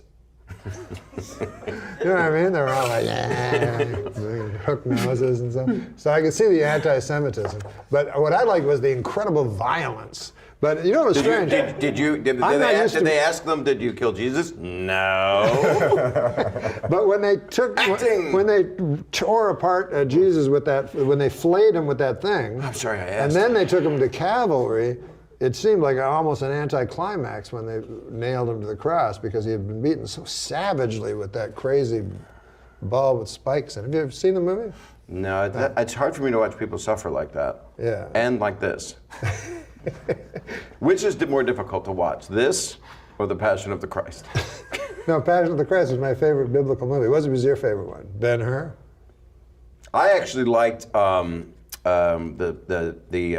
Last Temptation of Christ that Martin Scorsese directed. Oh, that was beautiful. Although it was a lot of New Yorkers. You are a Jew persecuting Jews. How could you do that? Harvey Keitel. And, Yeah. But I liked it because it was trying to... I heard, this is what I heard, that, what was the movie? I guess it was Ben-Hur. But at the end, Christ is up on the cross, and John Wayne is in the movie. Because John Wayne always wanted to get out of his Western thing. So whoever the director was, it was one of those big guys. John Ford, I don't think it was John Ben-Hur? Yeah, I don't know who it was. I don't remember. But anyways, they said that, important. I don't know if this is true, but they said, he came up and he had no, he was still John Wayne, so he had the last line of the movie, which was, "Surely this man is the Son of God." And everyone's like, oh, it's John Wayne saying it, So he goes, "You're doing it like John Wayne, like a cowboy, This is probably not true, but the director said, "Yeah, John Wayne has the last line of the movie." All right. So the director said, "Do it. This is the God, just as Jesus. Do it with awe, All right. Yeah. So what did John Wayne say? Yeah, I don't know what the line was. Surely this is the mess. Hey, partner. All right, this is the final joke. Chicago is now #1 in murder and sausages. That sounds like my kind of town. Chicago is my kind of town. Chicago. I like Chicago. You don't know that fucking song? Chicago. You have to pay for music royalties here? Yeah, we got to work on that. By the way, I just want to tell you that this was really fun to do this. Oh, First, I was excited to see you when I came in before we rolled anything. Yeah. I'm really happy to see you. Oh. You look great. Oh, thanks. I got glasses now. I like them. Yeah. They're non-reflective, I I believe. got it off you. I gave you my own glasses. Yeah. Because I've had nothing but Robert Q. Lewis glasses for the past 15 years. Who's Robert Q. Lewis? He was that comedian guy on game shows that always wore glasses. He was Robert a Q. smart, Lewis. chatty guy. Oh, yes, he was on I've Got a Secret. I've Got a Secret, those Yes, things. yes, But I don't know. It was a Robert reference Q. Lewis, what do you say? I was supposed to have his soul and have it in my body and answer his. Robert Q. Lewis, what do you say? I've got a question. What is the I've question? got a secret. Yes, Robert Q. What's Lewis. your secret? I shit myself. Oh, that's what he would say. Kitty Carlisle, what do you have to say? Jesus Christ. This is the best This is improv. a regular fucking, I know, right? We didn't know we were going to have questions. damn, I don't know. I man. had to go on improv. I may be Robert Q. Lewis. You be Kitty Carlisle, and let's be on the work show. Kitty no one Carlisle. wants to see. It's 1955. Would you Go. like to guess the secret? Yeah. What is the secret? Kitty Carlisle. You're a woman. I think that his secret is that he was in black ass fuckers. I don't know. Do you know Kitty Carlisle was named after Kitty Carlisle was named after a hotel in New York where pussy was good. Kitty Carlisle was basically a pussy whore hotel. Were there any actual facts in this whole interview? Yes. What? That I blew out the tire on All right, Artie that was a Lang's true car. story. That's And Rodney. and Rodney's true. Man, and, I'm sweating like a fucking whore in church. What if we would be sweating like the people he doesn't believe it happened to? Yeah, I know, right? Is this going to be offensive to some people? I think it'll be offensive to the most people. Yeah, the state of Israel. But not your. I love the state of Israel. It's not a state, it's a country. It's a country, yes, and I support its right not to be extinct. Yeah, my mom lived on a kibbutz for 2 years. Good save. Yeah, really. Whatever. Yeah. My mother likes falafels. My mother used to. Thanks for bringing that up. Sorry, Bob. Well, you're a good friend, Norm. No, you're and good. Adam, you're here. That's Rickles. That's what Rickles does. That's and Rickles right. is I'm proud to say, because of John Stamos, I've been able to become friends with Rickles. And I that will was say from this, Dirty I Work. was very, He's so funny I and was he's- very envious of John Stamos being Rickles' best friend. I was like, geez, man, why can't I be? And then one time I went to a party and saw Stamos with Rickles, and then I wasn't envious anymore. Because it just didn't feel like something. Well, you he's wanted- pushing him around, and Rickles. Rickles is doing better now. Is he? Yeah, he's 88. He's I mean, still he's performs. outperforming, and he's running clips also. He's doing stand up, but he's also sitting and he's running clips from some of his best appearances. I gotcha, yeah. Which I is a saw, smart you know way who to do it. I saw Jerry Lewis do that in Vegas, but he wasn't old enough to need to. But he would talk for a little while, and then he'd show a clip from the telethon. From the telethon, yeah. And then he'd wheeze like he'd be by the because he'd sing a song. And then he'd wheeze while he's showing the clip by the piano. He'd go, this one's called Crazy Legs. And then they show a clip for 5 minutes. But then one time he was singing, he was going to sing a song. He goes, I'm going to sing some bunch of Frank Sinatra songs, all right? And I love Frank Sinatra, and he was one of my true friends. And it would be a good idea, Frank, if I could hear myself, then possibly the audience could also hear me. Would that be too much to ask? Everybody's like, what the fuck's going on? Oh no! He's talking He to had some monitor guy. Problems. Yeah, Yeah, monitor problems. Well, he didn't sing "Walk On" because it didn't sound like he could sing that. No. He did sing he couldn't "Wheel sing. On," "Sit On." Yeah, he wasn't much of a singer. No. But he actually was. I read in Dino, he was so jealous of Dean Martin that he put out his own album of songs. Because he wanted to beat Dean and everything. You asked me who was in the presence of Dean one. Martin at Hamburger Hamlet. You know everything about That's what I me. meant. That's where I saw him. Was it Hamburger Hamlet? Yeah, I didn't That's know. where I saw him also. We must have talked about it too. I don't know. Well, he'd always be in Hamburger And I Hamlet. walked in there, and he had lost his son, and he was he was one of the guys that just did it like. That was the guy I looked at. Oh, yeah, he's a great and he was sitting there, and he was having a martini, and I just walked over, and I was 22, 23, and I just kind of stood there. I didn't want to bother him, because or maybe I was 24, and he was just sitting there, and he looked up, and he was nice, and I just went, I found your son.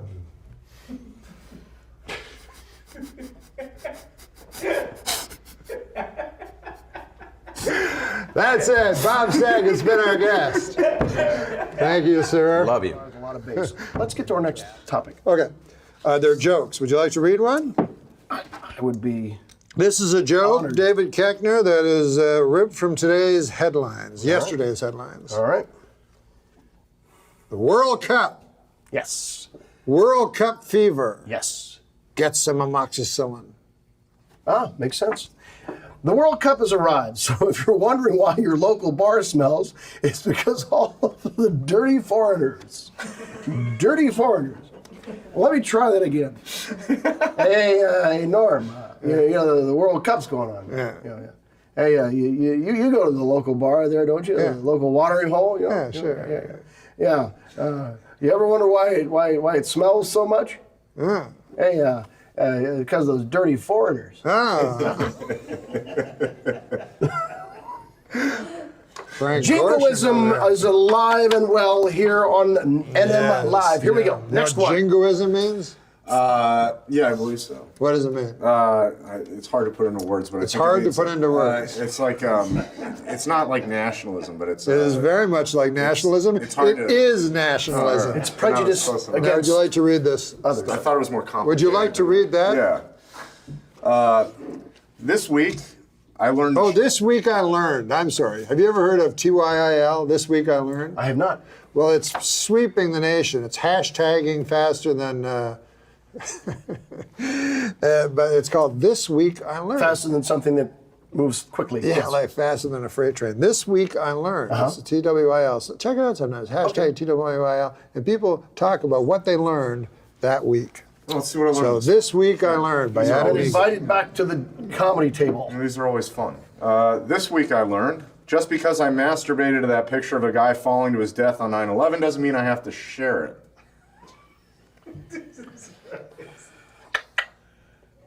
Well, you know. Now this is fine. This is fine for a fella that during 9/11, was in Costa Rica partying with his friends. I was walking through the blood and the bones So you were put off by that, Jim? in Manhattan. A little bit. I can't believe you wrote And I it. had to get new pants because of the blood and the bones. Just now or back then? Back then, I was ankle deep in blood and bones. You went through the war, Norm. Well, it was an attack on our country. A recent report stated that there are over You're Canadian. 60. Good. A recent report stated that there are over 65 active serial killers in the United States. What they don't know is there's actually 66.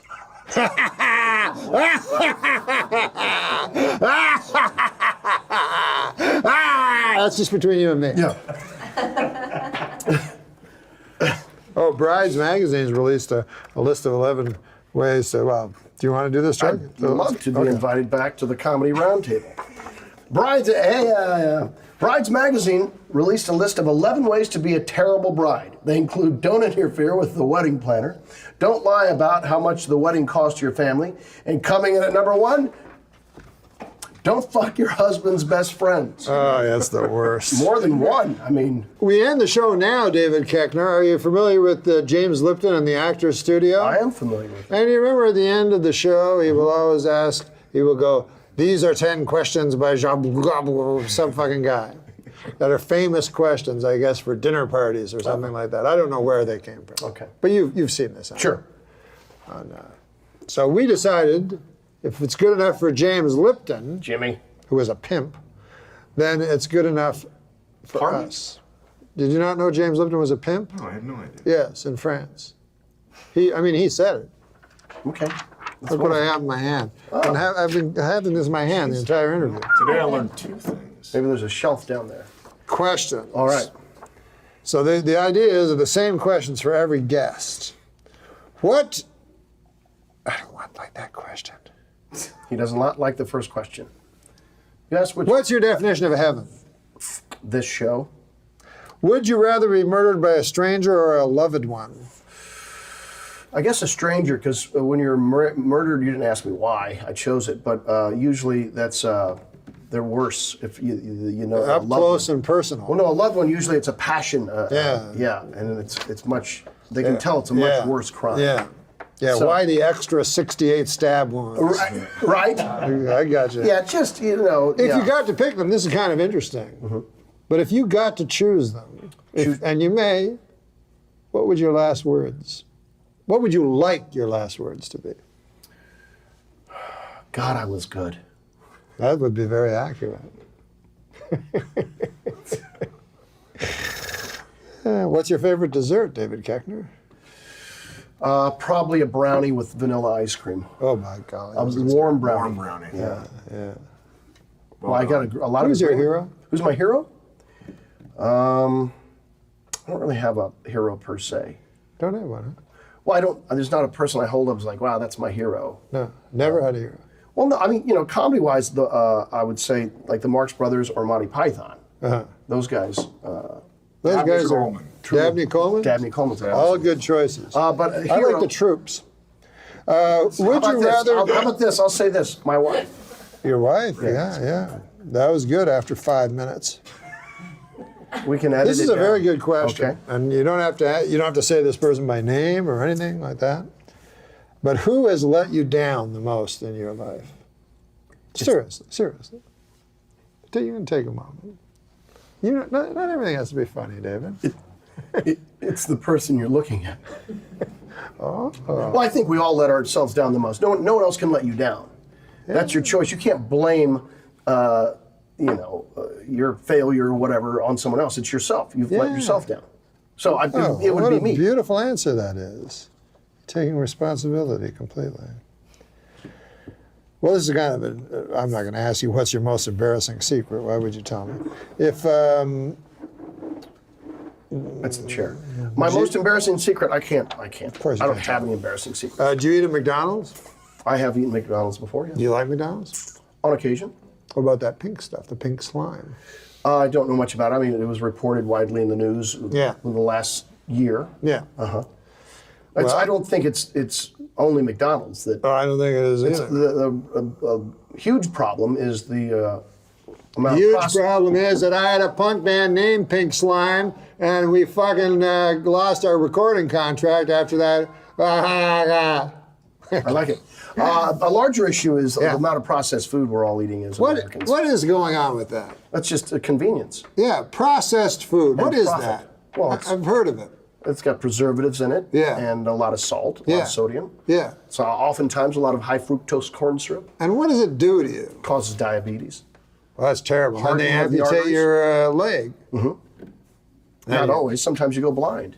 Sometimes you go blind. Yeah. Sometimes both. Mm-hmm. And then you can't. At least you can't see that you only have one leg. You know what I like about this show? It's not afraid to take on the issues. Hard hitting with Norm MacDonald. Do you eat well? I try to. You try your best. You eat whole grains. I try to increase the amount of fruits and vegetables I eat. Fruits fresh, and fresh vegetables. foods. Yeah. Yeah. Less processed food. You still slam back a few drinks. Oh yeah. Scotch. I'll have scotch occasionally. Bourbon. I prefer scotch to bourbon these days. I thought you were a But Scotch. I'm more of a beer drinker. IPAs.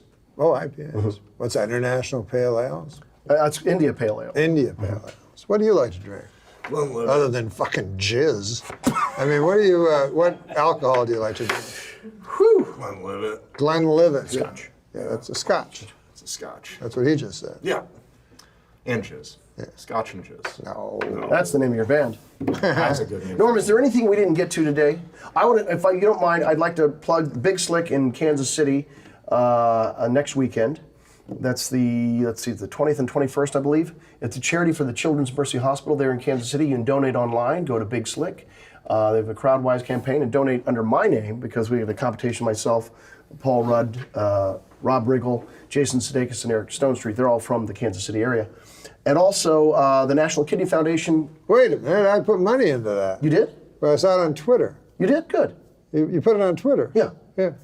Oh, at David Keckner. Well, tell the people what it's for. Of Children's Mercy Hospital in Kansas City. It's a fundraiser they do every year for the last 5 years. This will be the 5th one. And also Comedy for Kidneys, the 25th or 26th. Look it up. I'll post it on Twitter. At the Laugh Factory. Awesome. With the great Bill Burr. We'll be doing some comicals that night. One of the best. Oh, have you had Bill on your show? fantastic. Don't you love Bill? But he's great. Yes. He's the best. Yeah, funny, always funny. Incapable of being unfunny. Yeah, incredible. Now, let me ask you this. This is the question we always ask everybody. Okay. And no one has yet disappointed us. What is your favorite joke that you have ever heard?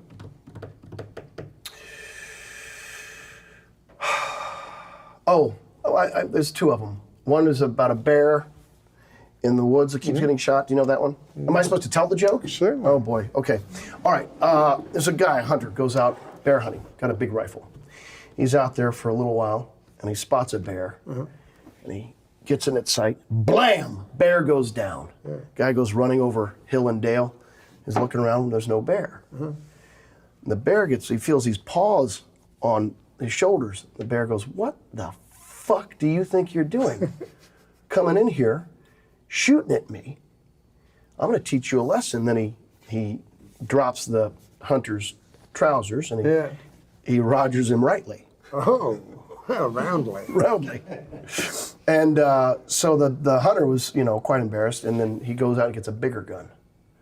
He goes to the same area looking for that bear, and he sees him. Blam! I got him this time. Bear goes down, he goes running, looking for the bear. Feels these paws on his shoulders. He goes, unfucking believable. You come into my woods again and shoot at me. I'm going to teach you another lesson. So he drops the hunter's trousers and once again Rogers him rightly and roundly. Yes. Next week, hunter comes back with an elephant gun. He's like, I'm going to finish this bear once and for all. He waits. It's cold now. Sees the bear. Blam! He's sure he's got him. He's got that He's bear. got that bear. I bet he does. He's going looking for that bear. No bear around. He feels those bear paws on his shoulders. And the bear says to the hunter, you don't come here for the hunting, do you? Oh! He likes it. That was awesome. I never heard that joke. David Keckner has been with us the entire hour. What a guy. Hey, you want to do some jokes, Rosanna? I have jokes. Okay. Well, we have to take a. No, we're not going to take a before- break. Oh, okay. Fuck the break. No, we're going to just do jokes. Sounds good. And who better than Roseanne? Well, I can't think of anyone. I can't remember any of Hey, them. Roseanne, how's your cyber eye? It's weird. I had to get a eye replacement, and it's like really Which eye? weird. It's this one, and if you look in, you can see that there's like a fucking $6 million man kind of Yeah, exactly. Yeah. cyborg deal in there. Looks cool. It is. I mean, I can see, but like sometimes it like starts blinking and it like just goes off on its own, has its own life. What if you put like a snow globe in there or something like that? That would be good. I'm thinking to wear a patch. Oh, that'd be like cool. a pirate patch. I thought A that'd patch be cool. would be awesome. Wouldn't it? Oh my God, I hurt my eye when I was young, and they were going to give me a patch, and I was so excited.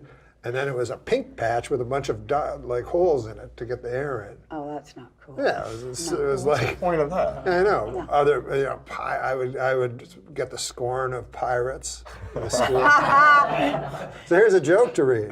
This is the only show where you actually give jokes. Okay, what am I doing? You just read it. You can read it to the camera. You can read it first and then see, and then nix it, or you can. This is a long fucking It's joke. a long joke. I'll do I it know. though. I think it might work. Harriet Thompson, 91. Yeah. Do you want me to read it to the No, camera? you can just retell me. Finished running the Rock and Roll San Diego Marathon in just over 7 hours, becoming the oldest person to complete a marathon and setting a world record for the fastest time in her age group. Goodness. Right? The previous record was set by Mildred. I already fucked Was it this up. Mildred I gotta Kendrick? start all over. The previous record was set by Mildred Kenilworth, who died during mile 1. Oh goodness. So she crushed that record. Is that true? Yeah, well, it is a real truth. Hey, what about this? Kim and Kanye celebrated their baby Northwest's his name's Northwest, his 1-year birthday by throwing a big party. What's that? It's a her. Oh, it's a girl. Yeah, Northwest, of course. I should have known by the name. North, yeah. Anyway, she had her 1-year birthday, and they threw a big party with jugglers, a bouncy house, and a Ferris wheel. The bad news is that Northwest is a baby, so it doesn't know what the fuck is going on.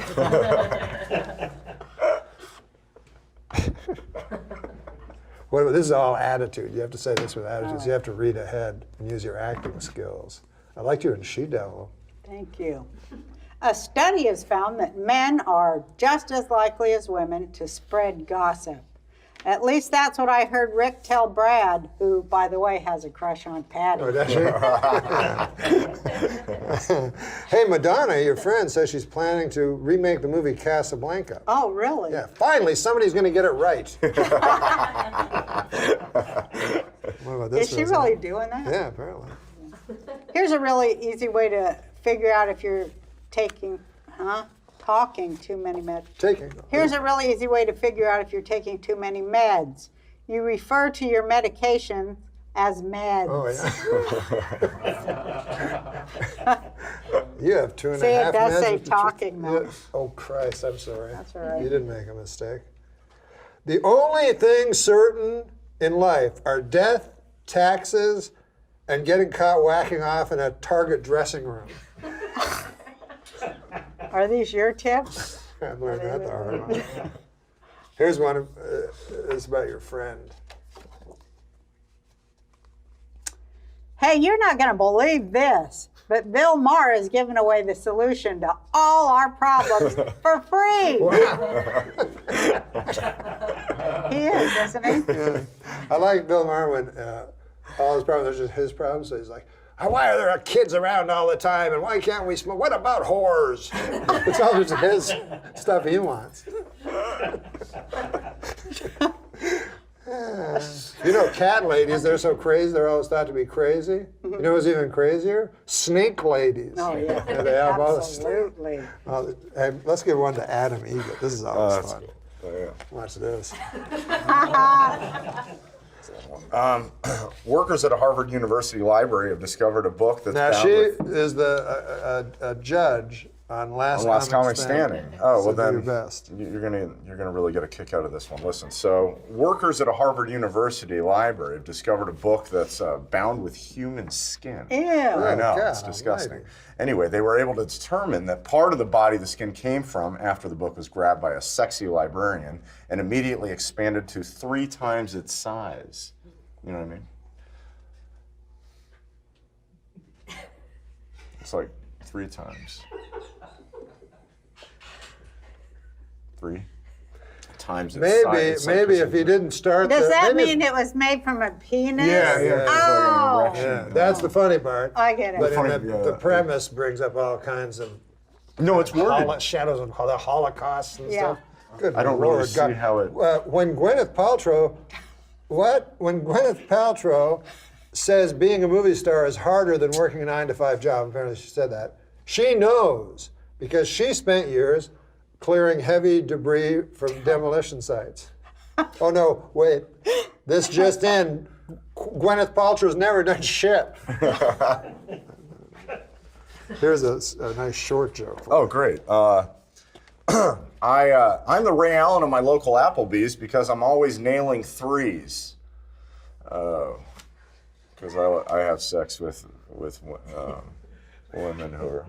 You see what he does? get that. You see how he does that thing the new comics do where they do a bad joke, then they try to explain it as a way of saving. You understand? That is the funny part, though, the tap dance. Remember when Carson would start Carson tap was the dancing? greatest at that, yeah. At doing the death God, joke. but I'm not even Carson Palmer of joke reading.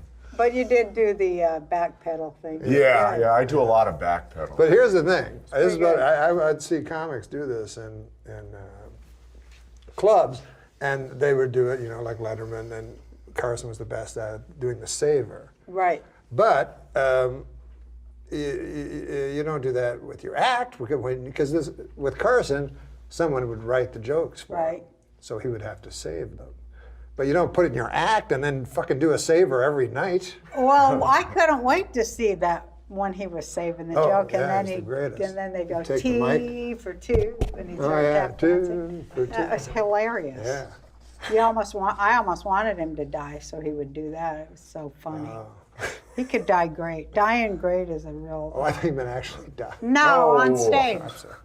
No, I mean, that's like skill. Because he did die. I prefer I know that, he died. Yeah. I love watching you. It's rare, but when you fail on stage, it's infinitely hilarious. funnier to me. Who? You. Like I said, it's rare. But would you like to good. hear my impression of Johnny Carson phoning 911 when he had his fatal heart attack? I would. Okay, you be the 911 operator. Okay. What, I Ding, just say ding. hello? Hello, 911. Yeah, hello? Can I help you, sir? Yes, this is Johnny Carson.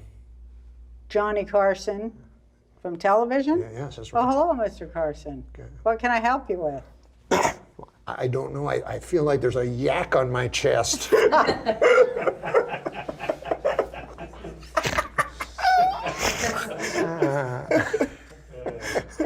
He did have a lot of yak jokes, Yeah, a lot of didn't yak he? jokes, yeah.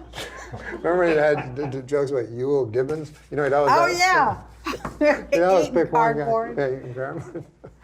And I didn't even know who he was when I was a kid, but I just laughed. I still don't know. Who's Ewell Gibbons? He was I think he did great Met Cereals commercial. I love now I have to explain to this fucking guy.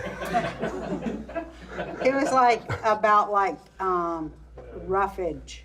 Yeah. And, organic roughage Got it. kind of guy. So I didn't even know Grape Nuts had a, that's fine. I didn't know they had a commercial. Shut up. Shut up. For 1 fucking minute, trying to talk to a legend of comedy, you're talking I'm about. sorry. I'm sorry. Yeah, I'm sorry. I'm still trying to find out who Bill Boggs was from 2 episodes ago. Bill Boggs, I remember that name. Sure, Bill Boggs. Comic, right? Yeah. I don't know if I met him, but I heard of him. Yeah, he had a show in New York. And he was also the creator of the Morton Downey Jr. show. Oh my God, I loved that show. That was a great show. God, man. That's what I always call the Robert Downey Jr. I still call him Morton Downey Jr. Yeah. I love that show. You thought they were related? I just it's so stuck in my mind. That was such a great show. He was an unsung Are you old enough to pioneer of remember that. Joe Pine? Because that was what No, it but reminded me of. I remember the one that was Rebecca. Wally George. Yeah, I remember Wally George. Yeah, that was He fun. was good too. But Joe Pine was the first one. Right. Right? I remember Morton Downey Jr. go, what do they do? He actually said this.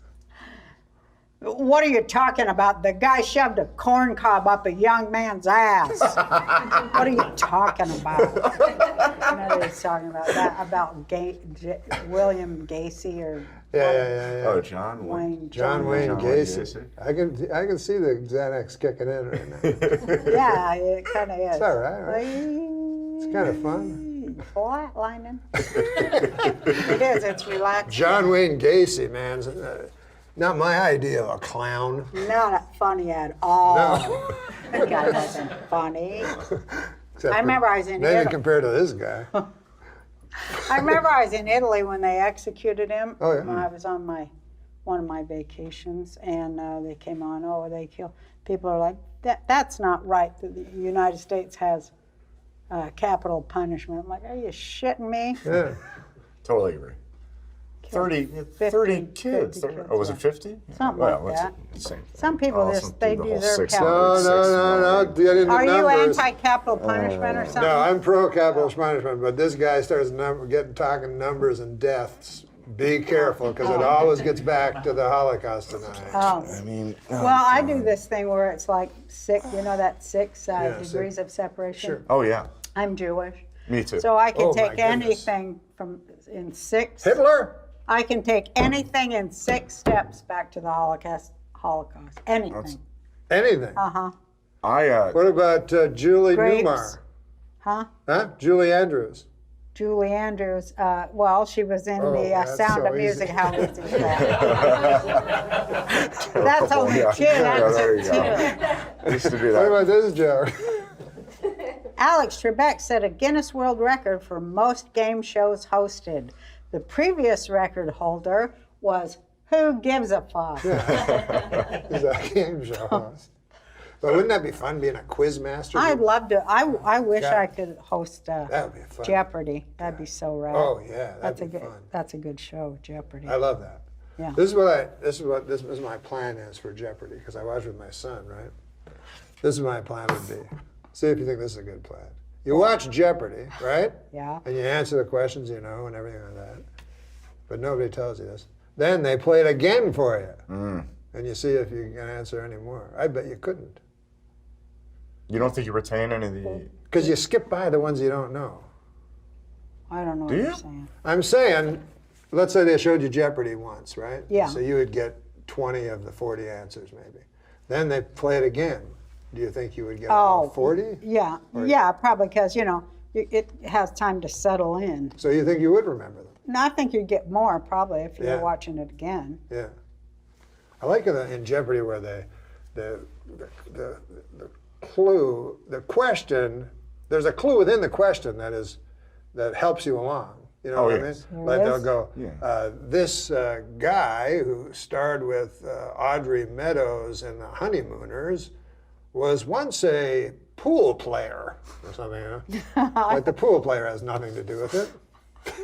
You mean they give easy cues? Yeah, I don't know what I'm saying. I think it's hard. That show's hard hard. as hell. You got to be smarter than hell to And go on when the that. categories come up, you go, oh, I have a chance at that one. Oh, and then there's operas. Opera? opera. Fucking shit. or classical music. Do you know that? No, Oh, God damn. I don't know anything except for it was about snack foods. I'd kill on that. Those are hard questions, though. Oh, yeah. And you don't have much time. And then you have to, you can see the other guys know the answers, but they're not good with their thumbs. You know, because they're all hitting their thing. But actually, somehow one guy always gets in first. What about that one Mormon guy that won like $2 million? Ken Jennings? Ken Jennings? Yeah, Was he Mormon? Yeah, Yeah, I believe from so. Utah. Wow. He was like a Yeah, that was idiot, insane. idiot savant. You know, Brian Regan plays Salt Lake City, and he does it for a month straight. He does? That makes sense. They love him. He's One a of the good few comic. that's just that good and, He's just and so works so clean. clean. Yeah. So clean. Perfectly clean. And He's hilarious. Too. That's tough to be that good and, clean. Yeah, it's That's impossible. so impressive. I'm impressed with clean comics. Me too. Way more impressed than anyone that's superior as a dirty. It seems like a crush a lot of times. I like dirty ones too. I like. it's a real meeting of the mind. And what about this one, Roseanne? Oh my God! 3 children were. Is this like in news stories? Yes, because the Civil War reenactments are very big this month. 3 children were injured when a cannon exploded during a Civil War reenactment. To keep things authentic, the children had their limbs sawed off with a rusty hacksaw. I don't think that was right. That's not good. What about, do you believe that Jeffrey Dahmer should have been broomstick raped to death? Oh my God, Norm. Well, he was killed. Well, that's how he died. That's how he died? Yeah. Oh, I didn't know it was like that way. No. I mean, the in prison. The country didn't do it. No. No, I didn't know he died like that. I thought they I have no just problem with that. cut his head off or something. Oh, yeah. Why not? You have no problem with that? No. No, he's trying to be tough guy, Mr. Tough Guy. I think he should have been killed by the state. Yeah, that's what I before, believe. You know, he Not by was- other prisoners. Don't for leave it up God's to sake. them. They got enough problems. Yeah. No, I feel like lethal injection for what he did. I like that beheading. I think that's the fastest, quickest. It's Why don't they do painless. that? I know. Who the they hell should. thought of an electric chair? No, Who it's thought not that was a good. good idea? I don't know. We'll get a chair, medieval. make it hot, Make it electric. make it so hot that the person will start bubbling inside from heat. That's not good. And then their heads explode. It always takes an hour and it doesn't work. And they go, can you sit over here for a while? We have to fix the I chair. think they should behead people, as you know. I've said that many times. I did not know that, but I It's love that so- idea. it's just Why'd quick. they stop that? It's quick. Why'd they you know, stop there's- that, It's Roseanne? painless. Do they and do it in quick. any country? I think they do it in, the kind of, Middle East? yeah. No. You know how they do it in Russia? Hmm. They'll go up, a guy will be sleeping in his, asleep. Uh-huh. Guy walks up and shoots him in the back of the head. Oh, that seems way better That's than anything. good. Yeah, that's that's the not best. bad. You wouldn't even know, it's coming. That's No, good. it's coming, and it only costs you a bullet. That's how I want to go. On top of a. That's how I'd like you top to go of a too. 3 I met I at just You like want to go to in split my on a sleep. fucking handgun? I just want to go in my sleep when I'm old and Yeah, that's having a nice dream or something, Yeah. Where are you going to go? To die, to go with the Lord. You believe in the Lord? Kona. Mm, I do. you do? Are you religious? I believe in God. No, I do too. That's as far as I go. Yeah, me too. And I don't need your buddy Bill Maher telling me I'm an idiot. I don't like when atheists say all that shit. It pisses me off too. I'm glad Yeah, you said they that. don't know shit either. I want you to shut your fucking mouth. Yeah. Well, I think it's Who just- asked you? They do the same thing that they have a problem with everyone else. You know, they always say, well, don't push your beliefs on me, but they do the same thing. I'll just shut up. It's just, we're gonna. The guy who says what you just said, but way less eloquent. That's I always wasn't. fun. I don't That's think kind I of my was too thing, old. yeah. I don't Oh think I yeah, was too you're old. articulate. Okay, I think I am. I'm going to give you now to end the show. All right. Thank you very much for being. That was here. fun. Can I kiss you? Of course. Oh, Oh. sweet. Oh. I'm glad I had a cert. Everybody asked me on this show, when are you going to get a woman? I said, I'm not going to get a woman before I get Roseanne. I'll fucking tell you that. So this is a political joke. Okay. I hate political jokes, but this is my idea of a very good political joke. And I'm reading it? Yeah, it's about President Obama. Oh, what do you think of him? It's a little negative on him, this one. President Obama, in a speech this past week, said that we should solve the bee problem. The bee problem? Mm-hmm. Oh, God, we elected a guy who sympathizes with bees? Jesus Christ, what have we done? What's wrong with, I don't get that. I don't get that one at I all. like bees. That's what I'm saying. I grow bees. You do? Yeah, I raise bees. Oh, really? Bees, there my wouldn't uncle be a used to do fucking that. earth if it weren't for bees. Yeah, you go out there with no the food thing without and the bees. smoke. Yeah, I wear the bee suit and the whole deal. Yeah, yeah. My uncle did that, and then, you know, he would make, if you want to make really nice honey that's not clover honey, but it's rather, what's the other kind of honey? Blossom honey? No. Mesquite. Huh? Mesquite. Mesquite honey? Buckwheat honey. So what you do is you plant a big field of buckwheat, and that's where you put your bees. Here, this is a better Barack Obama joke. And then we'll say good night. Okay. Presidential fact. Barack Obama is the first president to ever say the N-word as a term of endearment. Yeah, that's not how George Washington used it. No, I don't think it was a term of endearment. No, sir. Roseanne. Hey, thank you. Fantastic. Thank you so Fun, much, sweetie. Back with legendary stand-up comic That's very nice. Mark Maron. Appreciate that. And a pioneer. They say pioneers end up with arrows in their back. Yeah. But not you. Not yet. Not yet. I imagine they're coming. Here's jokes. Here's a good joke for we always like to read jokes. Okay. Would you like to read a joke? Sure. Here you go. You want me to just do it to Yeah, camera? you can do it to camera. You're a good reader. An 89-year-old Washington man fought off a robber with a golf club. Though, to be fair, the only reason the guy was swinging the golf club was because he mistook the robber for the grim specter of death. Oh, goodness. Goodness gracious. What kind of joke is that? I don't know. That's Adam Egan's going to read That's one not now. a joke. It's sort of not. Why Adam can't I have a good joke with a good I'll give you a good punchline? one. I'll give you a good one. Does that make sense to you? You're a golf guy. It makes some sense. Is that a tag, though? Because the guy was swinging the club was because he mistook the robber for the grim specter of death. No, it's not a joke. Right. Yeah, we'll get you a joke. Go ahead. A Pakistani father stoned his daughter to death for marrying a man of her own choosing, which means Pakistan's tourism board is going to have to find a new slogan to replace "Come to Pakistan." 3 whole days without anyone being brutally stoned to death by her own father. You like that one? These are Norm MacDonald. No, here, this is an actual joke. That's what I was laughing at. Mark, this is an actual joke. This is an actual These are joke. Norm jokes. This is an actual joke. It's kind of a weird feeling watching the Flintstones lately. Yeah, it's weird. Watching Sprint Sure, shows? yeah, now, yeah. How so? With their Stone Age drive-in movies and Yeah. their caveman bowling, it just seems so dated. It does in a way.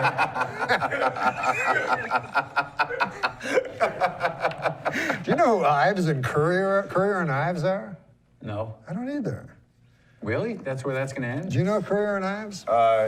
No. Oh, Courier the font? The font. Hey, a cowboy at a rodeo in Georgia used his lasso to apprehend a gunman. At least this is according to a recent segment of America's hottest new game show. Georgia Police Blotter or episode synopsis from Walker, Texas Ranger. It's a long I punchline. know. Too long. It wasn't beat it out properly. Where did these come from? Here's one for you. This seems sort of like you. An Orlando police officer's press conference on curbing gun violence was interrupted by gunshots. Witnesses say the shots were incredibly loud, not as loud as the deafening irony, but still pretty loud. Hey, All My Children star Matthew Cowles. You ever watch All My Children? Sure. Well, All My Children star Matthew Cowles has died at the age of 69. Oh. Or has he? Oh. It's what is All My Children called? It's called a soap opera. Soap opera. Yes. Yeah. Soap opera. Where do you get these jokes? Some guy. Here. Research shows the obesity epidemic is primarily affecting lower-income Americans. No lower-income Americans could be reached for comment because they were busy waddling around Six Flags, gnawing on a giant turkey leg, and waiting in line to buy an Airbrush Yosemite Sam tank top. Classist. Classes and also 3 unsuccessful beats at the end. I know, right? Well, that's him. Not quite. Yeah, that's just me. That's not the it. joke. Yeah, we can't blame the joke on that. Miss Nevada is the new Miss USA. I now must apologize to Miss Delaware. I actually have nothing to do with the final decision, but I will treasure our evening together forever. That's pretty good. Oh, did you hear about John Kerry? This is torn right out of today's. Oh, yeah, today's paper. John Kerry says the latest terrorist threats against America are baloney, quote unquote baloney. Then he went on to shout, "Why don't you pussies put your money where your mouth is?" He's not. In quotes. Not. Here's another of the same. Which do you think is better? Secretary of State Kerry calls the latest terror threats baloney. On his lunch meat danger scale, that's more dangerous than salami, but not as dangerous as turkey loaf. Did you ever eat pimento loaf as a boy? No, I mean, I saw it. What about this? I tasted it. How about head cheese? You ever eat it? Oh, God, yeah. Oh. I never ate it, but You know I what saw it is, huh? Sure, it's head. Yeah. And they call it cheese, but it's I don't not. know why it's cheese. It's just not pieces cheese of at head all. floating in goop. Yeah. Like gelled goop. And then they said, let's put cheese, because no one will buy a head. Yeah, but some people. I mean, this guy will buy a head. I was in Montreal at that restaurant. Yeah. Cochon de whatever, something de cochon. Yeah. You know what I'm talking about? Yes, I do. So, like A pig. Yeah, the pied de cochon. Yeah. Right. They make their own head cheese. And I'm like, really? Why would anyone? I thought that was garbage meat. But no, they're making it right out of the head. You can order a whole pig's head there. You can? You can eat for 2. Only for 2. It says pig's head for 2. Pig's head for 2. Sorry, did I spit on you? No. So you can order the pig's head and just sit there and nibble on it. Jesus Christ. But so I ordered the house-made head cheese. Oh. And even then, it was hard to get through. Yeah. I was in Cambodia once. I ate a brain. It was brain. Really? Yeah, mine was stupid. Now, what about this joke here? The world's oldest man, a 111-year-old parapsychologist, has passed away. He now knows for sure what all that stuff he believed in was bullshit. Oh, shoot, that's depressing. He now knows for sure that Like all he's- that stuff he believed in was 'cause he's bullshit. dead. You really got to know what a parapsychologist is. I know, that's a weird word, parapsychologist. The world's oldest man, this one says, Alexander Imich. Maybe, is it the same guy? Passed away at 111? Yeah. Is that what your card Same says? guy, yeah. Same guy. And the world's youngest man, Declan McAllister, was just born. Oh, wait, correction. The world's youngest man, Fan Wu Chang, was just born. Wait, no, it's Gaston Leclerc. No, Javier Gutierrez. No, it's Taki Yamashita.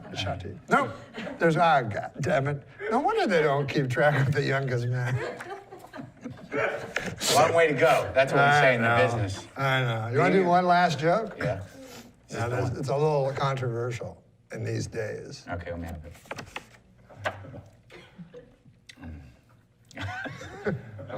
A list of the world's top 25 amusement parks was released this week, with Disney's Magic Kingdom coming in at number 1.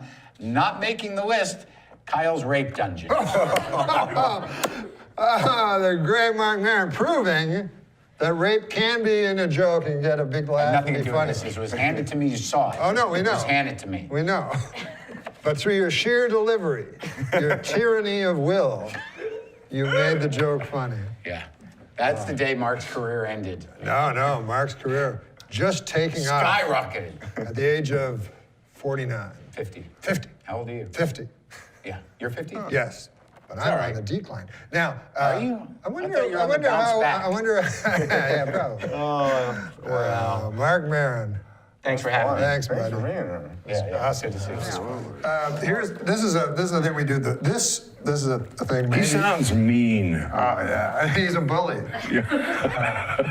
There's a new thing called This Week I Learned. Oh. And it's, you don't like the computer, but it's on hashtag This Week I Learned. Everybody writes This Week I Learned. You know. Okay. It always seems to be me that learns these things every week. Yeah. which is So odd. Adam Egan, This Week I Oh, Learned. let's see what I learned this week. This will be new. This week I learned you can pay your dentist with blowjobs. Who knew that, right? That's what I found out this week. But you won't feel it because of the Novocaine. All right, I learned 2 things this week. 2 things. Is that easier? The other thing I learned this week is that easier? Is it easier to give the blowjob when you're not Numb? I mean, your face. Remember when Cosby? It puts new meaning when he says, "Open up, open, keep it open." To give the blow a little wider. No. Yeah, I'm not gonna. Yeah, don't do that. Sorry. Rinse. Rinse. Here's one for Martin Mull to read. Oh, it's about the president. Presidential fact. What? No, I want to continue to work in this town. We're not doing that joke. It's ridiculous. Here's one for Adam Egan. Most of them for Adam Egan for some reason. I do a terrible John Travolta impression, but I find the impression gets a lot better when my male masseuse is jerking me off. Oh, jeez. Oh, that was all alleged, I believe. I don't know about that one. Give massages. Huh? You know, they had a big black mass devil worship this week, apparently. But I skipped it because I believe you can be just as close to Satan on a golf course as in some stuffy old satanic church. It's really what's in your heart. That's exactly what. You don't want to do anything but I'm trying to get you one that doesn't hurt people. So here's one, Mr. Mull. Okay. Mr. Mull, it sounds weird. Some biblical scholars now believe that Jesus Christ was married. They also believe he had the world's worst bachelor party. Oh, that would not have been a good one. Terrible. Not a good one. What about this joke? Okay.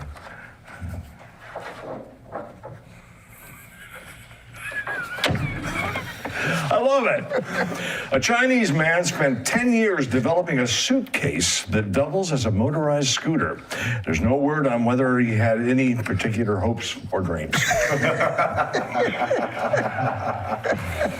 Movie fans are now See, that comes back to, that's right in there with, I know how you feel, we lost our trunk. I don't get it. Yeah. I should get it. God, I wish I got that. Maybe you could write me a letter or something. Explain it. I need a map for that joke. I think it's when I heard it was so young and it bothered me for so long. Yeah. But you laughed as soon as I said it. Yeah. Movie fans are now celebrating the 30th anniversary of Ghostbusters and are demanding a Ghostbusters 3, at least according to a homeless dude on my block who looks suspiciously like Ernie Hudson. Jesus. Remember Harold Ramis? Yeah, a dear friend of mine. I did, was he? Yeah, he lived right next door to me. I love that guy. Yeah, poor dear departed Harold. I went to, because when I was young, he was in SCTV, the television show in Canada. And so I knew him from there on air, you know. And I always thought he was really funny. And of course, Ghostbusters. But he was casting for this movie, and I can't act, I never get anything. But I really wanted to meet Harold Ramis. Yeah. And so he flew me all the way from New York to LA and stuff. And then I was going to meet him, and the producer was bringing me down to meet Harold Ramis, and the producer was like this fat guy. What was the film for?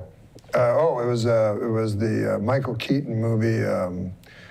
We played all different parts. Multiplicity, where he was cloned. And I thought the script is cool because I really love Michael Keaton when he's doing all these different characters. So I was so excited. I'm going with this. The producer was a big fat guy with a white beard, and I was telling him, I said, I can't wait to meet Harold Ramis. Red suit with a bag of toys? No. Just, you know, he'd eaten a little. I just thought I might know him. But he did look, he did look a little St. Nicholas. And so I said to him, I can't wait to meet Harold Ramis, you know, because I loved him when I was young. And he goes, oh, you've already met him. It was him. He was Harold Ramis. Oh. And I had not seen him since he was a rail-thin, you know, guy with black hair. It's like your Jack Gordon story. But then he was real nice. He was really nice to me and stuff. And then he said, I said, I can't do this. And then he said, I didn't think so. It's similar and he to said that he keeps hitting me. It was similar to your Jack. You know what he does? He goes like, tell that story. They're usually good. Don't you love those guys? Yeah. Tell that story. And you go, I don't, what? They're usually it involves his mother or something, and I'm like, you can't tell another person. Literally tell never. that story. It's just like an inch below. Show that scar. Will you show that scar? This is where I smashed my I was hand wondering with a about that. I hammer. thought it was like a Penn Jillette thing, like where he paints his little fingernail red. Oh, to mean what? I don't know. Probably just to distract your viewer, or sleight of hand, something. He puts you down. That's black as can be. That nail. Yeah, it's not pleasant. But orange is the new black. But not in my apartment building. Kevin is the new black. But he puts you down, you know, Penn Jillette puts you down as a hero in his movement towards atheism, because he said you were the first person, along with Randy Newman, who he had heard utter the words, I don't believe in God. Well, I had written a song called, a gospel song called Jesus is Easy. And wait a minute, I remember he had one, I saw the one. I did one, I Want to Be God. I Want to Be God, yeah. I Want to Be God. That was yeah. hilarious. That was hilarious. In fact, that goes back to the trunk thing, too, because at one point, while I was performing I Want to Be God, which was a song about wanting to be God. God shows up. God shows up, and I'm talking to him, and I'm saying, like, I said to him, first of all, I am so sorry about your boy. But I think I know how you feel, because I had a hamster down in the basement in one of those little cages, and it was going like crazy, and the door flew off, and he like flew out and hit his head on a water pipe. He's all right now. I mean, he was just dazed, but it's kind of the same thing. Yeah, I laughed at that. Yeah. I should have laughed at that. And that's the trunk joke. That's the again. trunk joke. Good Lord. It all comes back to that trunk joke. Sure does. Wow. Hey, this is an Alabama youth ministry group is under fire after putting up a billboard that quotes Adolf Hitler. To be fair, they did pick his most inspirational quote. I heard he was a mean drunk. This guy's a Holocaust denier. Oh my God. Yeah. True. But he's, you know, other than that. My Torah portion, had a bar mitzvah, both sides of the family are Jewish. Holocaust happened. Stalin was worse. It doesn't mean that I. Why does he keep saying Stalin is worse? Isn't that what every Holocaust denier says? They're both unspeakably evil. Yes. Not Holocaust. I'll tell you something, that Weird Al fella, he ain't so weird. He just sings parody songs. My friend Weird Phil, that guy's weird. He saves all his cum in Sparklets bottles. He saves it for marriage. I'm sorry I said that stuff. It's just here on a card. You know, sometimes you really question the wisdom of free speech.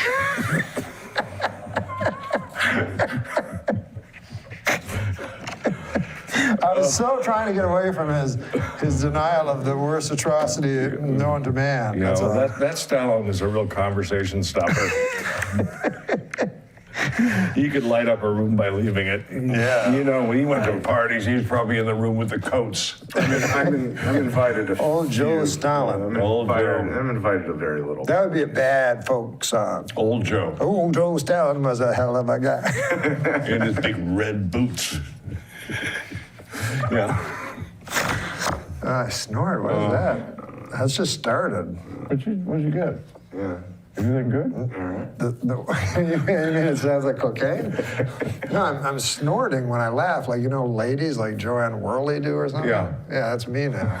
That's one of my being aging things. That'll just get worse as you get older too. Yeah. There'll probably be nothing but snorts when you're my age. What's the worst thing about your age? I remember there was this movie once by who's that guy that did Blue Velvet? David Lynch. Yeah, David Lynch did this G-rated movie called The Straight Story. Yeah. About an old guy, Richard Farnsworth. Yeah, it was great. It's a great movie. And they said, what's the worst thing about being old? And he said, remembering when you were young. Well, also having things go on you. Like, for instance, I wear these little things here. Those are awesome. Yeah, aren't they nice? My mom has I'll tell you a funny story about these. I was doing a 2.5 Men, and my character was supposed to. I was supposed to have a date with Charlie Sheen's mother. And they invite me to this party, but the story goes that when the door opens, I've actually brought my own date. And I had this like 23-year-old gorgeous young lady who was my date. And when the door opens, we're supposed to be right in the midst of a big, deep kiss and hug. And I was a little hesitant, you know, because I'm old and she's young and so forth. And she says, no, yeah, go for it, whatever, I'm game. Yeah. So these hearing aids have pre-recorded messages in them every now and then to tell you about maintenance and so forth and so on and so on. Oh. Just as our lips meet, and I'm feeling pretty good about myself. I'm thinking, yeah, I got it. I'm still here. Just right then, I hear, and it's a female voice that gives you the alerts. I hear, battery low. Oh, wow. And it was the most, it was the equivalent of the ultimate icy shower. Yeah, It was right. unbelievable. Yeah, but that's one of the worst things about being old is certain parts that don't work that well anymore. You didn't like that one? What? Yeah, you can say it. I almost think what if they get to the point where they say that like at the end of your life? Battery low? Yeah. Yeah. Like 3% left or. Yeah, or battery out. Oh. Yeah. Now we have questions. You ever watched the Actors Studio with James Lipton? Have I ever done it? No, have you ever watched it on the TV? Yes. So you know how he has the questions by Jean-Jacques No. Yeah, he has these questions that he asks all the people at the end. It's Okay. like, what's your least favorite word? okay. And people go, intolerance. Okay. And stuff like that. So we have our own questions. Ready? Mm-hmm. I don't know these questions. What? This first question says, who the hell do you think you are? That doesn't make any sense. Oh, what's the last thing you would ever do? Skydive. Ah, interesting. Just too much risk. Risk reward is not good. Yeah, I just what's the point? Yeah. Most underrated body part.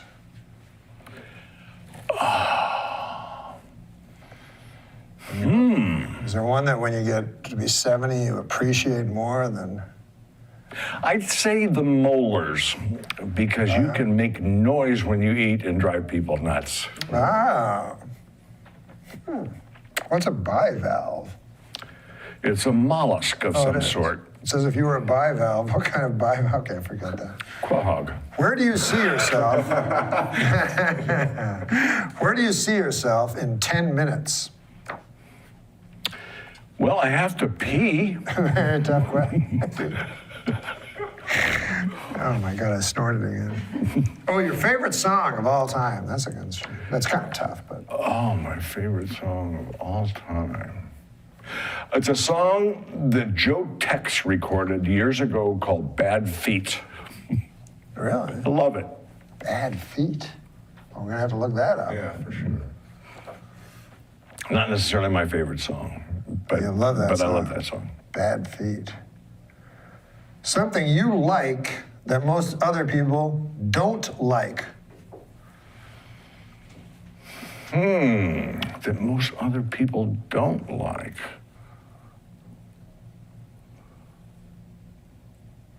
Well, that's one that's going to actually take some thought. Mm-hmm. Well, scratching my ass.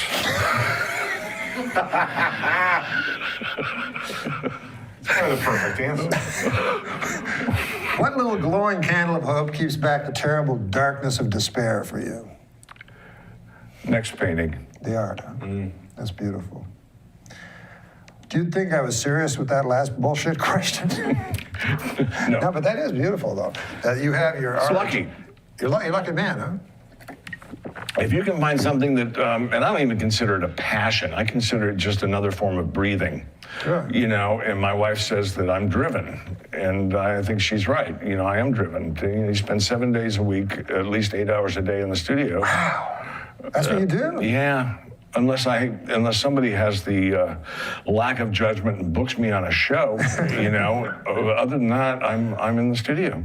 My gosh. And even when I do a show, like when we were doing Dads, for instance, it was great because on the one hand, it is an absolutely solitary occupation, painting. Yes. It is you and it. Yes. And after a while, that can get kind of maddening. And so what fun to go off and with like a bunch of lunatics I was working with over at Fox on that show and have that much society and social interplay and You so get some forth. socialness out of it. Yeah, and then But not just that show, but any sitcom. Don't you do, after you do your beautiful paintings, that have some meaning to them? Yeah. And then somebody hands you some graffiti to read? Well, they're different. It's apples and oranges. At one point it occurred to me when I was doing doing Roseanne, I'm thinking, Jesus, here I am working hard to learn something that Tony Danza's already mastered. You know what I mean? Yeah, certainly, yeah. That your time is being misspent. I don't know. I mean, your time's better spent in that studio. I tend to think it's well spent in the studio. Yeah, So. and you probably live a long time. I don't know. We'll see. I mean, you don't look like I've no cheated the Reaper for 70. You have? 70, so. Oh, I thought you were going to say like some specific incident. No. Never had a heart attack, none of that stuff. No. What are the statistics? You don't look 70 to me. Well, it's makeup. No. It's the handshake. I mean, you Really? Yeah, you seem like a strong, you work out or? No. You don't? No. So this is passion that's keeping you going. I think so. That's beautiful. That's wonderful. I got to find some passion in it. Maybe I'll go to the school of hyperrealism. I think you have. I just meant overly realistic. Yeah. I didn't know there was a fucking school. You check it out. You use a computer, I bet you do.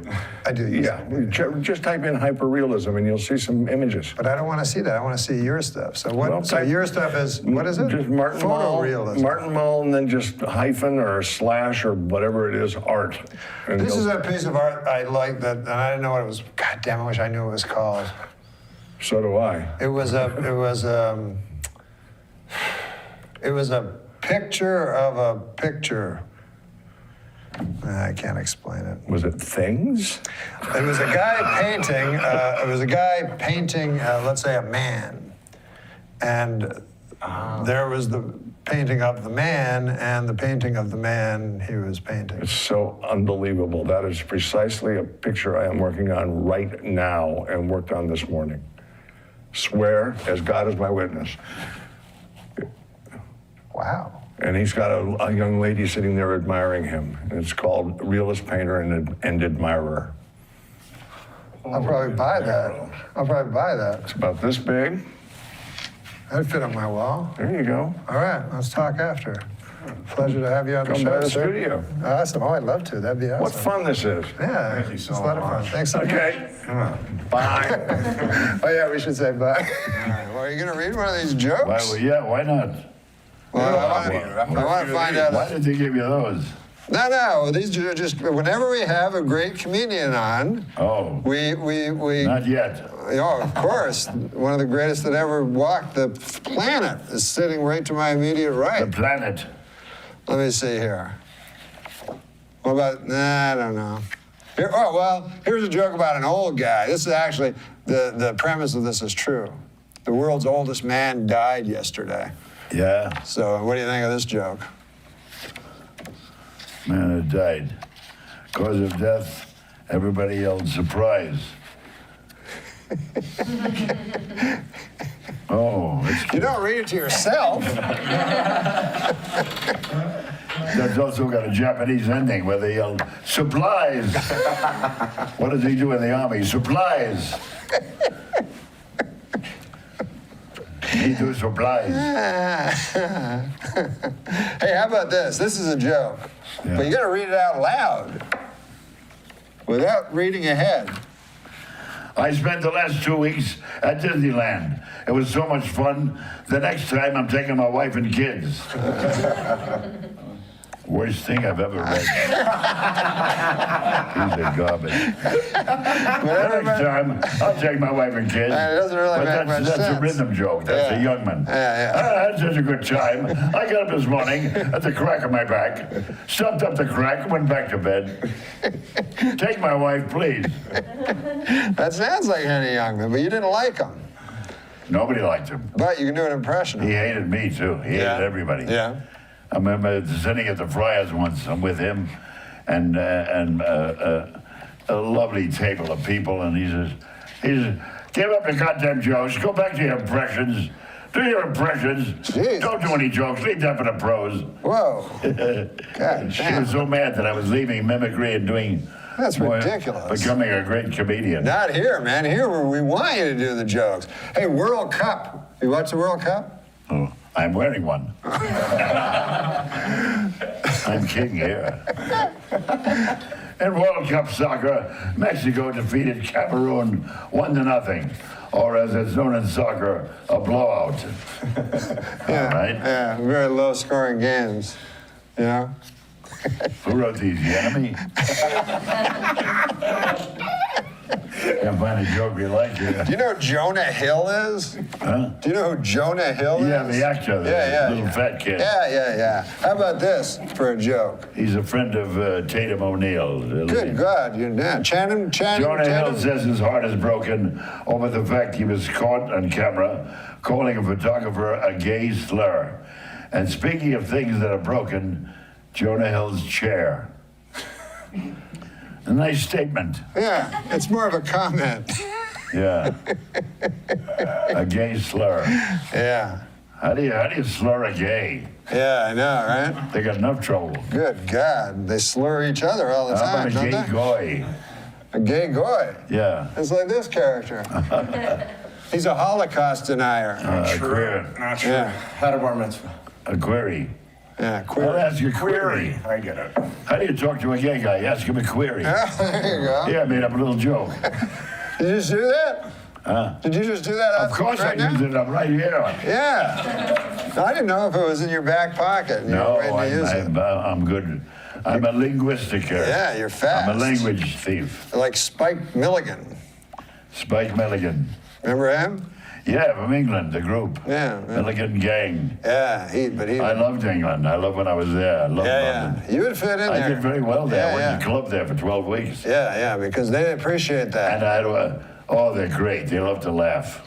Great audience. But they also love that specific skill you have. Yeah, they like broad comedy, like bang out, and I nailed them right away. It was a big nightclub called the Town Hall, the Town and Country, Town and City. I don't remember. Yeah. English audiences didn't. I had a girl I knew that was a showgirl here. Oh yeah. From England, and she read language and everything with me, you know. Instead of Brooklyn, I had Bunbury. You know, she gave me all the local. And it worked. It worked. Yeah. Well, you brought the showgirl with you from. She was going back to England. Oh, I see. I told her I'm coming to London, and I've got what I say instead of. She said, "Yeah, you'd say Barbary Square. You'd say this. You'd say." Yeah. So I linguistically changed the comedy, educated myself. Yeah, I That bet was a big hit there. I bet you were ahead with her linguistically. Oh, they're great. You know what I'm talking about? Well, I had a lot of English performers come to New York I mean to be on my TV show. Performing. Huh? No, I meant by saying. What? I mean, here you are with a showgirl in London. Yeah. There must have been some love involved there. No, she was a showgirl in Las Vegas. Well, then. A giant. I went only with her name was Sylvia Joseph. Yeah. She was 6'4". Oh. Her breasts were 8'9". Oh. And I said, I'm going to London, and I want to anglicize my act. Yeah. So she helped me, and I never saw her again. No, you sure? No, not until I opened the club, and I was anglicized. I was also ostracized and ignorant. Oh, well. Well, what's your last question? It's too For long. Jack Carter. I feel like it's too long of a question. Well, you can do a short answer. Is there a comic that you were surprised by their success, or one that you felt didn't gain the success that they deserved, other than yourself? You know, at the time, those things occur to you, and now I can't think of a single name. Isn't that funny? You know, I can't think of a name because I was telling Steve O'Donnell this early. Yeah. And maybe you can think of it. But my father told me that there was a comic that was the best comic he ever saw. Yeah. And he never worked again because he supported Hitler. Supported Hitler? Yeah. Have you ever heard of this comic? Yeah. You ever heard of this story? Nazi Joe. Nazi Joe. That's the no. Supported Hitler. No, yeah, he was a comedian that was very well known. No My kidding. father said he was very funny, but then he went to Madison Square Gardens where they had a big pro-Hitler, Oh thing. my God, really? You know, I'm. You don't know that fella, huh? No, I'm glad I missed that one. Yeah, but that would hurt your career. Oh yeah, that would have been a I'm big. surprised this guy's still on the air. He's a Holocaust denier. Oh well, I'll have another one for you tonight. Soon as we leave here. Why don't you ask him one final question? Somebody's doing Why that. does Norm keep insisting on Somebody's doing that joke. What? Somebody's using the word Holocaust for a joke. That's terrible. It's that Chelsea stupid girl. Chelsea Handler. Yeah, she's got a guy and they love Holocaust, the word. God, what is with that? With that dwarf she's got with it, a misshapen dwarf. Yeah, and he's they not love a white. Holocaust. He's not a white man either. No. And they do Holocaust humor. Yeah, and I kid you, why does she keep repeating that joke? God, even that word. Terrible thing to bring up. Yeah. God Almighty. Yeah. I would agree. Otherwise, I don't like her. But she's a pretty girl. Yeah. She sure gets a lot of mileage out of the show. It's like there's already she been a does lot of nothing. mileage on her. She does a bad monologue. Yeah. Then sits down and does terrible interviews. And they make millions. So much. Yeah, she's pretty. Millions of dollars. And I'll she's bet that dwarf has a She's star on everywhere. the fucking Walk of Fame. He's making up T-shirts. Look at all these cards. People send you in cards just to kill you. One funny joke I'd like out of that whole stack. We'd be better off playing pinochle. So the reason did you ever have that's not funny. killer joke that if things were going wrong, you go right to that joke? That would be your signature joke. We need it now. Yeah. More than What ever. is it? Yeah, a closer. Yeah. What is that? Yeah. Do you have one? Oh, give me a minute. Sure. Two Jews got off an Arab. No, that's no good. Two guys were talking about the bar mitzvahs. One was a Chinaman. No, that's no good. Those are bad setups, you know. Yeah. A closing joke I always did was the three women. Three women. Yeah. My son, the doctor, he's the biggest surgeon in America. He's got his own hospital. He did 85 bypasses, all on the same man. He's the biggest doctor in the world. He owns his own hospital. Wow. Second woman, bullshit. My son, the lawyer, he owns a building in New Jersey, runs for 12 blocks. My lawyer, he graduated law school. He sued the law school and won back his tuition. My son is the greatest lawyer in the world, and he owns his own building. Third woman, what does your son do? She said, my son is a homosexual. Really? Where's his office? He doesn't have an office. He doesn't work. He doesn't have to. He has two wonderful friends. One is a doctor, owns his own hospital, and the other one. There you go. The great Jack Carter. Never to be forgotten. Closing joke. You'll never be forgotten. That's for certain. Thank you, sir. Thanks so much for being What? Empty? No check? Nothing? A hint? Something? Love a mug. I'll cook.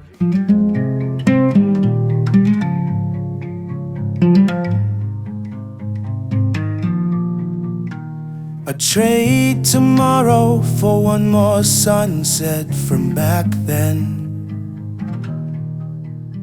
Where the sky burned. This is the section of the show where we do jokes, because a lot of the people we get on, they don't have natural wit like you.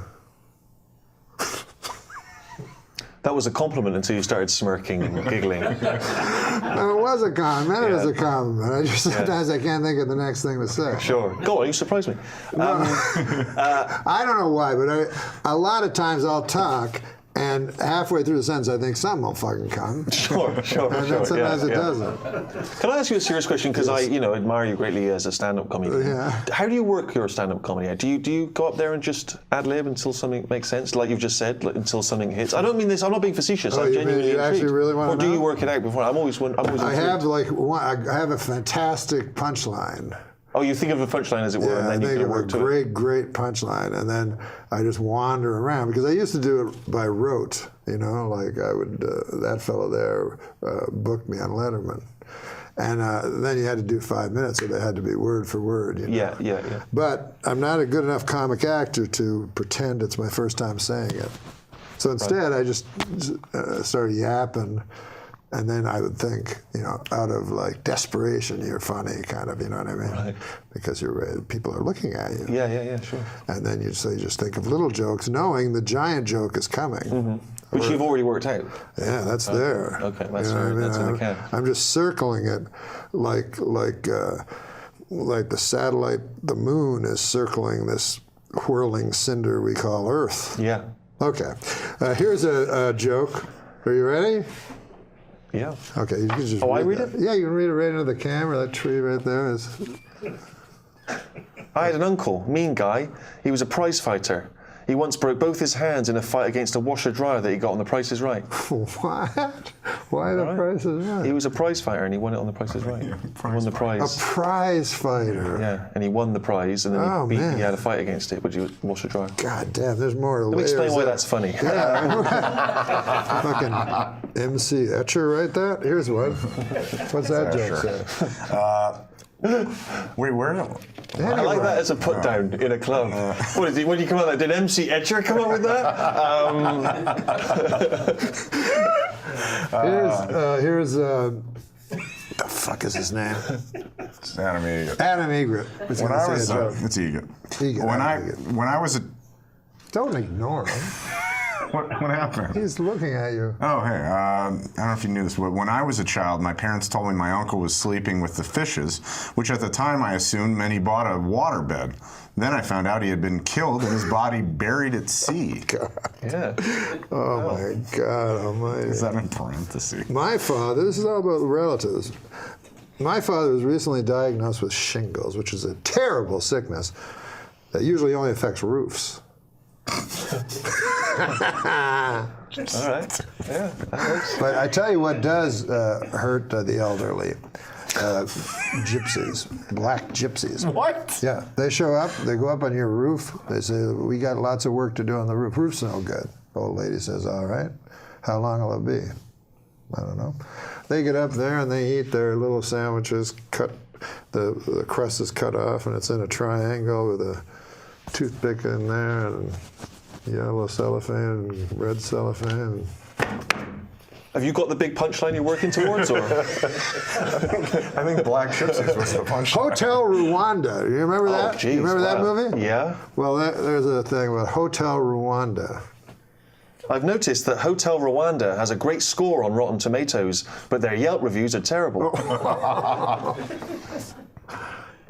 Growing up, I had a dog with an eating disorder. He wouldn't eat any of my homework. All right. I'd like to take this moment to say I endorse podiums. That's a product I can stand behind. No, but I will tell you this. I one time worked for Otis Elevator. I don't know if you know who they are. Who? Otis Elevators. They make elevators. Okay. It's a company. And they wanted me to come up with a slogan. I thought I had a great one. Otis Elevators, they never let you down. But... Wait, what's this say? I don't want to give you bad ones. Oh, this is a pretty good one. I don't know if this is a British expression or not at the end of there. You can peruse through it. Peruse means read fast. I feel like I'm going to offend someone. I don't understand this. No. Oh, you don't understand it. I don't understand the joke. No, it's not insulting to any minorities or anything like that. You sure? Yes, I'm absolutely certain. Who knows at this point? I don't understand why LA is struggling to provide better public transportation when my neighbor Rich offers free mustache rides every night. That's not, right? I don't understand. That's a heterosexual man. He has a mustache, Right. And he's inviting ladies To sit on his ride face. on. Okay. No, it's A why we moustache make ride? Is that what it jokes. is? Yeah. free mustache rides. Yeah. So guys will wear T-shirts. Say free mustache rides. I wonder why that never made it across the pond. I wonder why that's not a thing there. It's like it got to customs and they went, no, we're not. That's not going to work for us. God damn. You imagine how you fucking hard you could destroy with that joke? Yeah, you're right. Yeah.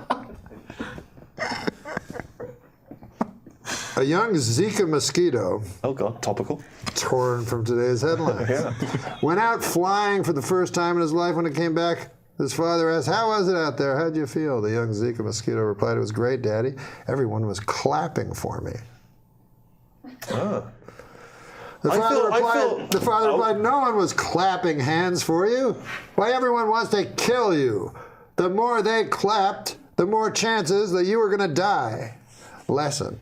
In life, not all the people who celebrate you are well-wishers. Oh, well, that's turned into a little philosophical lesson, didn't it? And I felt like that was an age-old mosquito parable that if someone's inserted Zika into to make it seem like this show is up to date. I agree with you. Here's an interesting one. Adam Egret, who is, by the way, I'll just remind you, he's over here. That's him. Yeah. It's a joke, an Adam Egret joke. How do you say the name? Adam Egret. Egret. Spelt differently. Like the bird. That's Egret. Do you know what Adam Egret has in common with a guitar player? Adam Egret has in common with a guitar player. No, I don't know. They both love fingering minors. Now, okay, come on now. Come on now. Come on now. Okay. Well, now, I know you're a political fellow, but you Very have much no so. dog in the hunt in this race. But you don't know, so you just know what you hear. What? Like endorsements. You'll listen to endorsements. It'll all become It's so clear. complicated, this. Hillary has the support of the Orlando terrorist Hillary has the dad. support of the Orlando terrorist dad has come out in favor of Hillary. Trump has the support of white supremacist White groups. supremacists, David Duke comes out in favor. I of can't Trump. decide who I like best until the Zika virus weighs in. What? All these bad people are endorsing both. A lot of Zika virus jokes. It's very much clearly a hot potato topic on Norm's writing stuff. I don't know what that means. No, don't read it. Don't read it. Don't read it. It's there the whole time. Man. Playboy magazine has done away with the nude photo layouts altogether. In other words, they've eliminated ladies in the altogether. Oh man! That's a sort of radio DJ joke, I feel. The way you we have to your deliver voice, it with that, you right? had to deliver it. In other words, amazing. they've eliminated ladies in the altogether. Altogether. Here's Taylor Swift. Hey, by the way, I've noticed the term adult toy always refers to something you can shove up your asshole and never like a big race car, like for a grown-up. Another good observation. Yeah, I could sell that to Mine and Stanley. Can we rip all these from When Steve I Allen's die, I want to be cremated, and my ashes spread eagle and fucked hard, like a fucking real tramp. Wow, come on, man. Why did they make me say that? Wow. Jesus Christ. You see, somebody writes that. It's not me. It's just some fucker over there in the next room. Yeah. And then I say it, like a goddamn robot. And then people think I thought of it. But I'm clearly, I can't even type. Yeah. You ever read a book? Oh, you read that communist thing? Yeah, I read the Marxist manifesto. Who was the better man? Okay. Dr. Martin Luther King? Stalin. Finally, these are the big questions. Well, I don't want to jump to any conclusions. Again, I don't want to be sued by the estates of either. I'm going to go for MLK. You know history. I know history. And I know you're very good friends with David Irving, the author, who he reads constantly. Yeah, I'm not friends with David Irving. Do you know that he, though, is a revisionist? Oh, you're a revisionist? Well, he's a denier, Holocaust denier. He's never read David Irving because he said he's too smart. And I tell him, well, David Irving would be your biggest ally, you know what I mean, instead of these morons. You knew David Irving instantly when I said it, as if you're his best friend. But you've studied Irving? I've not studied Irving, no. But I'm aware of who he is. Yeah. What do you think about guys like this, though? This guy? Yeah. He seems like comes an alright around. guy. This is his little joke against the poor masses that came out of a chimney. Banned from Manchester. This has nothing to do with the Holocaust. I didn't bring up the Holocaust. You did. I love the fact you sort of gleefully said, I didn't bring up the Holocaust. I normally do by mistake, but today, didn't even bring it up. I'm saying Stalin was just as bad. That's what he always says. Stalin was bad. Yeah, but if you're talking about Hitler, why is your first thing Stalin was just as bad? It's not my first thing. First, he wasn't just as bad. But anyways, even if he was. Well, we'd have to define what badness is and levels of badness. Are you kidding me? we have to define that. Yeah. That's what you two are saying. Well, you found your soulmate. I say Hitler's bad. I don't think you have to try to define what bad is, or you don't have to go through any of these epistemological fucking gymnastics to know that Hitler was bad. I've said it before. I'll say it again. I said it before it was cool to say it. But anyways, listen, everybody's entitled to their opinion. I say 6 million, he says 600. You say probably a number in between there somewhere. But if David Irving ever wants to do the show, he's welcome. Good luck to him. I look forward to him reading some of these gags. That's going to be Irving? It's going to be dynamite, that bit. So listen, guys, this has been fun, hasn't it? This has been probably my This has been good. It saves me a trip to my senile uncle. So that's.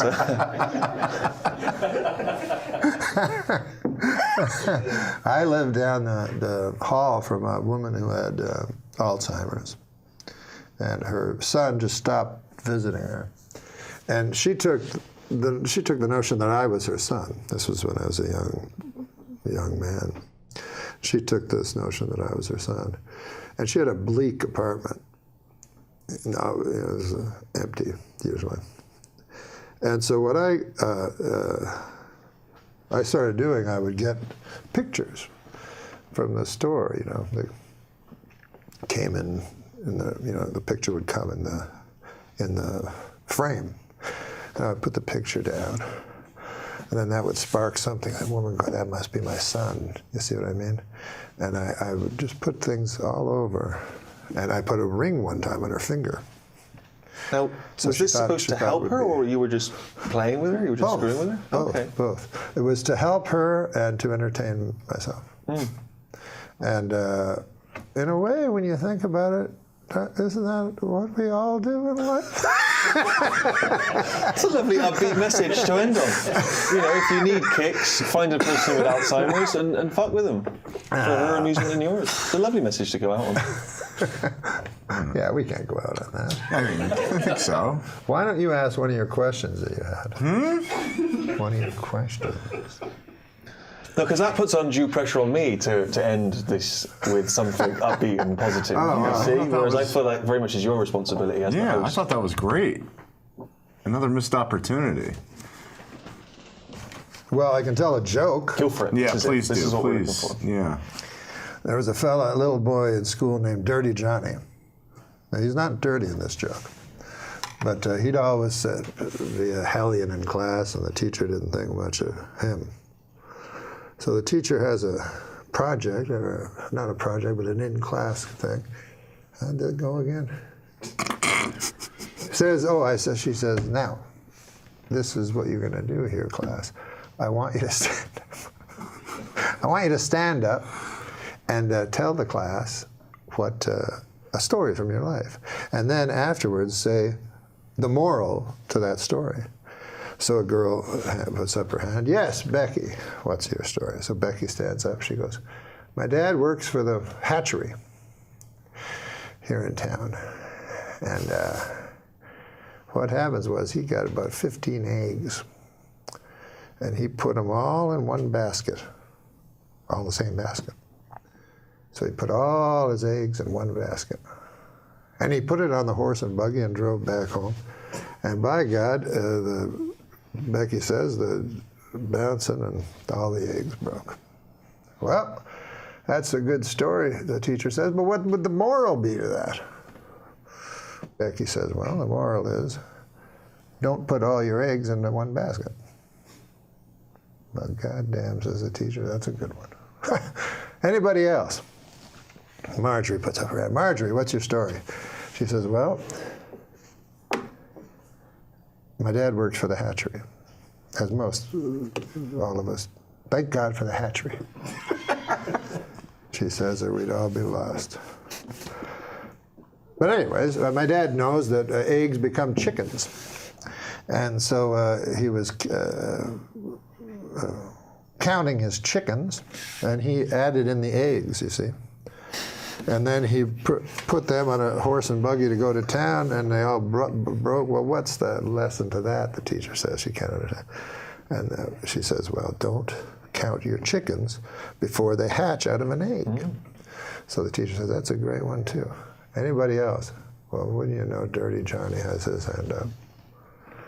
So the teacher's like, holy God, I don't want it. But on the other hand, I made an oath to every child, should I suppose I gotta. All right, Dirty Johnny, what do you have to say? Johnny stands up. Stories about my Uncle Terry. He never worked at the hatchery. On account he was in Vietnam, and he got disability. He don't even like people who work at the hatchery. But the story happened far from these shores, in a little town called Da Nang. Terry was not well liked. His whole troop left him, abandoned. And he woke up in the weeds, and all they left him with was 3 bottles of Jack Daniels, some weapons. Terry stood up and downed 1 bottle right away. Said, if I'm going out, I'm going out. He took his Balishnikov and a couple of Glocks and his 2 bottles, and away he went. He found a town. And he didn't know if it was Charlie or if it was one he was sent to protect. But all he knew was he had hate in his gut. So he started firing. And he fired the Kalashnikov with an arcing kind of, like a farmer would with hay, with a scythe. And sure enough, the men fell like hay before him. And then the women, and by God, I'm ashamed to say it, but then the children. And finally, all was left was Uncle Terry standing in the mud and the blood and the glory. And he touched his pants, and it was wet, and he said he was ashamed. He felt shame, Uncle Terry, for he'd pissed himself. Well, he touched it again. It was not urine at all, but ejaculate. And Uncle Terry felt pride where shame once was. And the teacher's like, good Christ, what kind of a story is that? What the hell is the moral to that? Well, he says, when Uncle Terry's been drinking, you don't fuck with him. Now, especially if you work at the hatchery. No, listen, it's been great to have you. I didn't want to end on such a long joke, but I realized once I was in, I couldn't get out. Yeah. But it's been wonderful to see you. Thanks for having me. And we'll look for you. This is Adam Egan. Adam Egan. Yeah. Nice to meet you. This is a joke. Read it aloud? Yeah. Scientists have discovered a vegan spider in South Africa that will not eat ants. Oh. It refuses to eat ants, even if it's starving, but it will eat tofu shaped like ants. Oh. It's good. That's good. Should we let Adam Egan read a joke? Well, I'd like to see him do something before I leave. He's going to read a joke. Researchers in Bermuda believe they may have finally solved part of the mystery surrounding Amelia Earhart's disappearance. She was a bad pilot. Yeah. Mm-hmm. I don't know. Yeah. It's not my fault. Bermuda. She didn't go down anywhere near Bermuda. Do your goddamn research, Egot. Now, what about this one? Oh, here's a great joke. Dave, this is a perfect Dave Letterman joke. Well, you got to say it louder than that. I'm because of what just happened. I've decided to pre-read. Well, I'm a moment of silence after that joke. No, I mean, it was 150 years ago. We can look back and laugh at it now. The Deer Hunter is a terrific movie unless you shelled out $3 to see some actual deer hunting. This is reminiscent of your Weekend Update stuff. Is it? Yeah. Now, remember you had the snowstorm and you did the show without the audience? Yes. And it seemed like you really enjoyed that. Yes, it was fun. Would you ever consider doing that again? Yeah, yeah, sure. I mean, it's what we're doing here, more or less. Yeah. Now, I know you've done this show in both versions. Which do you prefer, with or without? Oh, without. Without, you like that better? Oh, yeah. Yeah. But I don't have the range of that you do. No. See, what makes it? No. There's only been two talk show hosts with this deep layer. You and Johnny Carson. No, Johnny. So you could speak to anybody. No, you can speak to anybody. No. Do you watch this show? No. But you should. No, have you seen this show? The one that we're doing. Get yourself a Charlie Rose desk. How much could they cost? And then it all comes down to the expense of the desk. Black. But do you watch your own show? No, sir. Well, you have. I've talked to people. I've watched it, and I've talked to other people who find it compelling. You can't take your eyes off. So well, imagine if whatever you it is you're making up, whatever qualities you're fabricating here, you yourself possess them. But imagine if you were doing it. And well, imagine if you were doing it. Well, well, what's the matter? I've done it for 30 years. I don't want to do it anymore. You do it. Without an audience, though. You could do it. But you'd be a different show. I don't want to do it. You don't want to do it? No, I've done it. People always say to me, well, what do you want to do? And I said, well, I kind of did it for 30 plus years. Right. And you, we always worry a little about you because we regard you as the top of the heap, the best of the best, the funniest of the funny, the guy who has it in every fiber of his being, not conjured. It's the real thing. So you do it. I just want to write. I just want to write books. But I'd like to watch you with a big desk, and it'd be black. Hey, Dave, say what you will about Elon Musk, but with his new plan to bring people to Mars, nobody is a more creative serial killer. Hey, you know the funniest part of doing an office conga line? When you look back and realize you're doing it alone and you're not in an office, you're in a psychiatric hospital.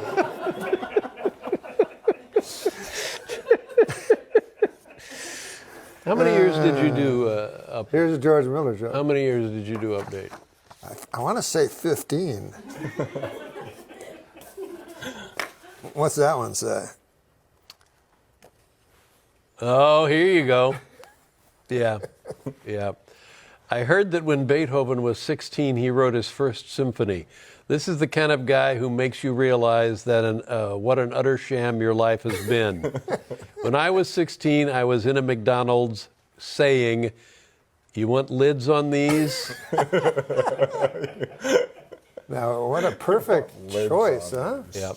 Yeah. I mean, maybe the idea is generic, but the word choices. Yeah. It's beautiful. Oh, here's one for you. Oh, great. It's a George Miller joke. Oh. I went to one of these fancy restaurants. Boy, they really specialize with all these fancy waiters. They have the butter they waiter specialize. Who gives you They butter. specialize. The waiters, they specialize. That's right. I don't think they're fancy. I think they specialize. You have the butter waiter, he brings out the butter. Yeah. You have the water waiter, brings out the water.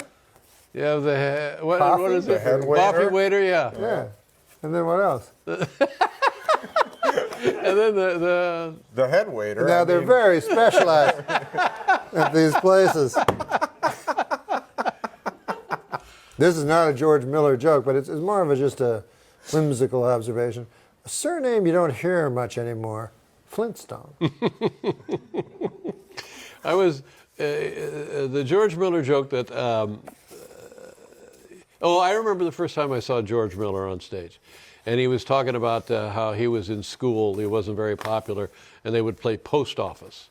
You know, the post office, and the punchline of that was, "Yeah, it didn't do much for my self-esteem. I didn't feel very popular with the girls. Do you have any idea what it feels like to be known as postage due?" Here's two last George Miller jokes. I'll do this one, then I'll give you my favorite George Miller joke. I played a great club here in the city, Catch a Rising Star. Boy, that's a good club. But across the street, they have a tough club. Have you been there? Snub a bombing has been. But this is my favorite one of all time. This is a favorite joke of George Miller's. His sex life. Oh, God. Here's something you should never say in bed. That ought to hold you for a while, Gertrude. All right. You want to read some jokes, Mike? We read jokes on this show off blue cards. Go for it. All right. You want me to do the first one then? Yeah. I thought I was going to be rich, Mike, but it turns out there really isn't that much of a call for radish cider. Radish cider? What's radish cider, motherfucker? That's a thing that someone made up. Now, will you read one? Okay. Researchers have discovered that the cockroaches have personalities. Not great ones, mind you. Oh, not good ones, yeah, that makes sense. How you know? Well, hey, why is taking no pleasure in things I used to enjoy a sign of depression? Maybe I'm just finally sick of crayon. Say it again? It's a long joke. Hey, why did Mike Tyson, this is a joke about you. Why did Mike Tyson break up with his girlfriend? Which one? At first, he thought she was irresistible. But then they started having irreconcilable differences. That's just whack. It's about your ear, man. What do you call a gay boxer? It's about somebody else's ear. What do you call a gay boxer? Huh? What do you call a gay boxer? NORM MACDONALD. No.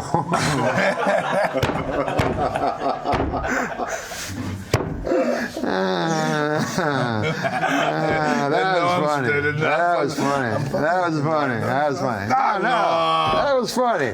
No, listen. Come on, no. Hey, what about, read that one. Read that one. Sherry Shepherd is worried her ex-husband will release new photos of her. So am I. I'm not worried. Sherry Shepherd is fine. She's a fine woman. I don't know who. Fine, sexy, yeah, I don't know who wrote devilish, that joke. ravaged black woman that I live. Yeah, you like that? I need meat to ski, baby. I got a joke for here. We should let Adam Eager write a joke, right? Write a joke. Read a joke. Oh, yeah, I'll read a joke. Oh, here's a good joke for Adam Egget. Do you like when Adam Egget reads a joke, Mike? Do you like when Adam Egget reads a joke? Are you capable of reading that? I mean, we'll see. We're all going to find out together, right? Absolutely. Well, apparently the Samsung Galaxy Note 7 phones are spontaneously catching on fire when you run screaming. They also eat with roaming charges. I never witnessed that. Yeah, I haven't either. Okay, listen, this is the last joke. I want to read the last joke. You're going to read it, and you see, you don't, we as white people can say that, but you can say the real thing. Okay, good. You know what the real thing is, right? Yeah. Because there's a lot of words that start with that letter. But you know what I'm talking about. Yeah. Okay, let's hear this joke. Researchers in Russia say that the dolphins have a distant spoken language of their own. You're saying that dolphins have a distinct language all their own? Yes. Huh. What's the solution? What's the solution that they use the N-word? Ooh, that they use the N-word constantly. No, what word do they use? Nigger word, N-word. Oh, yeah. What'd you call it? Dolphin. The what word? Nigger. Nigger, ninja. Word, yeah. Say it. I want to hear you say that word. I don't want to say it because then it'll be on tape forever. I say it in my private life many times. Say it, hunky. Say it, hunky. Say nigger, hunky. Fucking say it, hunky. Listen, am I wrong or am I imagining that? No, say nigger, hunky. Say it, hunky. Come on, cracker. Mike, I have to ask you a question. Say it. I can't say it. Let him make him say it. Mike, make Adam Egan say it, Mike. God damn. These crazy fists are like inches from my face. I'm sorry. It's Mike I'm just Tyson. playing, guys. I'm just playing. I know, but you're This is playing Hollywood with shit. This you're Hollywood. playing with your registered weapons of your It's fists. Hollywood. It's Hollywood. I'm playing. Tell him I'm playing, man. He's playing. This is what I think I saw in Arsenio. You tell me if I'm wrong. What? It was you. It was Sugar Ray Leonard, and then the great Muhammad Ali came out. Arsenio Hall asked Muhammad Ali, "What nickname would you give me?" And Muhammad Ali said, I remember him saying this, and Arsenio told me he did say this, that he gave Arsenio a nickname on the show that I can't say. What was it? Well, you can say it, but I can't. Is it in? If that's his nickname, you'd be the. That's what you I look heard. like George Bush just a little bit. The pop, look, a little George. I Come can on, see serious, it. man. No, Can you yeah, see yeah. it? What's Can wrong you with see you? it? A little bit. No kiss ass. Can you see it for real? No, man. What, you don't like George Bush? No, George Bush is great. Come on, man. He's a great man. Yeah, but you're not. No, I'm not. I don't pretend Don't to be George look like Bush. George Bush. Why? I like to look like a great man. George Bush. Don't break my arm, Mike, please. Don't snap my wrist like a twig. I know it'd be good television, but goddamn. Can you hit him for a while? No. I know you're playing, but play with him. No, I like playing with you. No, I know. Why? Because everybody always asks me what it's like to be with you. So now I'm going to tell him, oh, man, I'm kicking on his ass last time I Yeah, said no. it's this fucking interview started. You were going to suck my dick. Yeah, I know, but I changed. I'm a flipper. I got multi-personality disorder. I go to this guy, I go to this guy. I would never go to you for a blowjob because you might beat me up instead. You never know. Yeah, you never know with Mike. He's the worst fucking male prostitute. He would be a horrible male prostitute. But a great mugger. Yeah, you'd be a good mugger. Hey, come on, a blowjob. Boom. Yeah, pretend to be. That would be a good. If you didn't get into boxing, where would you be right now? Well, I don't know. If Customata didn't come into your life. I don't know. I would be. Was greatness, would you have achieved greatness anyway, do you believe? I know we all have different definitions of greatness. But it's what you wanted. Yeah. From an early age. Well, greatness could have just been being a good family man, being a father. Fucking being one of these guys, missionary guys. Not the position, but you know, these guys that go to these places. Sure. The guys that go to all these places. No way. You go to all these places to build bridges in the name they're of great. God. And then they go home and they have sex in the traditional way. I like to believe I'm doing it in the name of God. I believe you are I like too, to think sir. I'm doing good things in the name of God, even though I often fellatio to people, but you know, it's just in the name of God. He offers fellatio to people. They did earlier today. But then when they go to collect, he fucking breaks their arm. Yeah. Things are really bad. Well, look at this. What about this picture over here? This Things are fella's really holding? hard. What about that?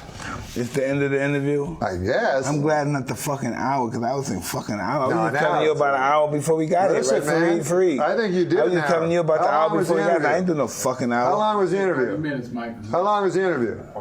45 minutes, Mike. If it was an hour, I'd have beat your fucking ass. I know, I wouldn't want to First thing do I an said, hour. I don't want to do an hour. I know, man. If I'd done an hour, you would have beat the fucking shit out of me. And I think I would have been sucking dick.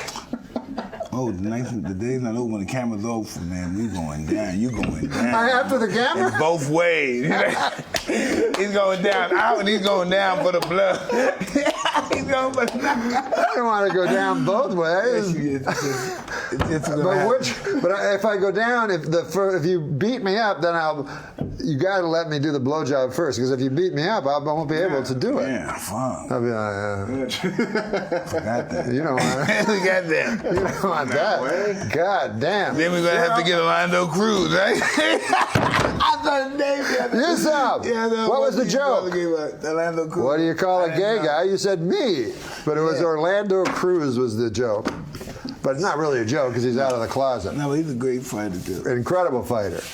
Now, when you go into, if you went into a ring with a guy who was come out of the closet, he was gay, would you use that against him? Would you start calling him names in the ring? No, you wouldn't. No, what, before the fight? No, during the fight. Oh, no. Oh, you don't talk. You don't trash talk. Oh, no, I don't got time to talk. Okay. I don't have time to talk. Yeah, We gotta fight. We gotta fight. Do you hear other guys talking to you? Oh, yeah. And that triggers you to go harder? Or you ignore it? I'm not angry. The objective is to appear that I'm angry. Okay. I'm not angry. So that was George Foreman also. Hey, no, he's not gonna. It's not over. He wants us to stop. No, fuck you. Come on, man. George Foreman also. Oh, he was vicious. But it was an appearance. Yes. Because afterwards, he was a sweet guy. Listen, this guy's a preacher, all right? Give me a break. He's a preacher. He's a preacher. Right? Yeah, That's all. But Sonny Liston, that was no act. That's the real mean That's dude. the real bad guy. That's the real dude. Bad man. guy. That's the real dude. You know what George Chavallo told me? Maybe you know this story. But George Chavallo told me he wanted to fight because he fought all the greats. He wanted to fight Liston, and his manager was only offering him $10,000. He said, "Give me $20,000 just for my self-respect." And he said, "I'm talking to his manager every day. I'm talking to Sonny, and he won't go for it." Then they found Sonny dead. He'd been dead 5 days. Chavallo says, "You motherfucker, you told me you talked to him yesterday." All right, baby, you're all right, okay? Say goodbye. Nobody lied. He's more than a guy in the fight business, man. Yeah. That's the only business. Fight business is the only business in the history of business that all the fucking, everything's not on the table. There's always something, and the whole thing's never on the table. Something under the table. There's never the whole deal. This is what it is. Never. Don't believe it. Never. I worked with One Day with Don King. What was that like? He was like a viper. I went in a room with him. He was a scary motherfucker. With 4 Nation of Islam guys around him, not smiling, only in America, none of that shit. Just looking at me with rings and shit. And I'm gonna tell you this right now, from my experience with Don King. And I'm just telling you experience. Yeah. He's not gonna bust a grape. That's just like his perception. He's not gonna hit nobody. He's not gonna have no physical confrontation with nobody. Yeah. It's not gonna happen. So but still, he can control incredibly tough guys. Now, he's not gonna fight nobody. He's not gonna do good fighting nobody. Yeah. He's not that guy. I know he's the big guy. He's not the fighter. I heard his move. Never believe it. He's not a fighter. I heard his move was, if his boxer, got a $5 million purse, he would pull out an attaché case with $400,000 and then say, "Take it or leave it," and the guy would take it. No, that's during Reconstruction times. He wouldn't do that now. Reconstruction? He wouldn't do that now. That's how you did the Peter Jackson, those guys. Back in Peter Jackson, yeah. You do know a lot of boxing, huh? You're a history guy, huh? A little bit, yeah. You know that. Well, I like the older guys, Yeah. Fitzsimmons. Yeah, I went to his grave site. Oh, you did? Oh, wow. He's buried right next to Jack Johnson. They're friends. They were friends? I did not know that. Yeah, they fought too, but they were friends. Fitzsimmons was a different kind of guy. He's from Australia. He's very conservative. Kind of Republican. Tall guy. You're very conservative. Didn't tolerate nothing. You couldn't talk disrespectful. But not racist. No, he wasn't. He didn't appear to be. He said, "If you lay your hands on me, I will murder you." He talks like that. Yeah, you lay your hands on me, I will murder you. And who did they bring back? James Jeffries. Jeffries was He was a great fighter. Yeah, Jeffries was one of those guys that talk about it's the mean. Yeah, he was one of them mean fucking guys. Really tough. Yeah. But they brought him back to fight Johnson. He was an old man. He was old, washed up. But no, listen, he was remarkable to get into shape that quick. Right, yeah. Handball and boxing. Well, how old? He must have been 40 or no, he was 38, 39, 38. something like that. But he got in shape. Well, 40 is pretty close. He got in shape, man. Yeah. Imagine that. Coming out of retirement to fight Jack Johnson? 5 years. Jesus Christ. 5 years of retirement, doing nothing. He got fat, gained 300 pounds. And what about Jack Johnson? That guy was a big motherfucker, right? He wasn't that big for the time he was only 6'1.5" and 198 pounds. But for the time, that wasn't big. So when he lost to Jeff Willer was 6'6", 245. That was a giant of a man. Wow. That was a giant. They used to have those big freaks like Carnera, where they'd just find a big, tall guy and figure he could box. Well, that's the Goliath symptom. You think the biggest guy is the best guy. Yeah. They're not the best guys, but if they hit you, they can hurt you. They can, but you get inside. You just get inside them and take them apart. You got to get in there first. Right. Yeah. Get in there. Who was your toughest fight ever? Everybody. Everybody was tough. Not everybody. In 8 seconds? If you knock a guy out in 8 seconds, that's not Cus told me if that guy was relaxed enough, he would have got me. I don't know why. 8 seconds. Cus said you had your hands down. That guy was relaxed. You do that a lot. I heard you told you were going to lose lose the Golden Glove? No, he wouldn't say that. No. But he would just say. He always talks you down, this fucker. Adam Egan. He has never let me think that he talks you down all the fucking time. That's okay. I'm gonna be honest with you. Is that all right with you? He was always my favorite. You can forgive him? Yeah, come on. You can forgive him? Okay, listen. Y'all ready to take a picture? Picture, yeah, baby. I forget people that talk me down. Yeah. I love the fact that they talk about me good or bad, you know. Oh, that's great. Talk about me. Because the equilibrium in the universe. He talks you down, I talk you up. So I got a balance between. Yeah, baby. Okay. Yeah, you got love. Everybody. You got love for me and disdain from him, but you still shake his hand, man. Yeah, because you know forgiveness. Let's take a for picture, the universe. baby. I got love for the universe. Mike Tyson. Love for the universe, people. With your camera, I say love for the universe. We're gonna take a picture live on TV. Love for the universe. The universe of people. That's beautiful. You should be a preacher, I tell you that, man. No, it's in the blood. It's in the blood. We're taking a picture, I'm the Muslim one. I'm the Muslim preacher. The Muslim preacher. Muslim preacher. You go all over the world. And preach the Islamic gospel. That's right, baby. Ready, Mike? The great Mike Tyson. Thank you for being here, sir. I pleasure. appreciate it. Very, very nice to be here. An honor to meet you. Thank you. Yeah. Hey, we got some jokes. All right, but that's all right. But you know, are these street jokes? No. So you wrote them? They're not. Someone wrote them. Some of them wrote that you know. Yeah, some people in this room. Okay, cool. Some people in this Thank room. you. I don't want to say who because in case the joke doesn't work. Okay, all right. So that's a strong joke. You can just read it. You don't have to read ahead if you don't want. There's nothing. No, I'll just read it then. Yeah.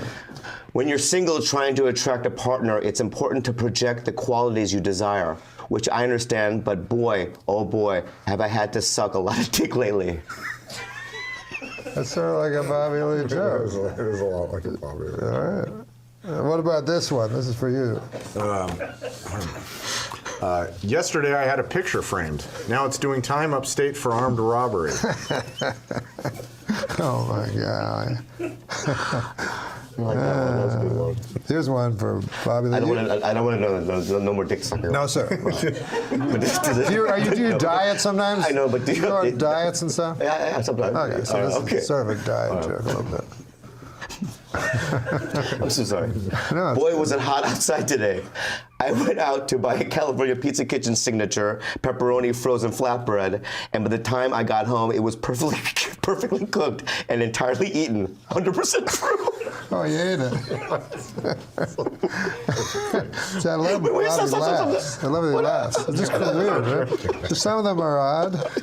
I'm not going to lie to you. This is a joke. Well, some of them. But this is a joke. I think technically. Like an observational joke? I think technically. I need to have glasses in order to see my family. Specifically, 2 glasses of scotch. See, I take the hits. Yeah. Yeah, I take the bad. Adam, you do the next one. I'll be on fucking Death Squad with some of these. Here's one. Okay. For Adam Egan, who did comedy. Give me a card for a second. Oh, okay. Did you know that Adam Egan did comedy for a while? You did? Very briefly. But you performed? Very Open briefly. mics? In LA or in Phoenix? Arizona. In Arizona, yeah. he was famous for thrusting out his cock. Like he'd stand at the mic and he'd push forward so his... It was a nervous, But he has a hell of a hog. Yeah, right? People say that. Yeah. You have a big dick? No, people said you have a big dick? Yeah, I guess. That's, would you say no next time? No. Read that. All right. I saw my little nephew recently, and he was bothering me with a lot of questions. One he says to me is, where do you think would be the worst place to get a bug bite? So I thought about it. I answered, maybe the eye. What's your answer? And he said, Brazil. Ah. Oh, Zika. Zika. Torn from today's headline. What about this one? This is a short one, fast one. Okay. I signed up for my company's 401k. 401k? I'm sorry. Yeah, no. I fucked it up. No. Well, don't give me a line reading. I give me a line reading. I didn't know what 401k was, so I thought. I mean, you give me a line reading, then you touch me. That's you're very soft. I know. People say that? Do your lovers tell you I'm fucking that? soft as fuck. How soft you are? Can you caress? Oh my God. Yeah. Is that moisturized? No, it's natural. Just natural. He's soft. I'll read it again? Sure. I signed up for my company's 401k, but I don't think I can run that far. It is a long way.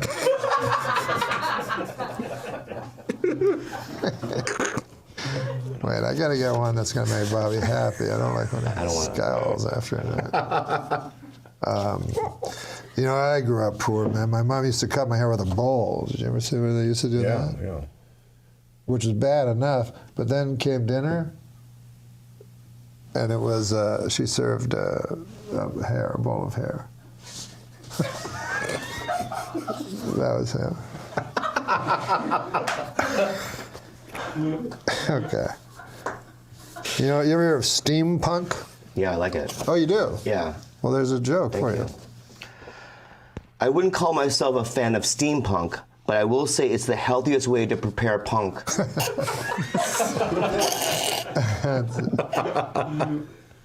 I'd like to take a moment to address all the men listening. No, oh man, I should do this in the camera.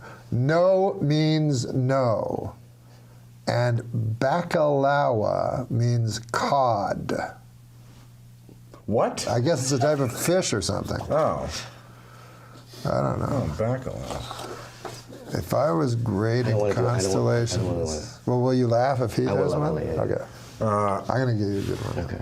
If I were grading constellations, my review and description for Orion's belt would be just 3 stars. This is a thing we get once in a while. We ask for letters from people that have problems, and it's actually called Dear Bobby. So this one says, Dear Bobby, I am in love with 2 boys and don't know which one to marry. First, there's Andy.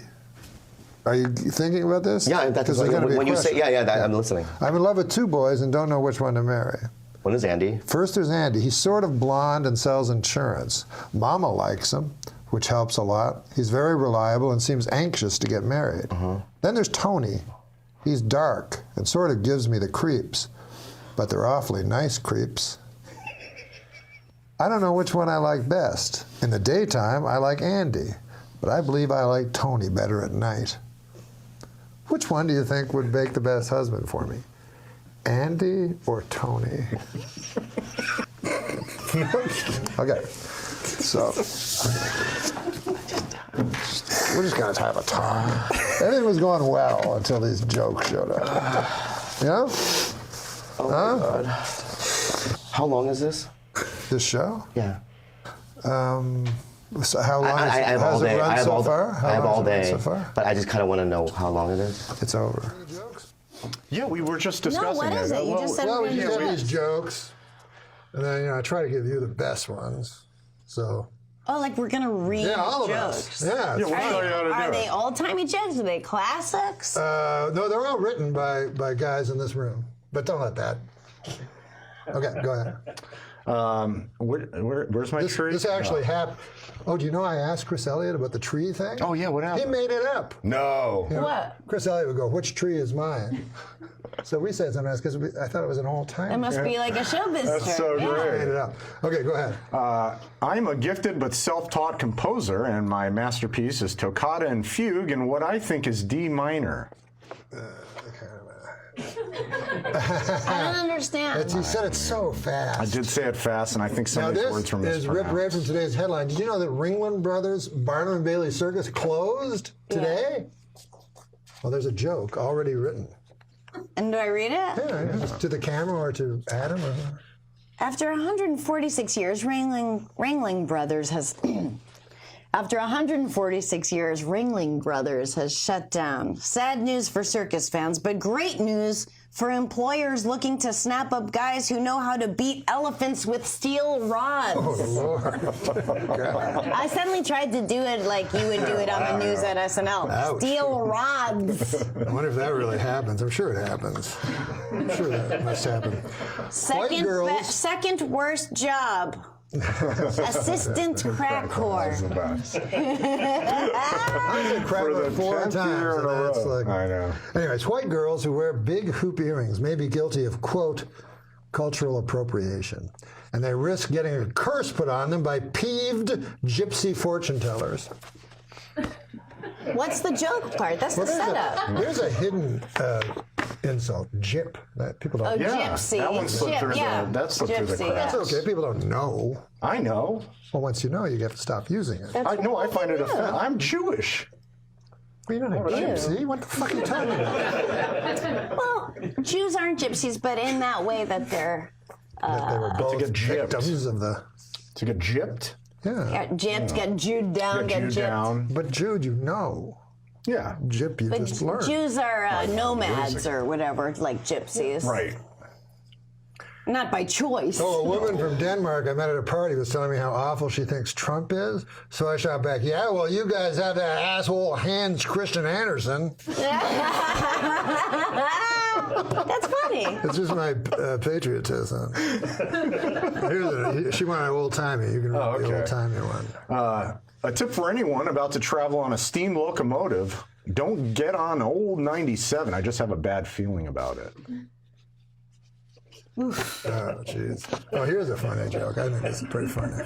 This is fucking. I mean, wouldn't it be fun if we just sat around like we've been doing? Or what is this? Is just a part of your show that you're like, this show needs structure. This is the segment this will be. I think a good job title for Jesus Christ would be visiting lecturer. I like that. That's brilliant. Very good.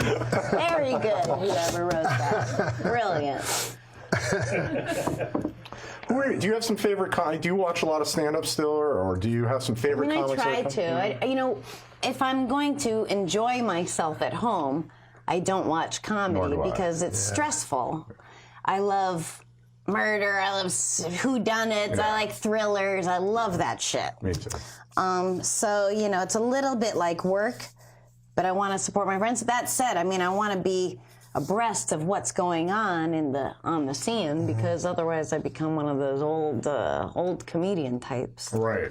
But you get desensitized sometimes, like something that brought you so much joy when you were young, and now you're like, oh, that's true. I see that trick, and you know what I mean? Like, yeah, but then there's a joy to this part of our lives too. It's pretty cool, and being able to understand it, have an ear for the kind of laugh. Like when you walk off stage, you go, yeah, I did well, but they were laughers. They were laughing at anything. Well, I always think of when you start, you must have a tin ear because I always thought I did well. Yeah. Of course I did. I think I would hear 4 people laugh and go, that's awesome. Like, and people weren't yelling at me. Most comics would be paying attention to the ones that aren't laughing. I think that's a more jaded. That's later. Yeah, later. I think much at first later. you need some sort of self-delusion. But there are a lot of great young comics, I think, right now. Me too. Is this the golden age of comedy? Berlant. Oh, yeah. Kate Berlant, Beth Stelling. She's good. Lots of really good ones. There's so many comedians. Yeah, there's too many. It's pretty cool, though. What do you think of the? Your specials are always great. I heard a word on the street is yours is the best. Oh no! I'm not kidding. Everyone says out of all these huge superstar comics having their specials this month, everyone says Norm's is mind-blowing. That's really nice. But I think Louis is the best so far. I got to still see it. But yours is coming out, and so that'll be a great, astonishing one, as always. But when is your coming out? It takes a little while to get a special, right? Tuesday. And do you think maybe some of the guys are pushing it too hard? Yeah. Because I don't know. I never think about my next special or anything. I just think of it as I put my nose back to the grindstone and I'm a comic. Yeah. And then if somebody goes, you want to do a special? I go, oh. And then I go, oh, yeah, maybe I do.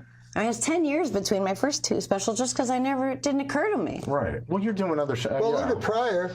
He only did 3, and his 3rd one wasn't even that good, and he's the best ever. So if he doesn't have that much to say, you know what I mean?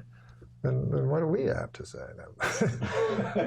Do you really have 25 hours of stuff? I don't have an answer for that. Remember when HBO was around, you couldn't get a special because they had deals with guys. Dennis Miller, 1 a year. Rich We had the Jane, Young 1 a Comedian year. special. Were you on a Young Comedian special? No, Really? I really wish I was. Were you on one? Mm-mm. You just missed it, I think. It was before me. Fred, they should do that again. You started so young. Daniel was just saying that. Fred Stoller he's doing a documentary on the guys that were with him on his Young Comedian special. Who was that this? Drake Sager, Yes. David Spade, Rob Schneider, Judd Apatow? Not Judd Apatow, no. Oh. 2 other. What's her name? Jan Karam? Oh, Jan Karam. Yeah. Oh, I remember watching that. She was fantastic. How do you do this? That was the funniest shit. Exercises. And then fucking Carson's getting all horny at the desk. Oh, he's great. How does she not destroy? The other one was Warren Thomas. So there was a suicide, a death from AIDS, Fred Stoller. And then poor Fred Stoller. Because Fred Stoller, you know, he tells me he always wanted to be a character actor, and that's what he is now. But he still seems. Yeah, that's true. I can't pick him at all. Like I remember, guys would get successful. I go, huh? What? You know? But it is funny. Like there are people who are like persistent in a way I would fucking never be, even if it meant not going as far, you know. But it's I think it's so sweaty and gross. You mean like telling people you're good, or just like networking, you know, like that kind of thing. It's fucking gross. Palmers, But there are people they get successful that way. But it doesn't mean, you know. Then I see young comics that go, I'm gonna bang on every door, call everyone I know, go up and say stuff and push to get on people's shows because that's what I heard so-and-so did, and that's what you have to do. And I go, no, you don't have to do it. You can just be like cool. You know? Wait for people to talk about that you're funny. That's exactly right. Show this year. I was when because me and Jay Moore and Sarah came together. But anyways, Jay Moore. We were hired on Saturday Night Live at the same time. That's how So Jay Moore had read this book. About the night he read it, when he threw the phone. Yeah, go on. Sorry. I'm sorry. I remember he was literally reading like Saturday Night, the book about Saturday Night Live, and he reads about Bill Murray like throwing a phone out the window, and they fucking pulled the phone out of the window, threw it out the window, and that's when they go, okay, you don't have to be a writer, you can just perform. But it's hanging. But I don't even think. Like where we were outside of it, so we had a perspective to see like, oh, you just read this and then you did it. I honestly think that he absorbed it and became it genuinely, you know? It's also part of his talent. It is. You know? Yeah. He's persistent. Hey, I remember hearing about you smoking a cigarette. This is how long ago? Smoking a cigarette in the writer's room, and Ian Maxton Graham poured water on it. You punched him in the face. Oh, yeah, I heard of that. Fred Wolf told me about that. People come from different backgrounds.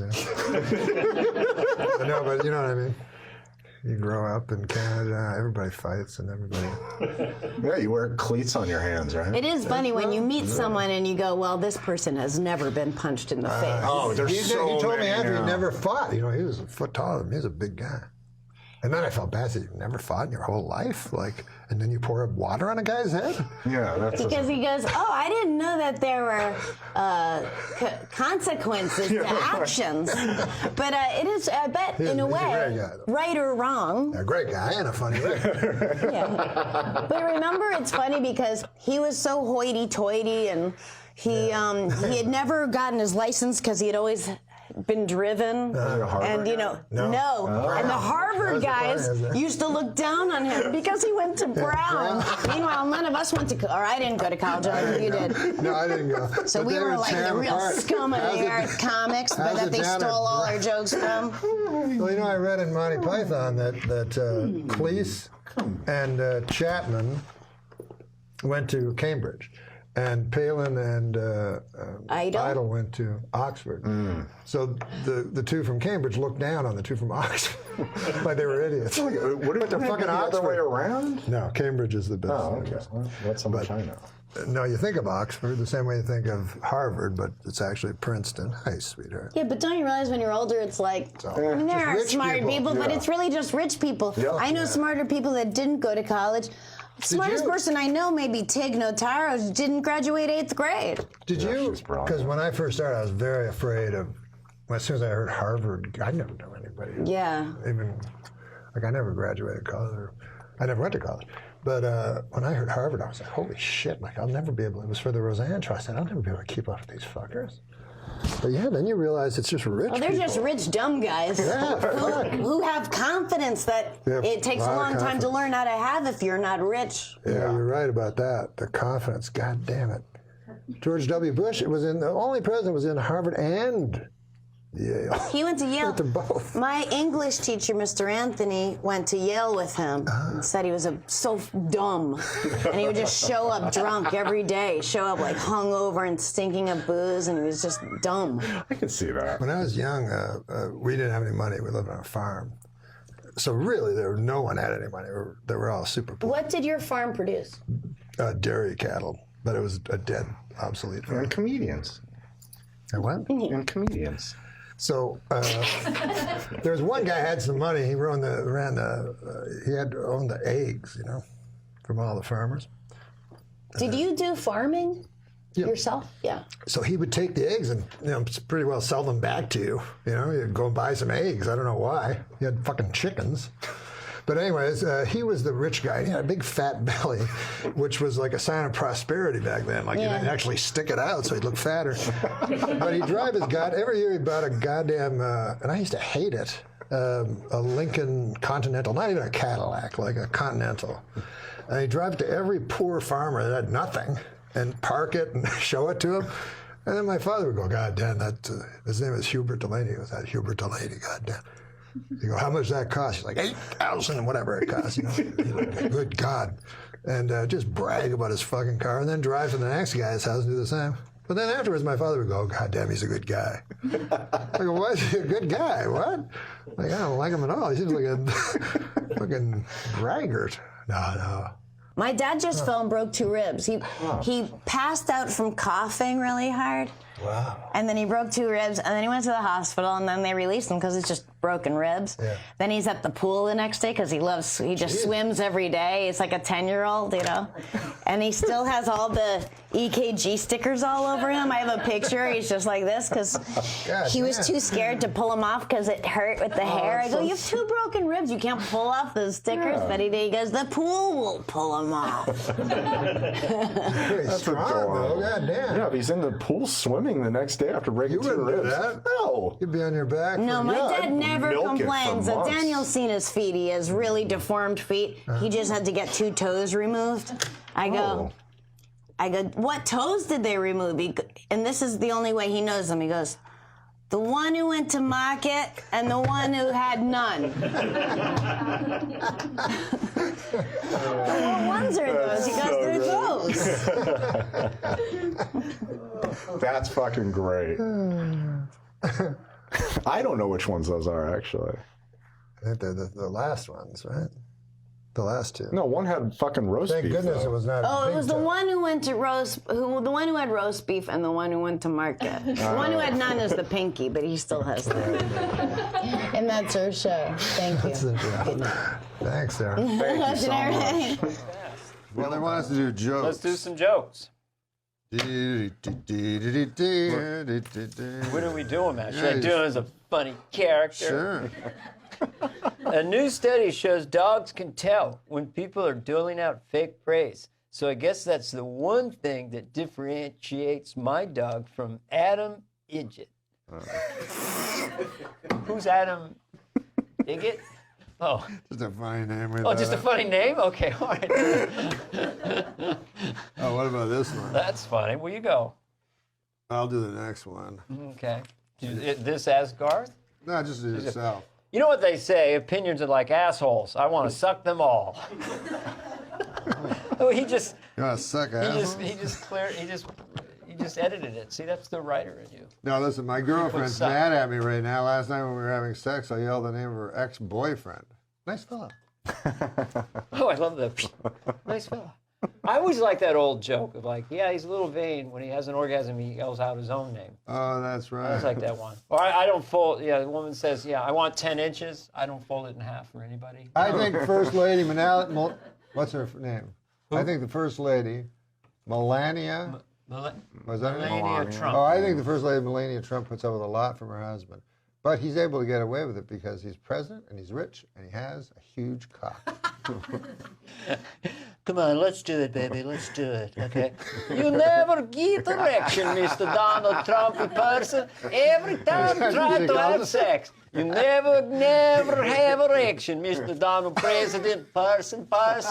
Why do you say person twice? Why do you say person twice? Because that's what I call you, Mr. Donald President. Person. Come on, baby. Come on. No, Mr. Donald President. Person. Yeah, makes me happy. Now that makes me happy. Just that she says person twice makes me very happy. You know? Adam Idget is him. Oh, I didn't know that's your last name. His name is Adam Egget. Egget. So I had no idea you were Adam Egget. I forget sometimes. Okay. I'm not saying that your trusty sidekick, Adam Egget, is dumb, but on his contract where it said sign here, he wrote Capricorn. To a letterman.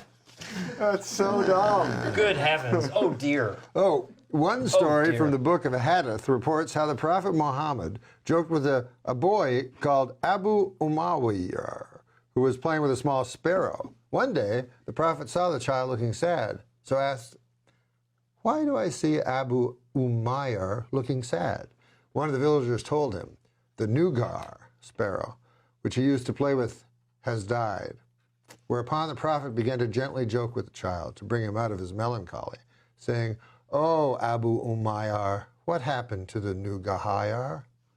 Note, in Arabic, this is a play on words because of the rhyme between the boy's name, Abu Umayyah, and that of the bird, Nugahayar, being the diminutive of Nugar. That's not what I was wish it expecting. could keep going on. Yeah. This is it? No, that's your joke. Oh, my God. You want me to read this whole thing? All right. I will. Jesus. Okay. Okay. A man boarded an airplane and took his seat. As he settled in, he glanced up and saw the most beautiful woman boarding the plane. He soon realized she was heading straight toward his seat. As fate would have it, she took the seat right beside his. Eager to strike up a conversation, he blurted out, "Business trip or pleasure?" She turned and smiled and said, "Business. I'm going to the annual Nymphomaniacs of America convention in Boston." He swallowed hard.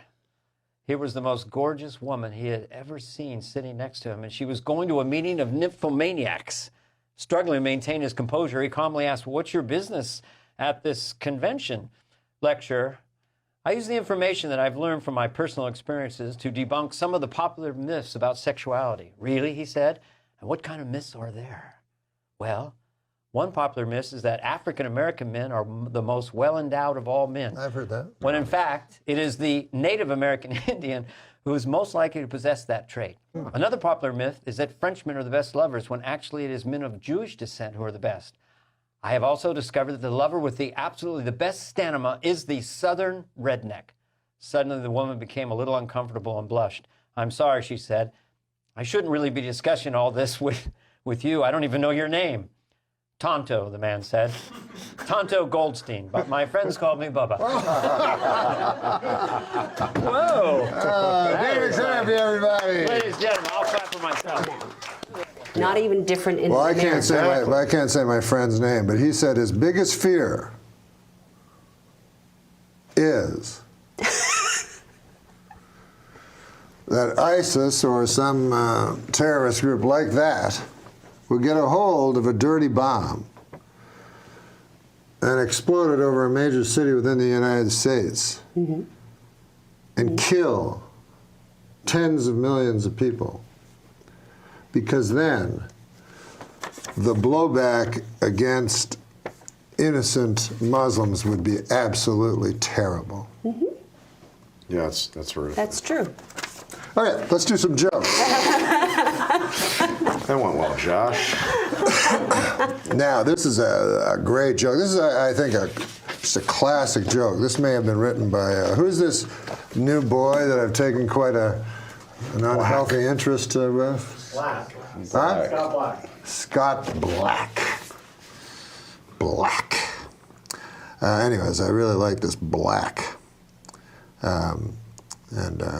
See what you think of this joke. If you could just speak this joke out loud into that camera. Okay. You don't have to read ahead, or you can if you like.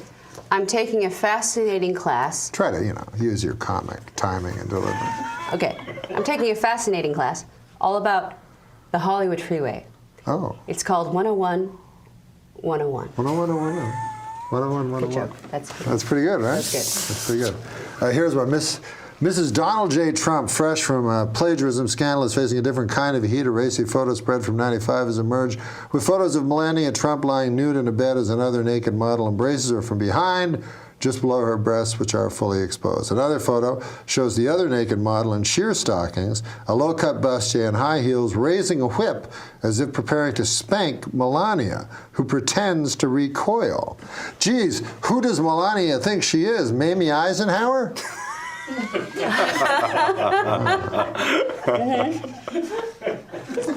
Crowds in Brazil greeted arriving Olympians with signs reading, "Welcome to hell." Imagine that. Their local chamber of commerce really needs to brush up on the basics.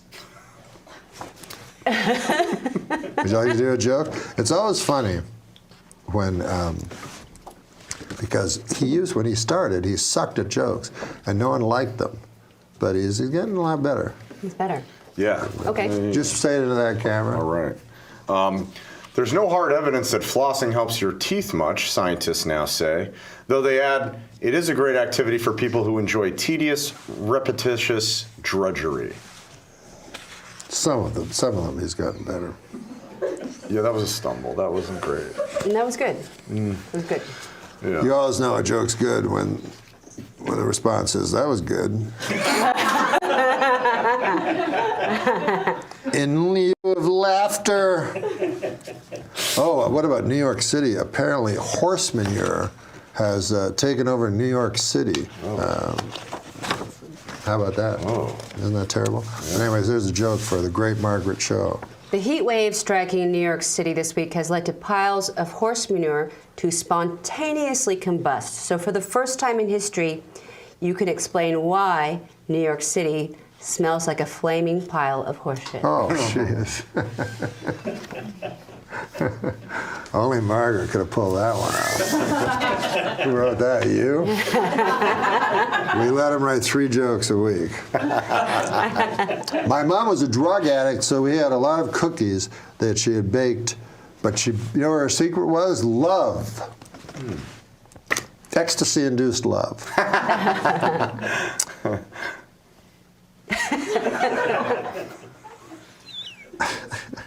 Now, you should read ahead on this one.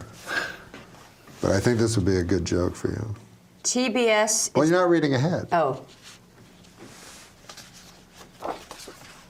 TBS is developing a Notorious B.I.G. inspired comedy series, which I guess explains their new slogan, TBS fucking dog shit.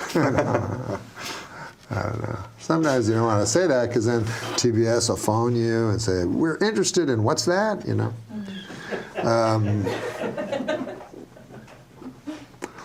Last week Pope Francis paid a somber visit to Auschwitz, which surprised me because I thought he was one of those fun ghosts.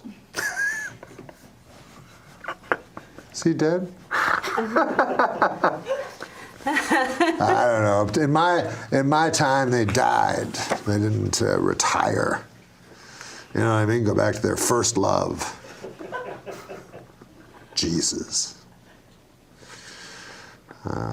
August 4th is the birthday of the great poet Percy Shelley. You like Shelley? I do. Yeah. Jazz great Louis Armstrong. Who doesn't like Louis Armstrong? Huh? Well, not you, but it's not personal. It's the entire. No. And the day in 1882 that Lizzie Borden grabbed the axe and did her best Paul Bunyan impression, cleaving her father and stepmother's heads like hot grapefruits, because their skulls were split with such precision. It is believed her parents were asleep and therefore didn't suffer. So they say.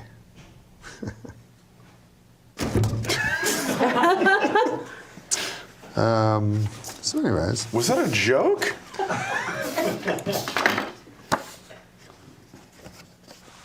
What about this? This is an actual joke. Okay. Technically be proven to be a joke.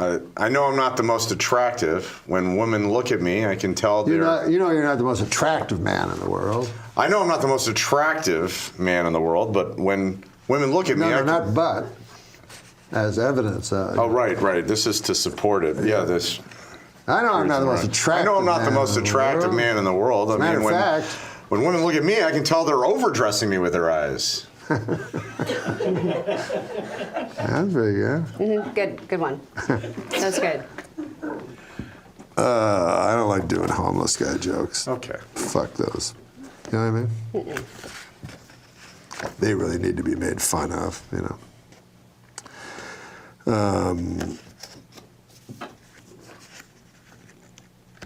You guys talk.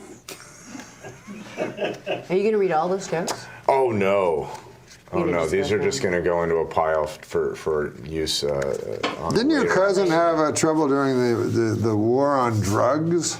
My cousin got a Purple Heart during the war on drugs. Well, that's good. After he tragically overdosed on cocaine. Oh.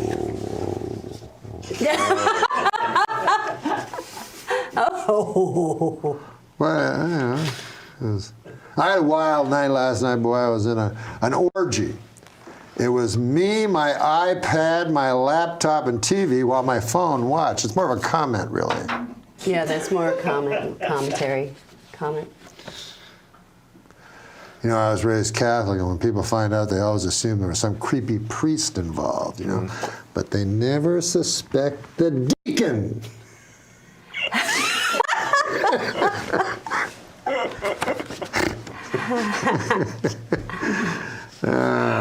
Were you raised in a broken home? I heard that from somebody. Yes, I was raised in a broken home. My father was a drunk carpenter.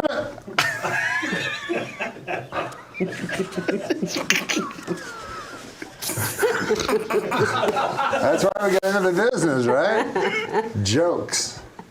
No. Do you remember when you were a little girl and were there any who made you laugh, or anybody in movies that made you laugh? Or Flip Wilson. Flip Wilson show. By golly, I keep forgetting about him. Geraldine. God dang, we'd all do that. We'd do all the you know, he'd do the elbows. And LaWanda Page. High five. And LaWanda Page. Now, have you heard? You must have heard LaWanda Page's albums, where she's incredibly dirty. She's so dirty, she's so funny. Oh my God! She's so great. I played it for you, right? Yeah. Dolomite, Rudy Ray Moore. Yeah. He's incredible. Hilarious. Joe Blow, the Lover Man. And it's because those guys, they were playing in these illegal speakeasies anyway, so they could say whatever the hell they wanted. It's amazing. I did a movie with Dolomite before he died. Wow, really? Shaolin Dolomite? No, I was in Shaolin Dolomite. I was in this thing called Fake and the Funk, which was about a Chinese exchange student who gets dropped off in South Central. So they sort of, it's a My Fair Lady, but with Dolomite. And so I learned to be part of the community. Well, I'll definitely be watching that. It's a good one. Yeah, that sounds awesome. It's really, really amazing. I would watch that. No, I'm dead serious. And Can you get it to watch? Yeah. You gotta watch that. Yeah. I wrote a book. Yeah? Yeah. You wrote a book. Mm-hmm. Did you like the process of writing a book? I did. Yeah. I don't like it so much. No. Yeah. How long did it take you, Norm? It took me a long time to write it. Yeah. I told them I could do it in a year. And then after 3 years, I threw everything away. And after 3 years. Threw it away. For 3 years. And so I wouldn't rewrite any of it. Yeah. I burned it. You burned it. Burned the paper it was on. Yeah. I don't use a computer or anything. You just burned the paper. Burned all the paper so that I wouldn't be, use any scraps of the little clever lines I had or anything like that. But anyways, it's finally coming out. And I have to get my American citizenship. Oh, you haven't got that yet. I told them I had it. Okay. Good. I don't have it. And I need it, or I can't win a National Book Award. Oh. Now you need it. I need it, but it takes a long time. Okay. I thought it took a short time.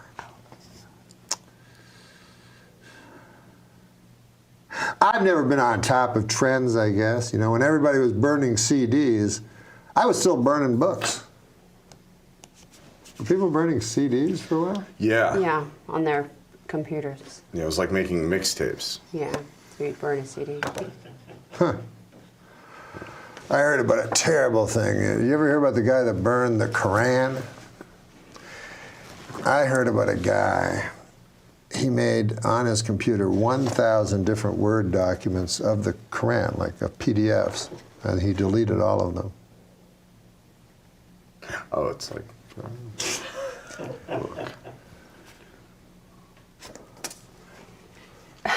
Anyways, we better take a break, but you were telling me before the show a story about a sad pizza that you knew, that you were friends with a sad pizza. How did you know that pizza was so sad? I mean, have you heard of the sad pizza? No. It cuts itself. Oh. Oh. That is sad. Thank you for making us laugh for so long. Jesus Christ, I'm trying to... This is just going south. God damn. Feather number 2. Well, this is a Tim Allen question from Steve O'Donnell. How much can you tell us about Toy Story 4 due out in another year or so? Please tell me that Buzz Lightyear finally gets to fuck Jessie the cowgirl. Let me put that in a way that Disney would understand. Technically not a question, more of a demand. Well, if you understand Buzz, I have no genitalia. If you've seen the picture, he's smooth on that area. Like G.I. Joe. Yes, very much like G.I. Joe. And if I was like my buddy Hanks, he just says anything. I'm not allowed, nor do I really know much. It's Jesse's story. I know that much about it. That's all I got. Wait, Hanks can say anything. Hanks will just, they don't touch him because he's really, he landed a plane on the Hudson, for the love of God. And then a week later, he's looking for stuff in Paris. I mean, this guy does into everything. Are you saying Buzz Lightyear is going through a transition? Might be a female. Ah, interesting. Could be Buzzer Lightyear. No, he's not a transition. Oh, okay. Kids will not get it. Why do we got to go there now right away? Now you have all the jokes. This is where we do the jokes. Got it. This is a joke section where you just have to read a joke off a blue card. You don't have to think of a joke. Good. Like those other shows. I'm not Jay. No, it's automatic. So what joke would you like Tim to do? This one seems like it might cover it, some of the I subject see. matter, they're like the little people. Yes, I got you. All right. Blue Man Group. It's a long-running off-Broadway show in New York. Men dressed in blue. If you haven't seen it, very annoying. They beat on drums forever. The Blue Man Group has been forced by the federal government to hire an orange man and a purple woman. Oh my God! Dear. Purple woman. Sign of the times. Orange. Huh? Orange man and a purple woman. How about this? A new Orange report, man and a purple a woman. new report from the CDC states that only 1/3 of Americans use condoms, while 2/3 of Americans are still pretty cool. Get out! Why do you get a good one? That was good. What? Whose joke was I just? What, was that a Steal good one? somebody's joke. He says that's a good one. You can tell. Ever since Trump's new policy came in, the band Foreigner is scared. What? Because of Donald Trump, the band Foreigner is scared. Oh. The what? I'm sorry. I don't Because of Trump's immigration policy, the band Foreigner is scared. Oh, the band. I stole that. I stole that. It's some young guy said that at the Laugh Factory. I think I stole that. But I didn't steal it really because I just admitted that I stole it. Yeah, so and you did it better. It's confusing because you could hear the phrase banned foreigners, like with foreigners have been banned. Yeah, me and him both thought banned. They say curiosity killed the cat, but I don't think we should rule out that shifty-looking kid next door. I was raised in a broken home. My father was a drunk carpenter. Oh, man, this shit is just going south. Oh, something tells me a cock and bull story has a very different meaning in a gay rodeo. Well, this goes along with this stuff I've been doing. Slogans that you say that you don't understand where they came from. Right. Colder than a witch's tit. Yeah. Whoever measured, whoever actually got a witch down on the ground and said, "Paul, give me that thermometer." Yeah, it's like the phrase "enough coke to kill a horse." Right. What? Well, the one I got, I did a benefit for veterinarians, vets, and Clint Eastwood was in the audience, and I did one old one that he liked. I said, when they used to say, "Yeah, fuck you and the horse you rode in on," you know that horse is going, "Let's just calm down." Keep me out of this. I just met this dude at the livery stable. Let's try to work it out before we get into any of that stuff. But to get Eastwood laughing, that's good. Then he pulled a gun on me. I like that cock and bull story. I like Happy as a clam. Or let the cat out of the bag. For God's sakes, do it. God, you've got a cat. You know you paid too much when it actually cost you an arm and a leg. Where did that even come from? What about this? Were you ever, when you served time in prison, didn't you? Good, bring that up. Wow, almost got out of here. Yes, I did. What about it? For something about 650 grams of cocaine you were found with or something? Jesus, yes. That sounds like enough to kill a horse. Wow. Did you ever hear, I was wondering about this, like in prison, did you ever hear somebody's, like, I don't know, maybe you just heard somebody at some point go, "Hey there, Mr. Candyman." What the fuck? That was a long way to go for that. Mr. Candyman. No, how about I have some of that cocaine? Like, were you expected, in other words, to get cocaine? No, I was not. I was not expected to do that. And I'm really happy that you brought that up. Oh, I'm sorry. No, it was good. It was really good. Hey, Mr. Candyman. Hey, Mr. Candyman.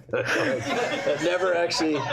But did they call you Candy, Mr. Candyman? No. You just learned to pick soap up with your feet. That's all that I learned.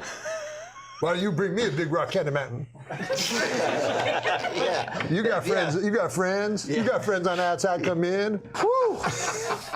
Well, you do feel better. We weren't supposed to mention that. We're not. We're not. Of course not. We're not mentioning it. Has anyone explained why I'm sitting here? No, it's yeah. We did. It was a top 10. He didn't want to bring it up.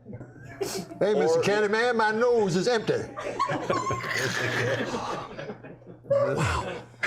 Was that really your nickname? Yeah, Candyman. That was it. No, it wasn't Candyman. Give me another joke. You know, I'm happy to help out a friend, but the next time my roommate asks for help putting sunscreen, he better be talking about his back. Fool me once. Oh, no. That was for Adamiga. Why would you put putting I didn't sunscreen understand on? that. So this is a. Here's one for you. Here, Tim. Yeah, that's what it is, of course. This is a pile. What's that say? This is not a good pile. The person who invented the Frisbee was cremated and made into Frisbees after he died. His body was then spread across roofs and poorly maintained backyards. I hope that's true. Huh. Hey, you know that's like a Trump tweet. right? Just doesn't make any sense. You know it's not as easy as we were talking about. Easy as pie? Easy as pie. You know what's not easy as pie? Baking a fucking actual pie.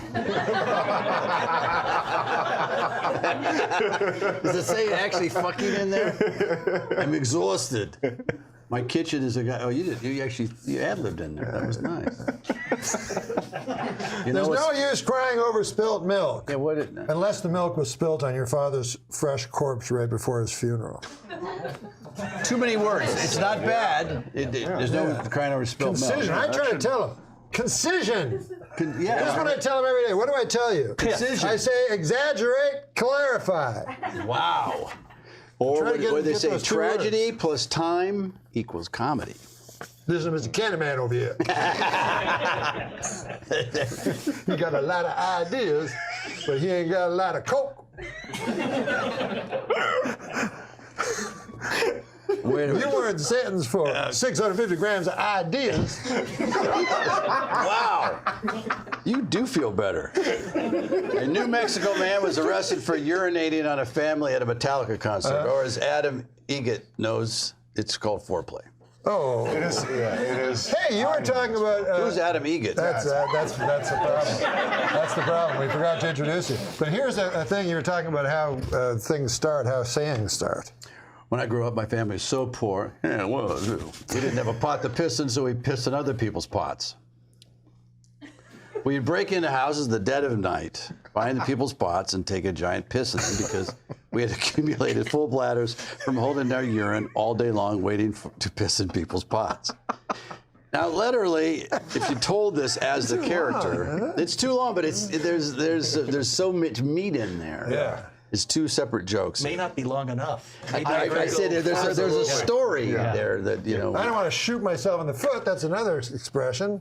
Oh boy, here we go.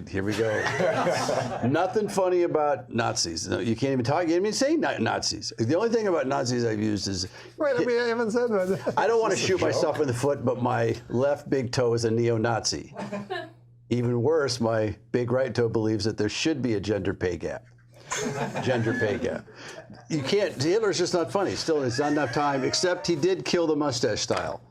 Allegedly. Oh, he did? No, but yeah, I've been around Aryan Nation guys in prison that would tattoo "fuck you" on their forehead. Still wouldn't go that far. Right. You know, they've got swastikas everywhere, but they go, no, that's too much. Who did what?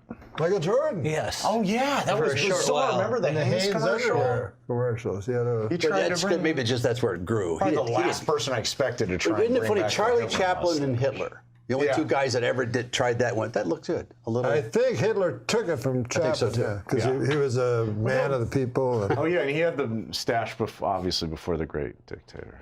You remember those pictures? Remember that picture? You're thinking about that. Of Hitler? Yeah. Remember World War I? He's like. He was photobombing people. He was the first photobomber. He was. Very common knowledge. That'd be a good tweet. He's a great, Maybe huge. You don't want to just I don't know. avoid I bet you have never met a bigger Hitler buff. No, he's a revisionist, a Holocaust denier. Oh God! Wow, you feel better. All of a sudden. Wait, is it? Are you or not? Oh boy. No, I had a bar mitzvah. Yeah, I had a bar mitzvah. I'm full Jew. I'm just saying Stalin. Everyone overlooks Stalin. I'm just saying Stalin is just as bad. Hitler comes out. Stalin comes out. Stalin is worse. Goes right they're both terrible. No. They were You want to get into Stalin, though. that? Just Millions stay on of people Hitler. that got killed. But stay on Hitler. What about the Ottomans? You got to go into that one.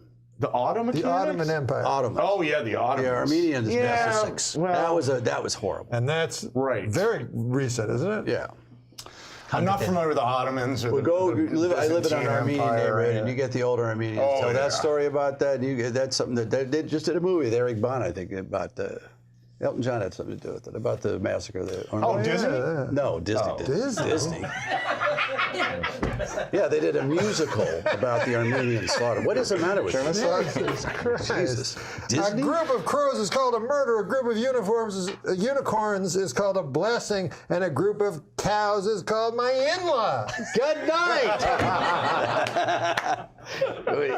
you screwed it up and it's still okay. Yeah, You just sold it at the end. I tried, right? I need one. Well, you don't like children, so this might be I didn't say perfect. that. I said I don't like you. Do you have children? You said you don't like children. Did I? Oh, many times. So many times. Did I say that? I exaggerate to clarify. When did you not say A that? hippo's mouth is wide enough to fit in a 4-foot tall child. Really? Huh. I like hippos. Unfortunately, after measuring the hippo's mouth, almost all the children were eaten. What? A hippo's mouth is wide doesn't enough make to fit a sense, 4-foot tall child. Okay. Unfortunately, after measuring the hippo's mouth, almost all the children were eaten. Look, I know the Bible says not to covet thy neighbor's wife. Right. But it doesn't say a damn thing about coveting thy neighbor's husband, especially a sweet, hot fucking asshole. This is sweet hot. Is that in there? You just toss all that stuff in there. But it is true. It doesn't think about coveting thy neighbor's husband. Huh? You make a good point, Norm. Well, what about women, young This women? show's You going, know? what? Young women. The Statue of Liberty is setting a bad example for young women. When times get tough, you just can't stand motionless for centuries holding a torch. It's true. You What got a about point. this? What about this, Pally? Or wear a dress and have people walk Steve around. in your- O'Donnell, the man behind the cameras, now on camera. Steve won't do it. I'm really more of a booster. Are you, Steve? Artifacts from Auschwitz are set to go on tour for the first time. You guys won't stop. Experts believe that this will be Miley Cyrus's darkest opening act yet. Wow. Oh, this is almost perfect. I might open with that in Vegas. That'll get the crowd walking out. I'm going to let the great Tim Allen, experts believe, one of the best joke tellers to ever live. I don't know, Jay is amazing. He's an amazing joke teller. Jay. Funniest guy on the planet, though, is Marty Short. Yeah. I agree with that. Marty Short. I can't be around him. He hurts me. Yeah. But he's not a stand-up. Stop. He can't help himself. But Isn't that weird that he's not a stand-up? He's not a stand-up. We did The View, he and I, for a movie we did together, and the first time ever those women were speechless. I mean, we owned that show. He's so freaking funny. We did a whole bit in the makeup trailer about all the theater we'd done. We haven't done any. Because everything's a theater play. The Jiminy Glick is so hilarious. I did that. He can say, you know talk what's about great about him horrible shit to you, and his chin was coming off one time when I did it, this whole piece, and I kept going and he wouldn't come out of character, and I said, but this is all coming out. Your name again? Who are you? He's horrible.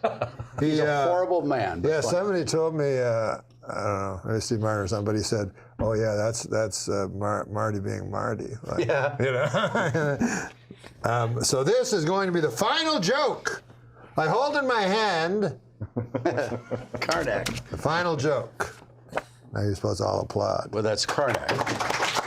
Well, when you ask for it, it's not worth it. May dog in heat romance your leg in the month of September. Mm-hmm. Okay, this is the final joke. Now I want you to read ahead. All right, read ahead. Read ahead, you know, so you give it all. All right, a new study finds that. And hold on. Before he finishes, because I want to end with a big joke by one of the greatest joke tellers ever. Well, Leno's on his way in.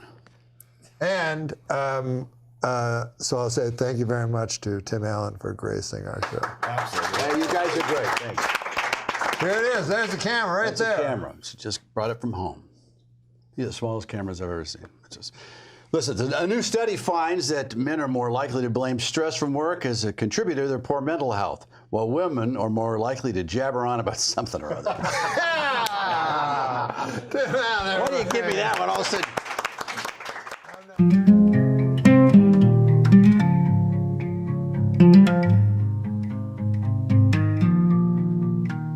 I'd trade tomorrow for one more sunset from back then.